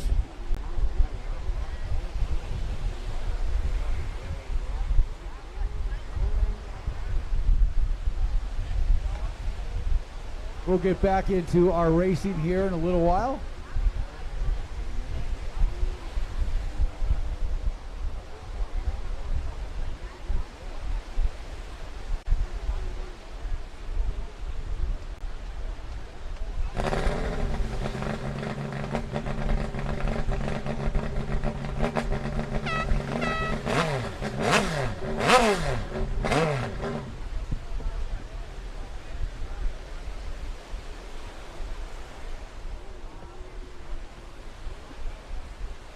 Well, that's the end of the exhibition. Thank you, Jeff Lutker, Gary Burka. Appreciate you bringing your skills all the way to Panama City Beach. Phenomenal. Yeah, it's the Havoc, no doubt about it. Where's the glow ski, Gary? Yeah, we called that too. And remember, this was only an exhibition, not a competition. Please, no wagering. Yeah, Gary Burka over there saying, my steering nozzle broke, that's why I'm in here. It's like, Gary, we know. Sports Stock Moto 2 to the line. Sports Stock Moto 2 to the line. We need our scores, our flag woman, course marshals, everybody in position, please. Flag woman or flag person? Oh, person. We're going to need Kevin Scott back onto the water after he finishes emptying his lungs. No lungs. Had a heck of a time, a heck of a morning out there here in Panama City Beach, but he's ready to go, almost. I'll tell you what, though, there's good news, bad news. Bad news is he rolled over. The good news is he grabbed a lobster when he was down there. You can tell he's a Floridian, right? He knows what to do. He's going to take it back over here to Sharky's and have him grill it up later. Heck yeah. That's what I would do. My favorite thing in the world, grilled shrimp, grilled lobster tacos. Oh, man. We go over to Catalina Island off the coast of Southern California, pull up some lobsters, bring them straight home, cut them up, cut them open, butter them, put them on the grill, and man, my favorite thing in the world. That is awesome. Oh man. In Sacramento, we have to look for stray cats. Do you do the stray cat strut? Not that I would tell anyone. Oh. Okay. All right, Sports Stock. You're going to go through the lineup. Well, they should be on the. Well, no, we got boats on the line. We got a little bit of time for them. Yeah, well, our starter's up here with us, so we're going to wait till he gets back out there. Yeah, the boats need a little bit of fuel. Yeah, they're going to refuel the course marshal boats. Those Kawasaki 1500. Well, I think they're 160. Hey, Ralph, now. can you give Jeff a hand holding that boat? Ralph, behind you. That boat's moving as he's trying to fill it. Well, these Kawasaki's that we're using for course marshal boats, they have been remarkably sturdy and reliable. They, they're powered by the same four-cylinder, four-stroke engine that is in all of those Commander GP1s now in pro ski. So pretty well dialed in power plant, Kurt. They are a superior power plant, no question about it. They throw them in all kinds of hulls, stand-up sport boats, runabouts. That engine has been around for a long, long time in personal watercraft, and it's proven to be quite reliable. It is really, almost literally bulletproof. Really a workhorse. Yep. As long as there's no water ingestion, that thing will run for a long, long time. Yeah, four strokes don't do too good with water in them. Oh, look at this. John Block is down here telling Robert about the rollover, and Robert said, oh yeah, I've seen that act before last year at St. Augustine. John Block, what a stud, man. Oh, no question. He recovered from that. God, he went right over the bars, just augured it in over the falls. Augured it in. That's a motocross term I haven't heard for a while. Yeah, he augured it. Nice work out there, John. Try not to repeat that, okay? Yeah. Thanks for the freestyle, but it was 2 motos later.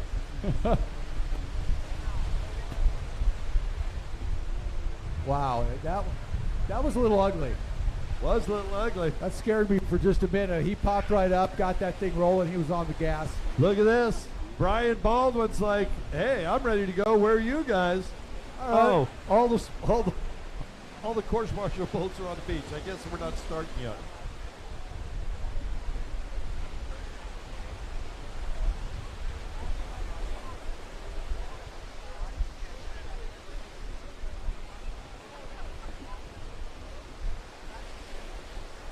Wow, okay. Well, we're looking down the race sheets for Sports Stock, and we were kind of surprised at the finishing positions. We don't see, for us up here, it's sometimes we see missed buoys and other infractions, sometimes we don't. It's not our call on that. Our call is unofficial, so we think we know who won or who came in second, so on and so forth, but sometimes we get a little surprised. The drone goes right by my eyes. And then we see the paperwork. So let's go ahead and call them out by position. Our winner in Moto number 1 on the 277 Sea-Doo out of where we just went by, McConaughey, Florida, Nat Johnson, sponsored by Jacksonville Power Sports, Team Ruthless, Thug Custom Cycles, and Hill Racing. In second position in the first moto, number 711 out of Swanee, Georgia, on the LIQUI-MOLY 100% chiropractic. Kids Choice Watermelons, Johns Creek Yamaha, Andrew Hancock. On the number 222, Sea-Doo out of West Park, Florida.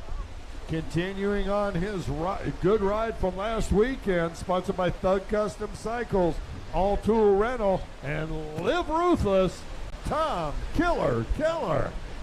Finishing in fourth in moto number 1 out of Ackworth, Georgia, riding for Farthing Racing, Jet Pilot, Jet Trim, and Riva on the Yamaha 521 Talon Farthing. In the 5th position on the 111 out of Pensacola, Florida, Yamaha mounted Bailey Dearden, sponsored by Judge Motorsports, Jet Pilot, and Jet Trim. Finishing in 6th in moto number 1, number 93 out of Weberville, Michigan, riding for Twangled Spy, EVS Sports, ODI, 2x4 Nutrition, Trioga, Shorai, GoPro, and RTB House on the Sea-Doo, Gary Burtka. On the 110 Yamaha out of Bradenton, Florida, sponsored by Snyderbuilt, Judge Motorsports and Dean's team, Tori Snyder. Number 59 out of Denver, North Carolina, riding for Champion Power Sports, Fly, Riva, and Triton Trailers on the Sea-Doo, Brian Baldwin. On the 66 out of Bonita Springs, Florida, Yamaha mounted 39 years old, sponsored by JSIN Racing, Jason Sahagan. Number 116, Ackworth, Georgia, Farthing Racing, Jet Pilot, Jet Trim, Riva sponsored, Devin Farthing. On the 417 Yamaha to Naples, Florida, sponsored by JSIN Racing, Reliable Claims Adjusting, it's Jax Hayden. That's our lineup, Sports Stock, race number 9. Okay, getting the course marshal boats back into the water. Our starter and course marshal Kevin Scott ready to climb back on board. He had a rough and woolly morning out there, and he's ready to go. Got fueled up, got some water, drained out the water that was in his lungs, and he's ready to go. That's why those guys were holding him upside down. I didn't get it. You know, just a quick mention, our course marshals, you know, the bomb. They work so hard. I mean, this is a tough job. And then you add in these conditions that they're out in all day here. And man, they are just heroes in my book for the amount of work that they do. It's hard to put in words, you know, the type of stress they're under and the physicality of what they do, Kurt. Yeah, no question about it. And a course marshal in the surf, believe me, they earn what they get and probably could earn more. Oh, worth much more, yeah. No question. But they are definitely heroes. Without them, we couldn't have races. And look at that. It's Gary Holbein. Look at what's happening, young man.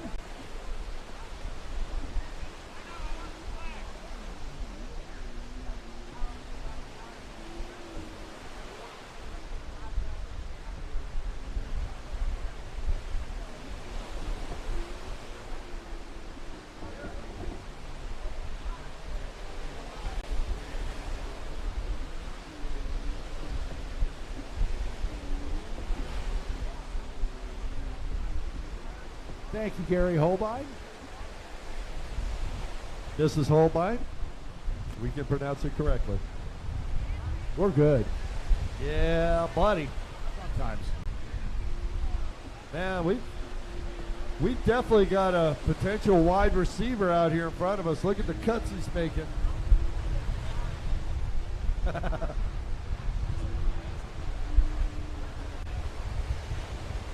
All right, Kevin Scott mounted back up on that Kawasaki course marshal boat. Got his flags. He's starting to run in the races today from up there.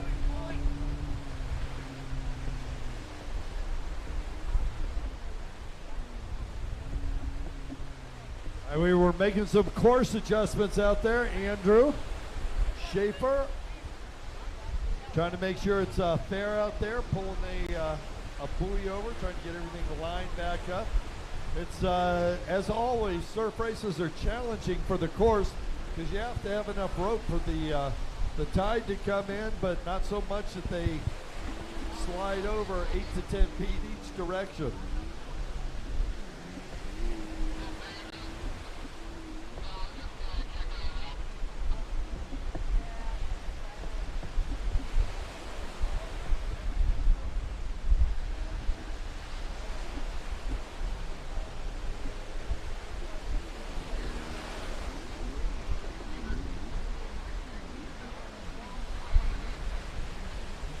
Sport Stock Moto 2.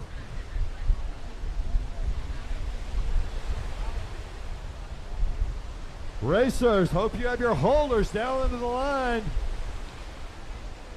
One more boat out there of our course marshal boats and we are ready to go. Scoring staff, you ready to go? Awesome.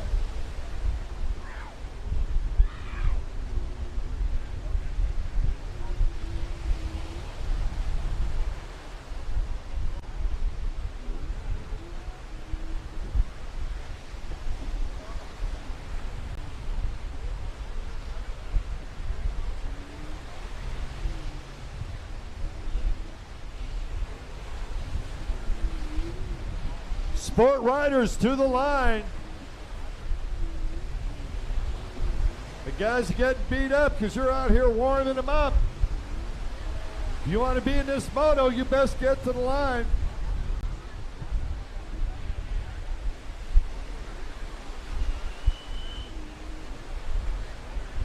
Our starter, Calvin Scott, says, fire 'em up, boys. Time to go.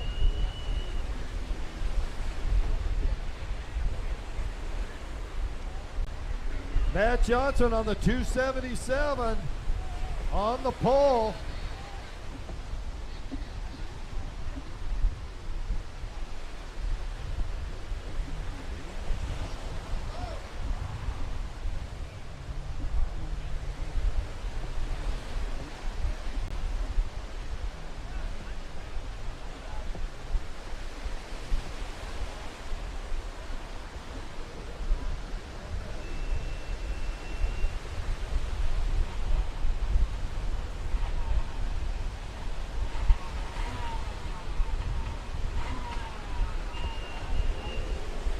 Andrew Hancock getting a drive on the inside. There's Tom Keller making a move.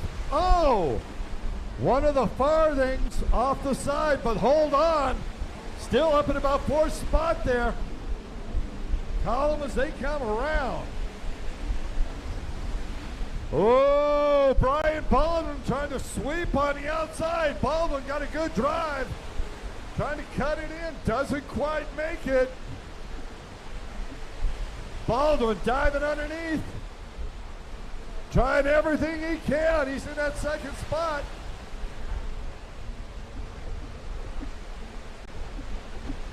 Matt Johnson, Moto 1 winner with the hole shot. Making the turn on the front straightaway. Question now, does he take the Joker buoy the first lap or wait till later? Looks like he's gonna wait till later. Let's see what Baldwin does. Baldwin's following. And there we've got a rider taking the Joker. I think that's Andrew Hancock that took that early. And look at that move. That's gonna put him from 6th into close to 1st. That'll put him in 2nd. He was way back. What a great idea to take that early and make up that position. And they are battling side by side. Matt Johnson continuing to lead.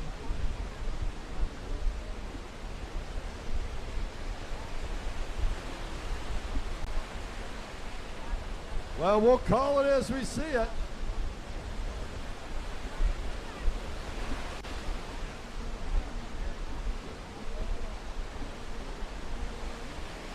That looks like the 116. Devin Farthing coming down the front straightaway in 1st position. In second, Matt Johnson. In third, Andrew Hancock. In fourth, Brian Baldwin. In fifth, Talon. Tom Killer Keller behind him. And a bunch of numbers I can't keep up with. We got some riders taking the Joker boy, and it's going to make a difference here. What race number is it?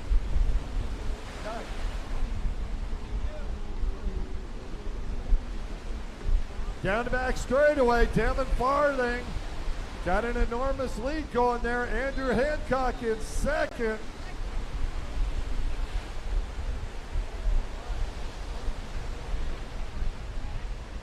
Third, fourth, and fifth all together. Oh, and that looks like Baldwin just went down. He stayed on it, kept the hammer up, but he lost 3 positions. Brian Baldwin really having some issues in the surf here today, but he's got a few more laps to iron it out. Your leader, Devin Farthing, down the front straightaway. He's got the entire front straightaway in front of Andrew Hancock, down in second. Matt Johnson in third. Tom Killer Keller in the fourth spot. Look at the battle. And that is Brian Baldwin just made the move. He's catching up fast, folks. He is on a mission. And look at the waves coming in. It couldn't be more exciting.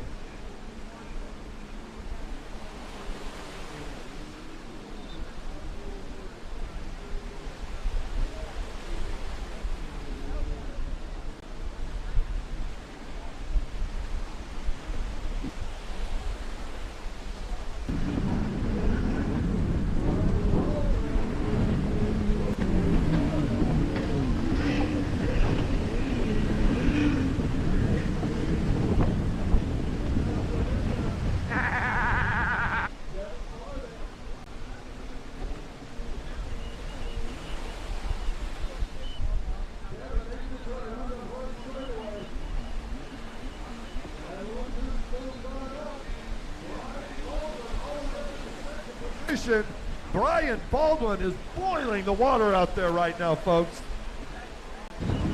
Devin Farthing, smooth move over that huge roller.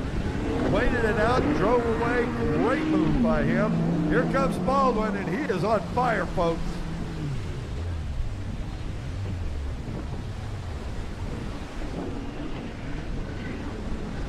Farthing making the turn onto the front straightaway. He's got quite a lead. Brian Baldwin in second position. Those two starting to lead the rest of the field. Matt Johnson and Andrew Hancock having a battle back there for third and fourth right now. And it's all Devin Farthing out in front.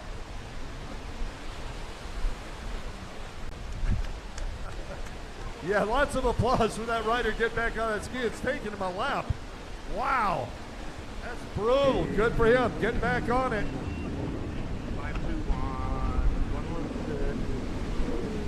Here's your leader, Devin Farthing, and Brian Baldwin. Oh, rolls over the wave, costs him a few boat lengths. He's going to ride the channel all the way to the end. Here comes Baldwin. Farthing rolling up on lap traffic now. Devin's going to have a couple of riders in front of him, including, I do believe, his brother.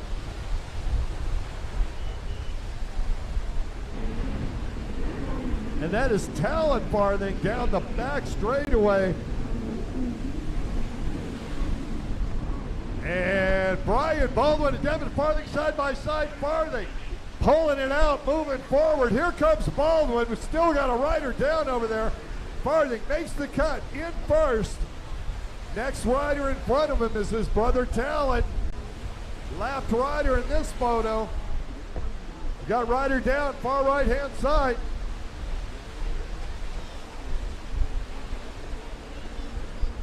And here comes Farthing, followed by Baldwin as they get by the rider in the water.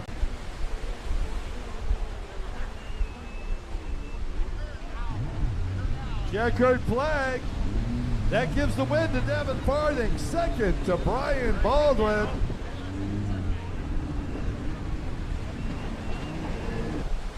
Excuse me. That is Brian Baldwin. That is the 110 and Torrey Snyder. I can't believe Troy didn't come over and tell me I was calling his son out there wrong. Well, we'll find out. Check it at the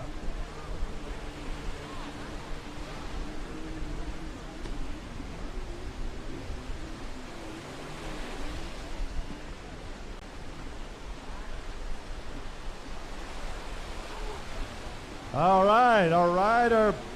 Yeah, it's Billy Dearman was sitting there on the 111 trying to get that boat going. Finally got it started. Glad to see it's running. Here comes Talent.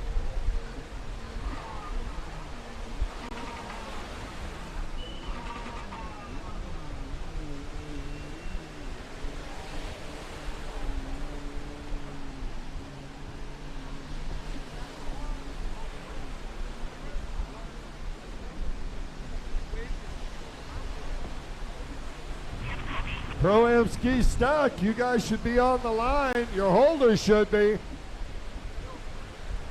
Pro-Am Ski Stock, your boat up next. Your race up next. You should have your boat and your holders on the line. Pro-Am Ski Stock. Yeah, check out Bob Dixon putting his hand in the air so his rider can find him. Spin it around, get that boat out quickly. Watch them as they do it. That's the way it's done. Taylor Stewart's ready. Thanks, Taylor. We need Tegan Hill, Marcia Brown, and Brett Underhill to the line. Let's go, guys. Let's go, go, go.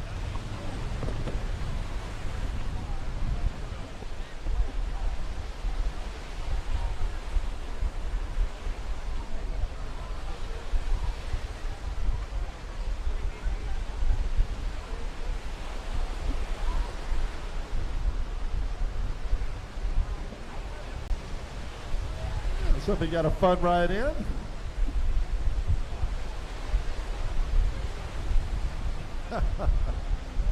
Yes, our course marshals do have a little bit of fun out there as well.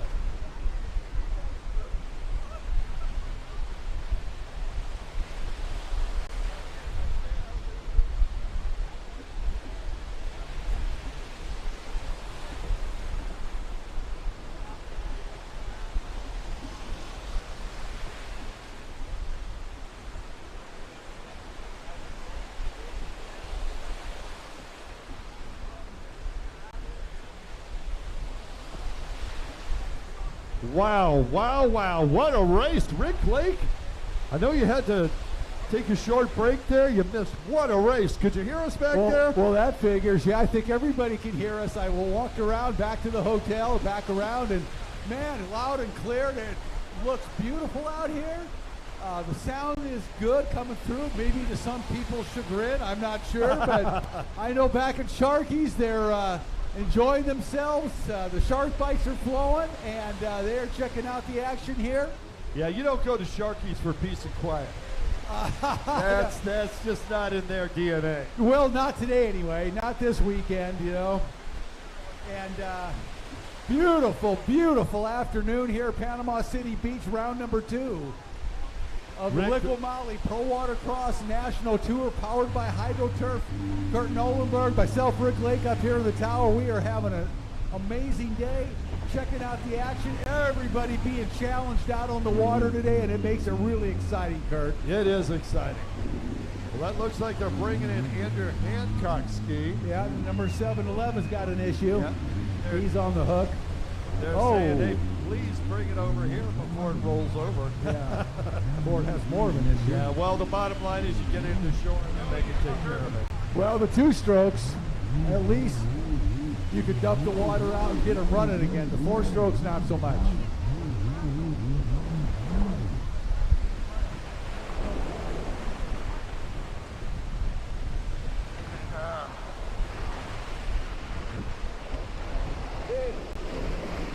Okay. Pro-Am Ski Stock on the line. Moto 1 winner on the number 4 machine. Well, who was that? Man, Tegan Hill, that, you know, remember back to Moto #1, this was a heck of a battle. Oh, yeah. Four riders in this one, and they all exchanged the lead. I was going to say, everybody had it, and there they go. Taylor Curtis looking strong on the inside. Taylor Stewart, but Taylor Curtis is good, too. I knew I'd do it at least once. And Marshall Brown, 63 years young, getting a hole shot. We'll see how long he can hold it. There's Taylor Stewart pushing hard on the inside. Marshall Brown, though, got the position. Marshall Brown out of New Zealand, out in front on that Yamaha Superjet. Here comes Underhill, Brett Underhill overtaking Stewart for second right now. Stewart in third and Tegan Hill in fourth. Remember, as we said, Tegan was the first Moto winner, so I think there's a lot of action to come. I am looking for a lot of lead changes now, but that's all going to be up to Marshall Brown right now. Marshall Brown is riding Aaron McConkey's boat. Aaron had blew up his transmission in his truck and damaged his arm, so he's letting Marshall ride his stuff. And he just had a hard time making that left-hander, gave up the lead to Underhill, went way wide. Down the front straightaway now, the leader, Brett Underhill, Brown in second, Stewart in third, and then Tegan Hill in fourth.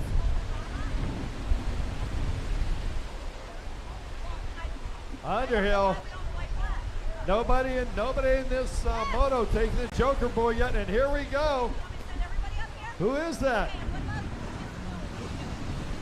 Brett Underhill with the lead out in front. I believe that's Tegan Hill taking the Joker. I believe so. And that works good, but you got to have the drive.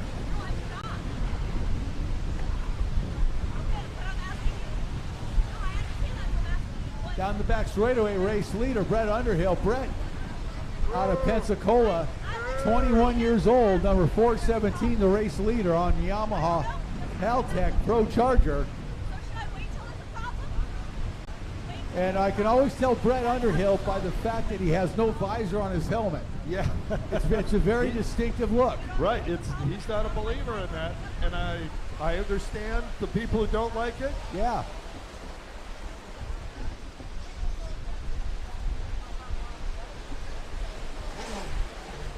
Here we go. Brett Underhill, he took over the lead last moto, making a turn onto the front straightaway. Underhill driving hard. Second position, that's Marshall Brown.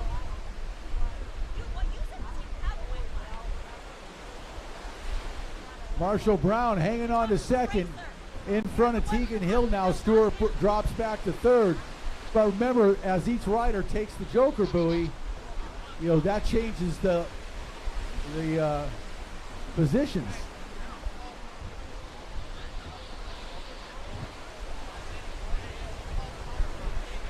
Number 4, Joker, number 4.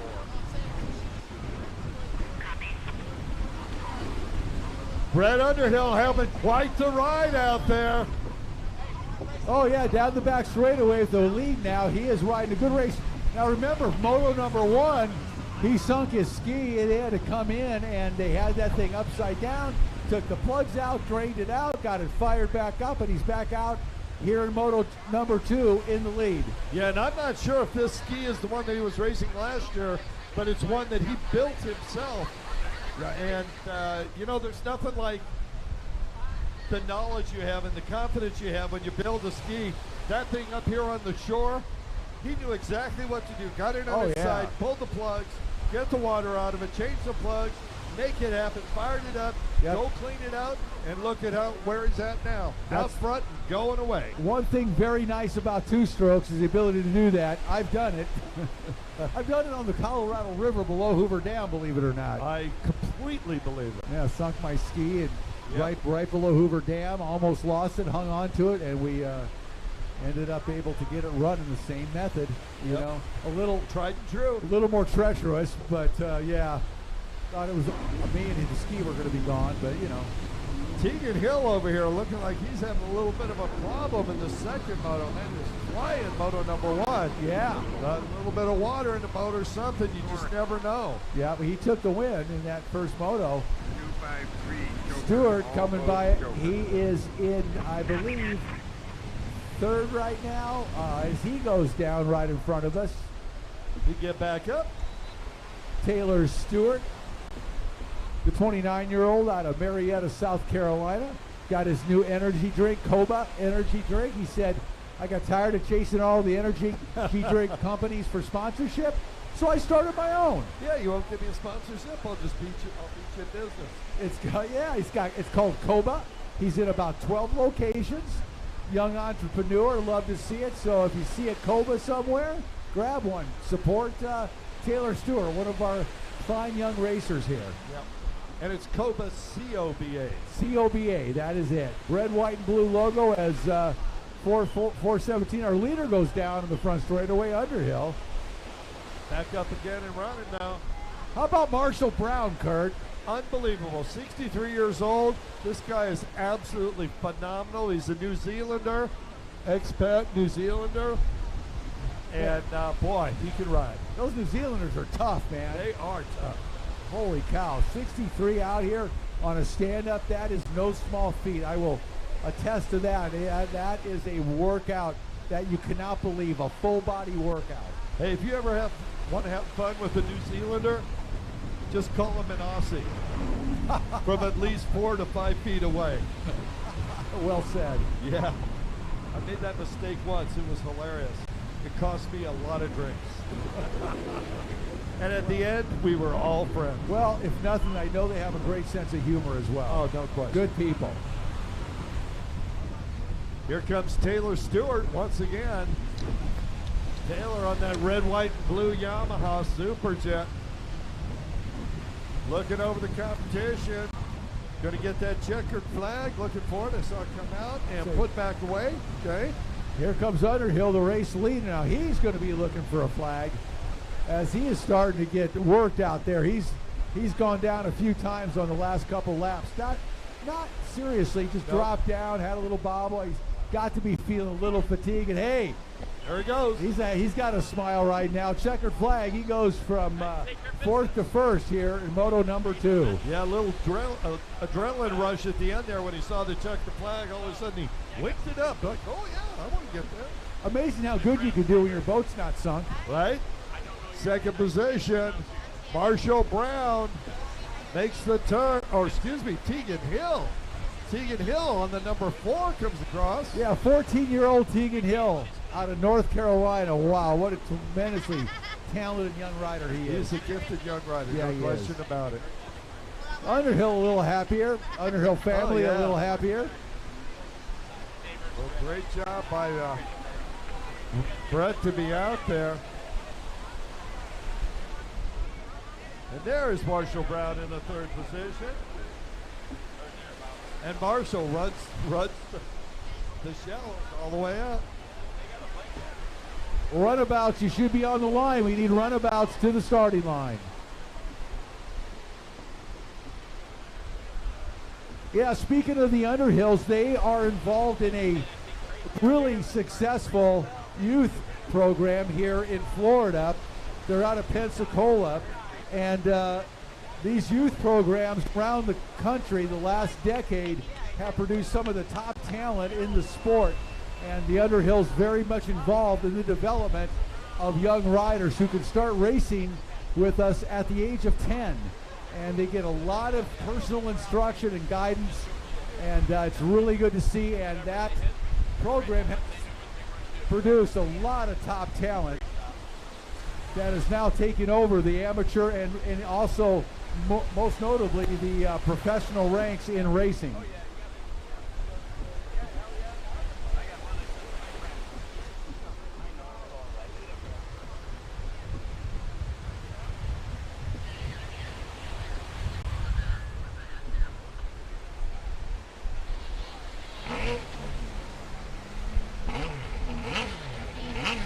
For our runabout riders to get lined up.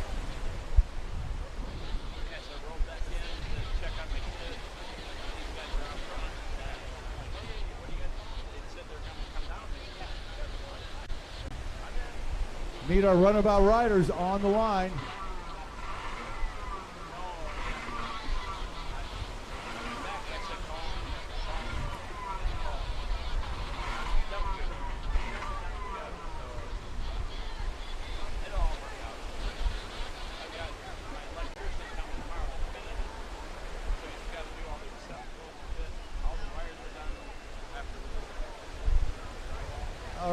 we go, getting ready. We've only got one boat on the starting line.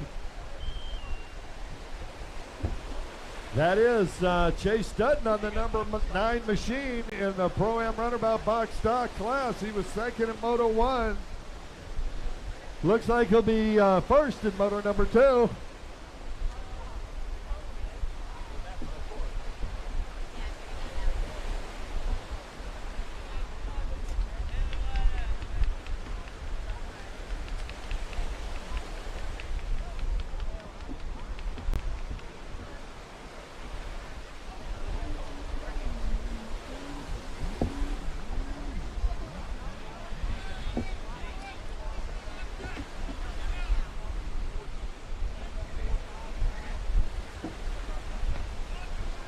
All right. I believe that's Stan Hightower out in front now. Tori Snyder gets on the track, a little late to the gate, but it's not going to matter for Snyder, as he is absolutely going to get out here and put in some hot laps on that number 110 Tim Judge tuned Yamaha runabout.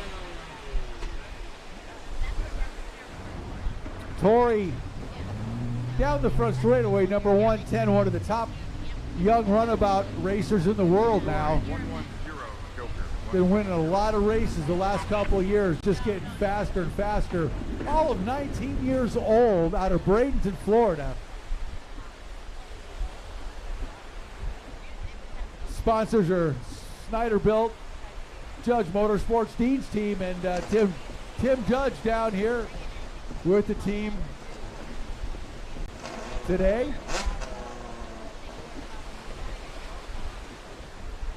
I believe that's Dutton out there on that Sea-Doo.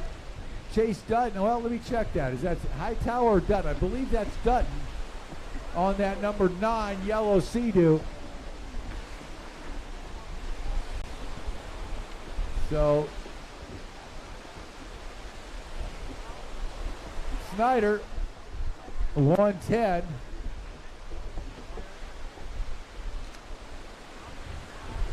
So I was away from the mic for a little bit there. Yeah. Tori Snyder joined a little late. What's the situation out there now? Is he a lap down? Well, they're in 2 different classes. Oh, no, they're not. Chase Dutton, number 9, are in the same class. So I don't know if he's, I don't believe he is, but I'm not the official word on that, as you know. Well, had Dutton made a complete lap by the time he had not, no. So I don't believe he is. You know, they said he didn't leave through the gate, which I guess he's supposed to come down to the starting gate and leave through there, which he did not. He entered the course just want to stop before you, the gate. Dutton going and taking the Joker boy. It's going to be helpful. So I'm going to suppose, I don't know if you don't go through the gate, you enter the course, what that does. Is that a lap down, or can that can't be made up? I don't know. I don't know if it's a lap down, 2 positions. I don't know. There you go. You have to reread the rule book. Well, I think our race director wasn't too stoked on that, but they will figure it out and sort it out, and we will tell you what's going on. How about that, Kurt? Sounds like a great idea. Right now, it's Chase Dutton out in front, but Chase looks over his shoulder. Guess who? Tori Snyder right there. Well, he knew Tori wasn't on the line next to him, so we will see. Pro-Am Runabout Box Stock, Chase Dutton and Tori Snyder going at it here. Now, I don't know if Tori's taken the Joker buoy yet. He has not. Well, then he is in a great position to make a move on Chase Dutton in this next lap. Yes, unless he has to make up 2 laps. Well, the sooner he gets by, the sooner he can. That could be a challenge. But the way Tori Snyder rides, nothing's out of the question these days. Right, I know. Chase Dutton's putting the pedal to the metal, no question. Here comes Snyder. And look out, Chase. Tori Snyder is knocking on your back door. And here it comes. Diving inside of Chase. Chase gasses that bright yellow Sea-Doo. keeps it in front of the Yamaha of Snyder momentarily. Watch Tori as he's making some of these cuts, boy. He's making some great decisions. Oh, and Chase bailed. Chase bailed off the ski as Tori goes by. Tori slows down. The checker flag there? I don't know. I didn't see it.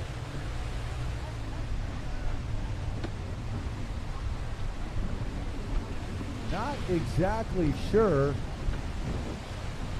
He must have. I don't know.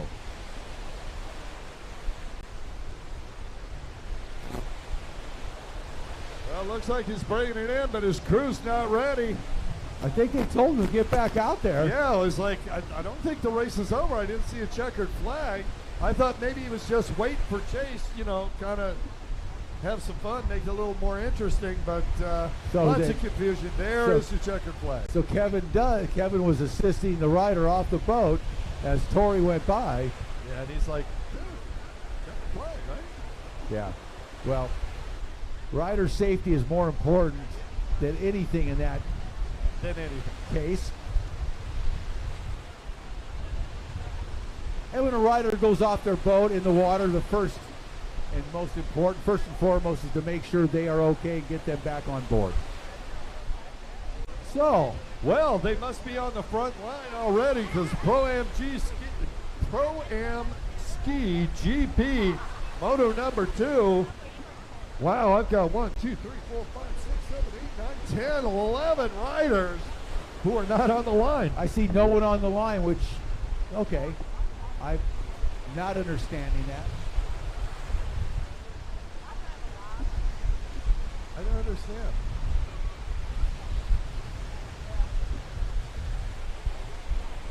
All right.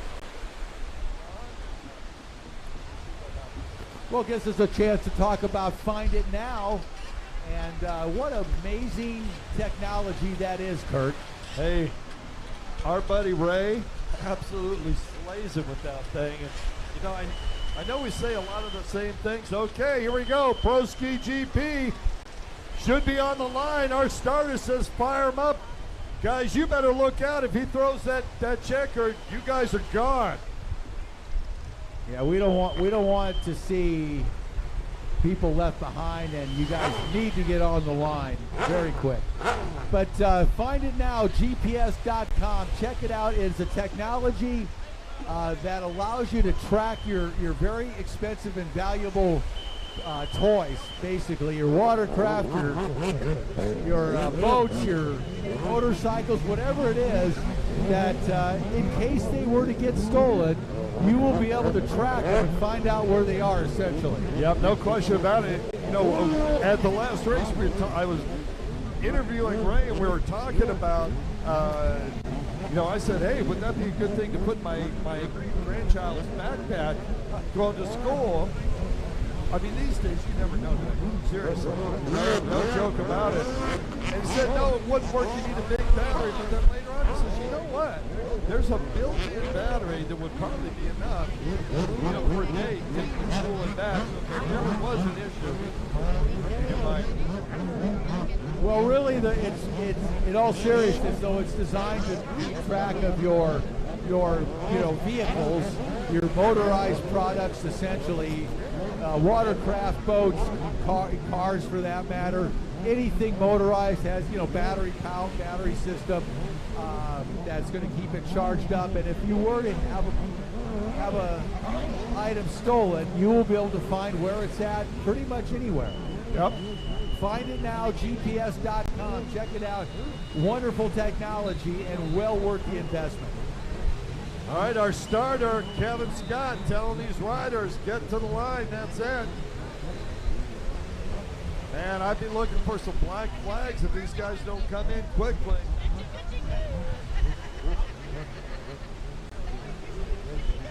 Oh, Rick Lake, that wind's picking up. Waves are getting a little bigger. Perfect time. Yes, it is. And down the line, let's look at who we got. Number 8 out of Biloxi, Mississippi, Jules Hopkins. On the number 13 out of Pompano Beach, Florida, Louis Valet. 15 out of West Palm Beach, Florida, Matthew Richuk. 44K out of Syracuse, Indiana, Camden Powell. Number 51 out of Miramar, Florida, David Cabrera. On the 116 out of Eckworth, Georgia, Devin Farthing. 127 out of Phoenix, Arizona, Rylan Webster. Moto 1 winner, number 300 out of Matthews, North Carolina, Jimmy Wilson. And number 702 out of Raleigh, North Carolina, Jeb Zarzauer. Here we go. Moto 2, well, as you said, first Moto, it was Jimmy Wilson taking the win. Right in front of Matthew Wilson. And Devin Farthing third. Oh, Wilson with a drive, and he hole shots double over the second wave. Wow! And Richuk goes major air. Now Richuk on the gas, Hopkins on the gas. Wilson gone. G-O-N-E gone. Wow, Jimmy Wilson on the Commander GP1 out in front looking fantastic today, Kurt. Is that the number 13 of Louis Valet in second? No, it's number 8, Jules Hopkins in second. Looks like Cam Powell back in the 4th spot. Who's in third there, Rick? Richuk in third behind Hopkins. So we're right where we were. Right where we were, Moto number 1. And here comes Richuk trying to get around Hopkins. Hopkins gets a great drive. Right there is Cam Powell trying to Wilson. move up in the 4th spot. And there's Devin Farthing in the 5th spot. Jimmy's going to the Joker buoy. No, not Jimmy. Yes, Jimmy. You see the shine off of that boat. So Jules Hopkins going to the inside, Wilson to the outside. Wilson sky-shotted, doesn't get quite the drive you would expect. Whoa, and look at that, we got 3 riders taking the Joker buoy. And Jules Hopkins is the only one who has it, and he's in second spot, Rick. Richuk gets by Hopkins into third. Here comes Richuk on the outside. Down the back straightaway. Matthew Richuk goes Jules around. Hopkins just bailed. Yeah, Richuk though went around Wilson to take over the lead, Kurt. Wilson now in second, having some problems. Matthew Richuk, number 15, with a great drive down that back straightaway, gets around Wilson. I'm so sorry, Rick, but I was watching Jules Hopkins making a drive. He was coming up on the leaders on the inside of the course, and he cartwheeled at 60, man. He went yards. He did a football field out there. Well, we got a great battle right now for the lead out in front. Number 15, Matthew Richuk got around for 300, Jimmy Wilson, and they are battling for the lead on the left-hand side of the race course here in Panama City Beach, Florida. What a battle in Pro Ski GP Moto number 2. And watch this now. Cam Powell just now took the Joker buoy. Everybody else in front of him has taken it already. If Powell can wake it up, he's going to be up in the top 3 here. And there he goes. He pulls into the 3rd place position. Richuk now down the back straightaway. He came in second in Moto number 1. Wilson took the win, so these two are battling right now. Oh, and Wilson goes down. Oh, no, he's behind a swell. Yeah. I lost him behind a swell. I thought he went down, but he was just covered by the swell. We couldn't see him as he was down in the tray. Back up, looking good. Here he comes after Richuk. Matthew Richuk, strong out in front. This young man has been building his career year after year. Here he is, Pro-Am Ski GP, the fastest riders on the planet out here right now. Matthew Richuk is leading them all. Behind him, here it comes, Jimmy Wilson in 3rd. There's Cam Powell. He made a move on Devin Farthing. Cam Powell moving up. Farthing in 4th. On the left-hand side of the track now, Richuk leads it, heading down out towards the back straightaway. Richuk, number 15, 21 years old, out of West Palm Beach, Florida.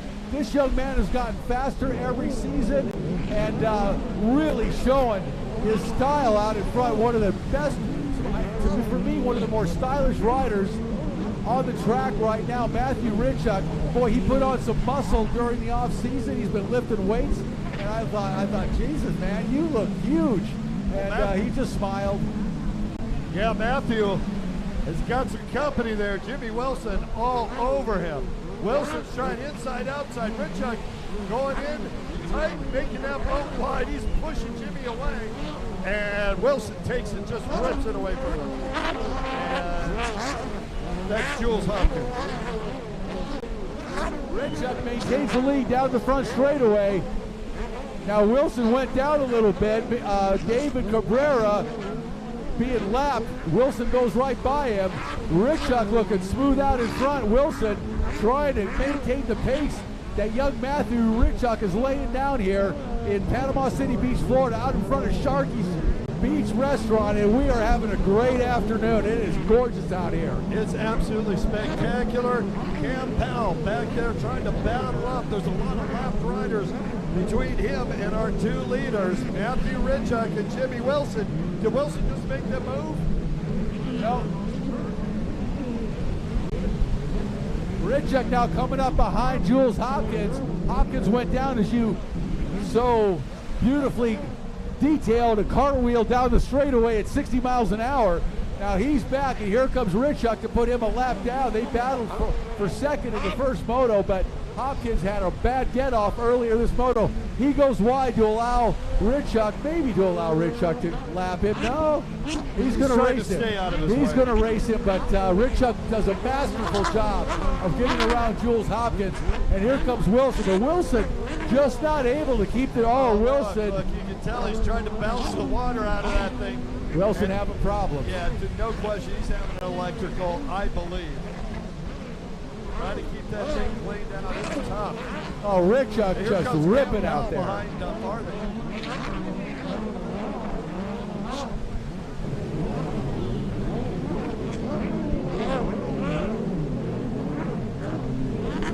Richuk now down the back straightaway, putting one rider on. He goes down momentarily. That right-hand turn onto the back straightaway has been giving riders fits all day long. Yeah, deja vu all over again. Remember last year, same thing happened. There was a hole coming onto the back straightaway. Later in the afternoon, these guys start hitting it. Richuk out in front on the far right-hand side of the course. Right behind him, a lap down, Jules Hopkins. Here comes Jimmy Wilson.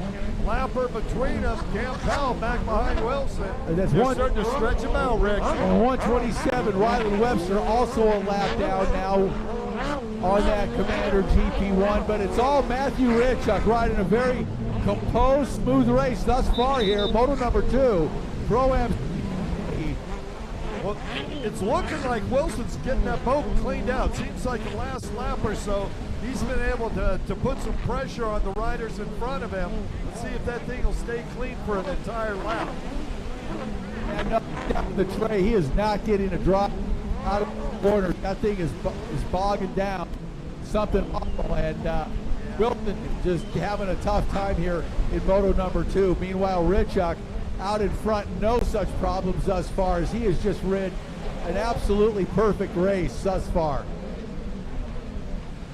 And Cam Powell right back there.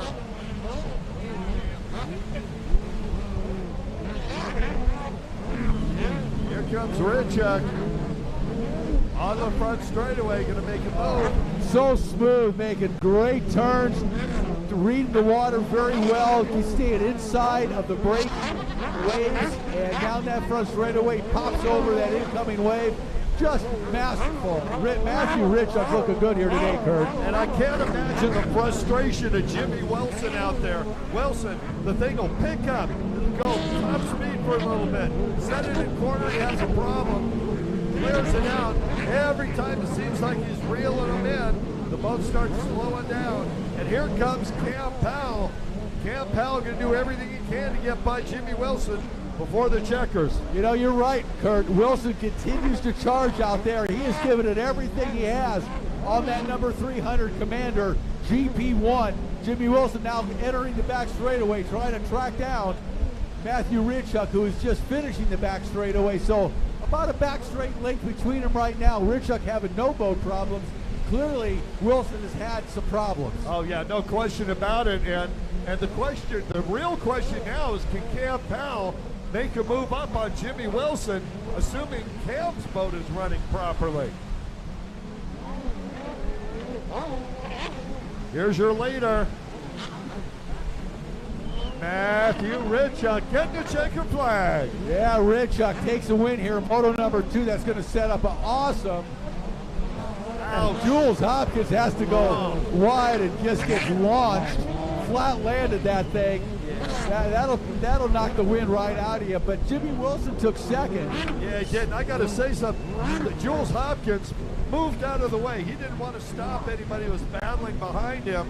He paid the price, but great sportsmanship there by Jules Hopkins. Yeah, absolutely, Kurt. No question. And Jimmy Wilson rode hard. And now that we've got a great battle set up for the overall in Moto number 3. Wilson and Richuk have traded first and second in the first 2 motos. Whoever comes out on top in Moto number 3 is going to take the overall for the day. Exactly. So they're going to get to work on Jimmy Wilson's boat. You know, Matthew Richuk and Jimmy Wilson have battled each other for years, particularly in the pro ski stock class, many years on the Super Jets. Yeah, they were on it. We should have Sport GP, Sport Open, Gary Hopkins, Billy Dearman on the line.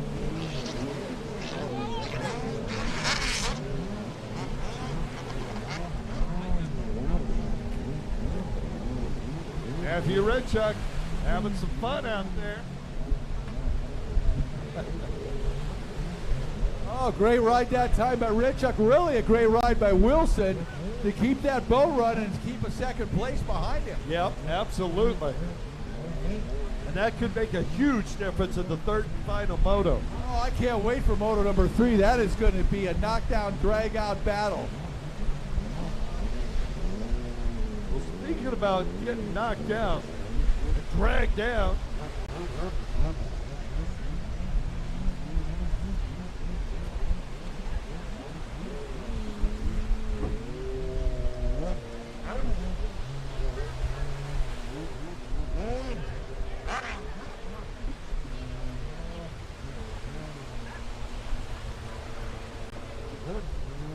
Oh, what a great day here. Panama City Beach up here in the tower with Kurt Nolenberg, race director Robert Sand, and master of all things internet and live stream, Rick and the Maverick Ignacio.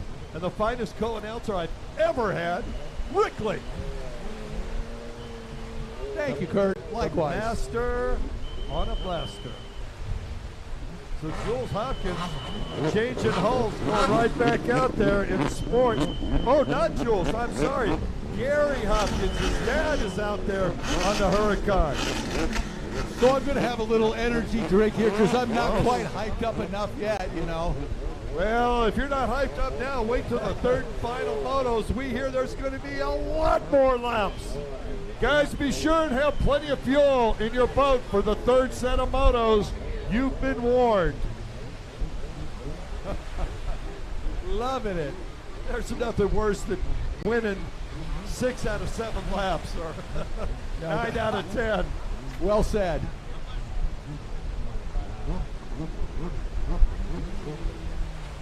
Well, I know they're going to be doing some work on that number 300 commander, Jimmy Wilson. I know he was having some issues, Moto number 2 there. They're going to pull that up and take that hood off, and we'll figure it out.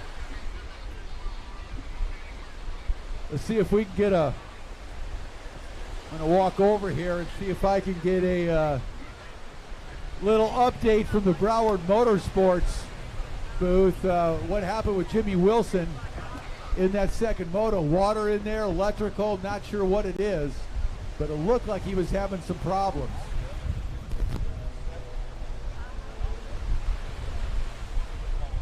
Amateur ski stock. Amateur ski stock. You guys are up after the sport boats on the line. Get your boats to the water halfway through the race. Make sure you have your holders in place. The quicker you do it, the more laps you can get at the end of the day. Beautiful breeze coming in. Absolutely gorgeous here at Panama City Beach in front of Sharky's.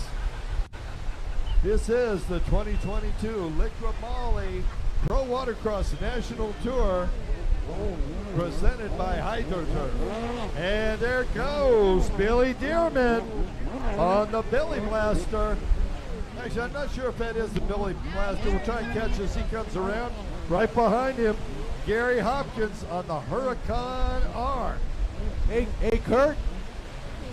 Hey, Kurt, I'm down here with Jimmy Wilson in the pits, in the Broward Motorsports pits, and we noticed that maybe you had some issues last moto. You had a great start, got out in front to get in front of Matthew, and then looked like you were going down to the tray and struggling a little bit. We couldn't figure out what it was. What was going on out there, Jimmy? I don't really know yet. Expecting to see for the week for the year. Got like a week and a half on it. I don't know. We'll figure it out. Something related. It's intermittent. It's not one thing. So especially me. I don't know four strokes. So I'll talk to CJ. Webster. Looked like you were having a problem coming out of corners sometimes, like it was bogging down and you had to get down and stall and you couldn't get that drive going to stay up with Matthew. Yeah, when I get it figured out a couple times, I make a run on him and then go into the corner and die again. So it's cool. It's good to know even on maybe one or two corners we're still competitive. I want to come out this year and do something. It's been a long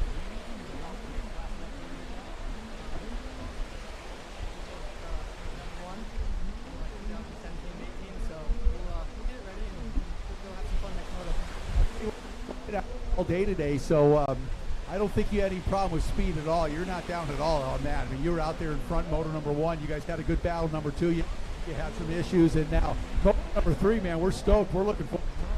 Yeah, you and me both. Matt was great, and I've been down at San Diego and Broward, a little bit this spring, and training with Matthew and Connor and Cabrera and all these guys. Billy Dearman heading out to the Joker boy. Good luck in moto number 3. We look forward to it. Hurting on Gary Hopkins here. Let's see what Gary does. I'm not sure if Gary's been around that yet. Trying to get some paperwork straightened out here. Gary on the inside. And Billy Dearman wide open. Heading onto the back straightaway. And he has got about a quarter lap lead right now.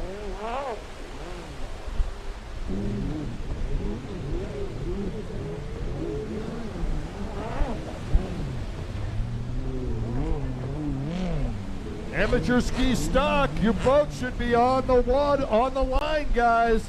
Your holders and boats should be on the line. Amateur ski stock. Come on, guys, make it to the water.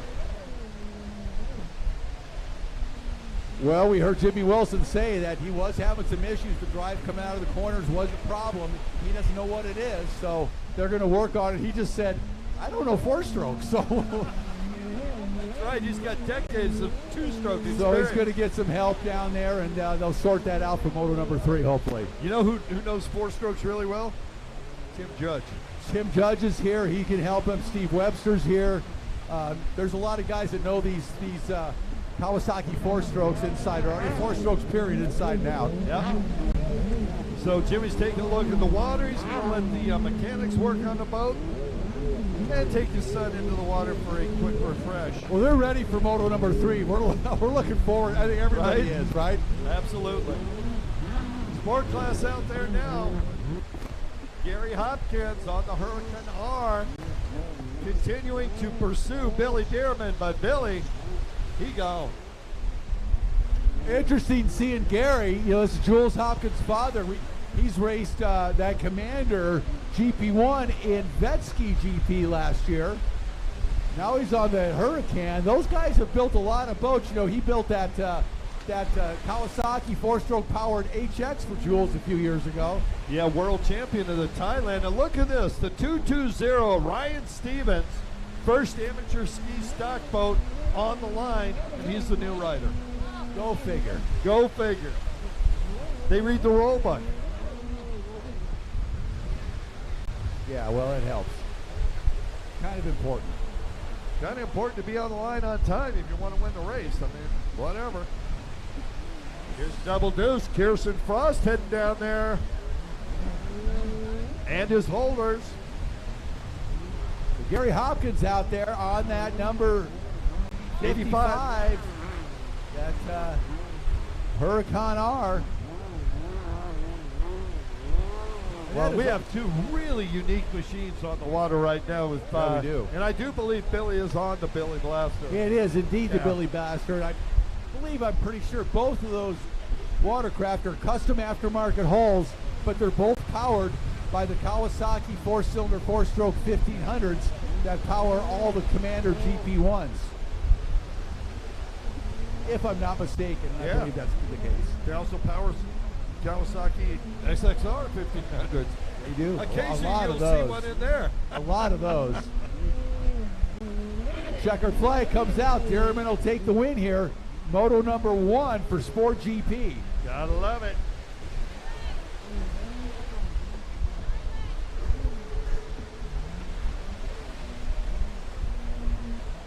All right, amateur ski stock, Moto number 1. On the 22 out of Beaufort, Georgia, riding the Kawasaki. He's 26 years old, sponsored by Jet Dynamics. Pure Blur Engineering, it's Kirsten Frost. Number 36 out of Naples, Florida, on the JIS and Racing. Reliable claims adjusting Yamaha, 16 years old, Jax Hayden. On the number 53, Yamaha out of Fairhope, Alabama, sponsored by Jet Blast, Jet Pilot, Jet Trim, Jet Blast of Mississippi, Miss TR Designs, 3C's Properties, Gary Holbein Jr. On the number 56, Kawasaki out of Freeport, Florida, Jeff Lutker. On the 66 Kawasaki out of Providence Village, Texas, self-sponsored Seth Pettit. Number 69 out of Naples, Florida, on the Yamaha, riding for TC Freeride, JIS and Racing. 15 years old, Justin Oster. On the number 85 out of Saudi Daisy, Tennessee. He's 41 years old, Yamaha mounted, sponsored by Chattanooga Jet Ski Club, Team 332 Racing of Saudi Daisy, and Higdon Construction. It's Dustin Higdon. Boat number 210 out of Phoenix, Arizona, riding for Commander Industries, Team Faith and Works H2O on the Yamaha. One of the Commander kids, Karis Webster. On the 220 out of Mansfield, Ohio, Kawasaki mounted, 38 years old. He's sponsored by Lucor Automotive Services, LIQUI-MOLY, PWC Doctor, Imperial Autism Connection, GC Racing, Easy Ski Hitch Haulers. It is Ryan Stevens. We call him Short Stroke. Boat number 995 out of Tennessee on the Chattanooga Jet Ski Club Yamaha, Kevin Rowe. And our starter, Kevin. Scott lets him go. Who's rolling off it? Oh, this is going to be an interesting race. And there's Gary Holbein Jr. early out in front. Look at him go. Holbein in the lead, at least for the moment, being overtaken. And that's over. Is that Kirsten Frost on the double Yep. two? 22, Kirsten Frost out in front. Kirsten Frost out of Beaufort, Georgia, sponsored by Jet Dynamics. Oh, Kirsten sticks the leg down. Yeah, he went down momentarily, and Dustin Higdon, 85, goes into the lead. Higdon, lots of experience. Kirsten Frost, one of our newer riders. Frost trying to make a move. There's Higdon diving in. And Frost goes the inside, outside, takes the lead, but only for a moment. Here comes Higdon. These guys are battling, Mr. Lake. Yeah, Higdon on the Yamaha, or on the Kawasaki. Frost on the, Higdon on the Superjet. Frost on the Kawasaki SXR 800. Having a battle, but it's the Kawasaki now. Oh, as Higdon goes down, gets taken out by an incoming wave right there in that impact zone. Yeah. That's going to help out Kirsten Frost on the double deuce. Now, who's going to go take that Joker buoy? If I was Higdon, I'd do it right now. 50, And there's, I'm going to say, looks like 57. And I don't see a 57, so I better take another look at that. Behind Frost in second.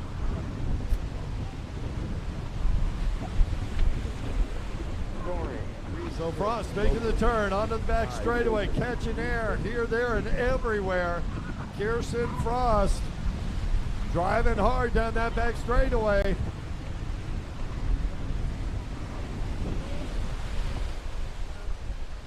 I believe that must be 56, perhaps. Luker in second. We'll have, or 55, Jeff Luker. Seth Pettit.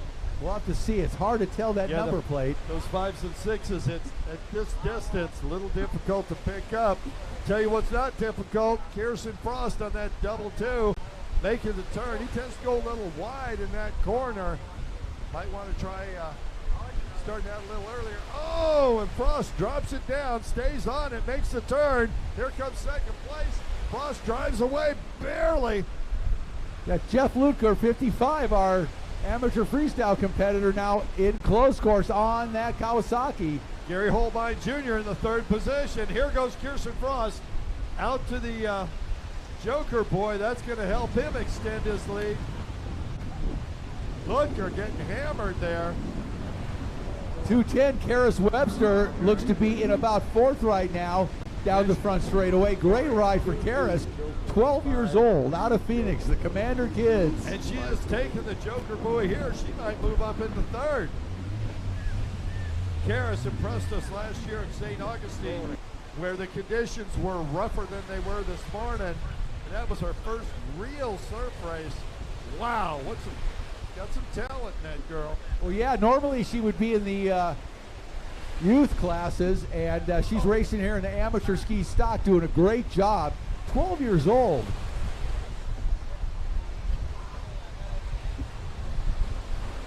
Of course, she's the daughter of Steve and Brittany Webster, the commanders. Of the Phoenix Websters? Of the Phoenix Websters, of the Commander Kids. They're in charge of the Commander Kids. Wow, Kirsten Frost down again. He missed a boy. See if he takes the makeup boy. We don't even have the makeup boy. All right, well. No, we don't. There's not much to do about that, but lap the field. Leaders coming down the front straightaway, doing a good job out in front now. Oh, Holbein wow, making a move right there under Kirsten Frost. I hate to say this because I don't know what's good to say about a racer, but Gary Holbein Jr. is one of the cutest kids around. I know, and that's coming from a man who has no children. None, but none, zero. But so you're not swayed one way or the other. No, right? no. We talk to him, and he's just a joy to talk to, and great kid, just a wonderful kid. Well, a little battle going on there between all of them. I'm not sure, but I think that might be Short Stroke Stevens out there catching some air. That Gary Holbein just goes on the inside of him and goes by. He's like, out of my way, old man. Excuse me. I got a race to win. All right, got some goggles up here. If you lost your goggles, come up and claim them.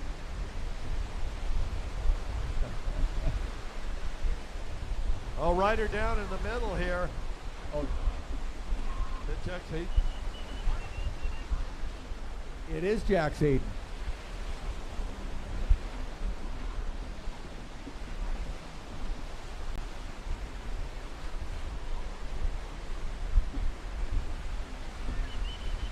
.22 down the front straightaway. Is that Kirsten Frost with the lead? Having a heck of a battle out there. Oh, and Frost goes big. It's some air off of that that wave right there coming in. There's some sets coming in down there on the east end of the racetrack here. And Frost just got launched.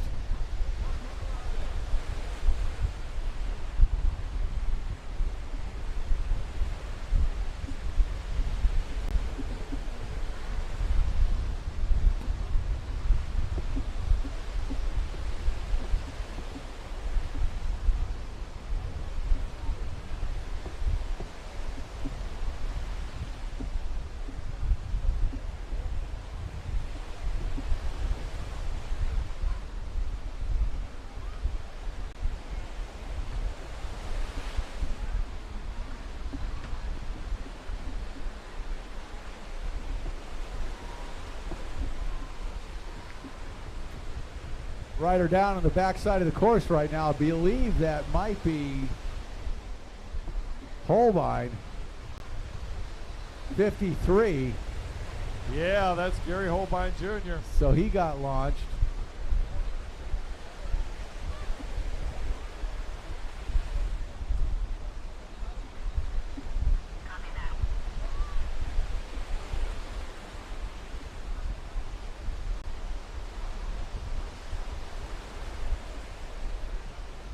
Unofficially,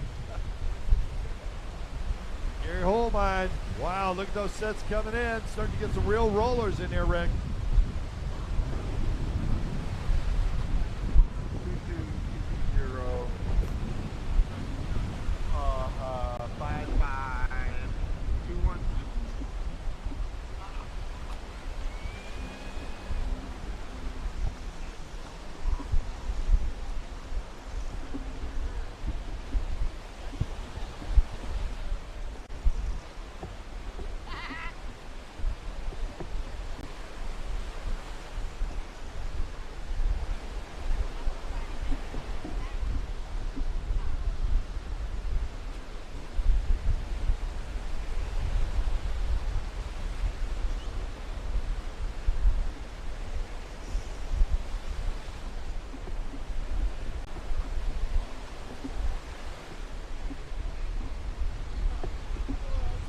Keep an eye on our starter, Kevin Scott, flagger, to see we see a semblance of a white flag come out, or a checkered for that matter.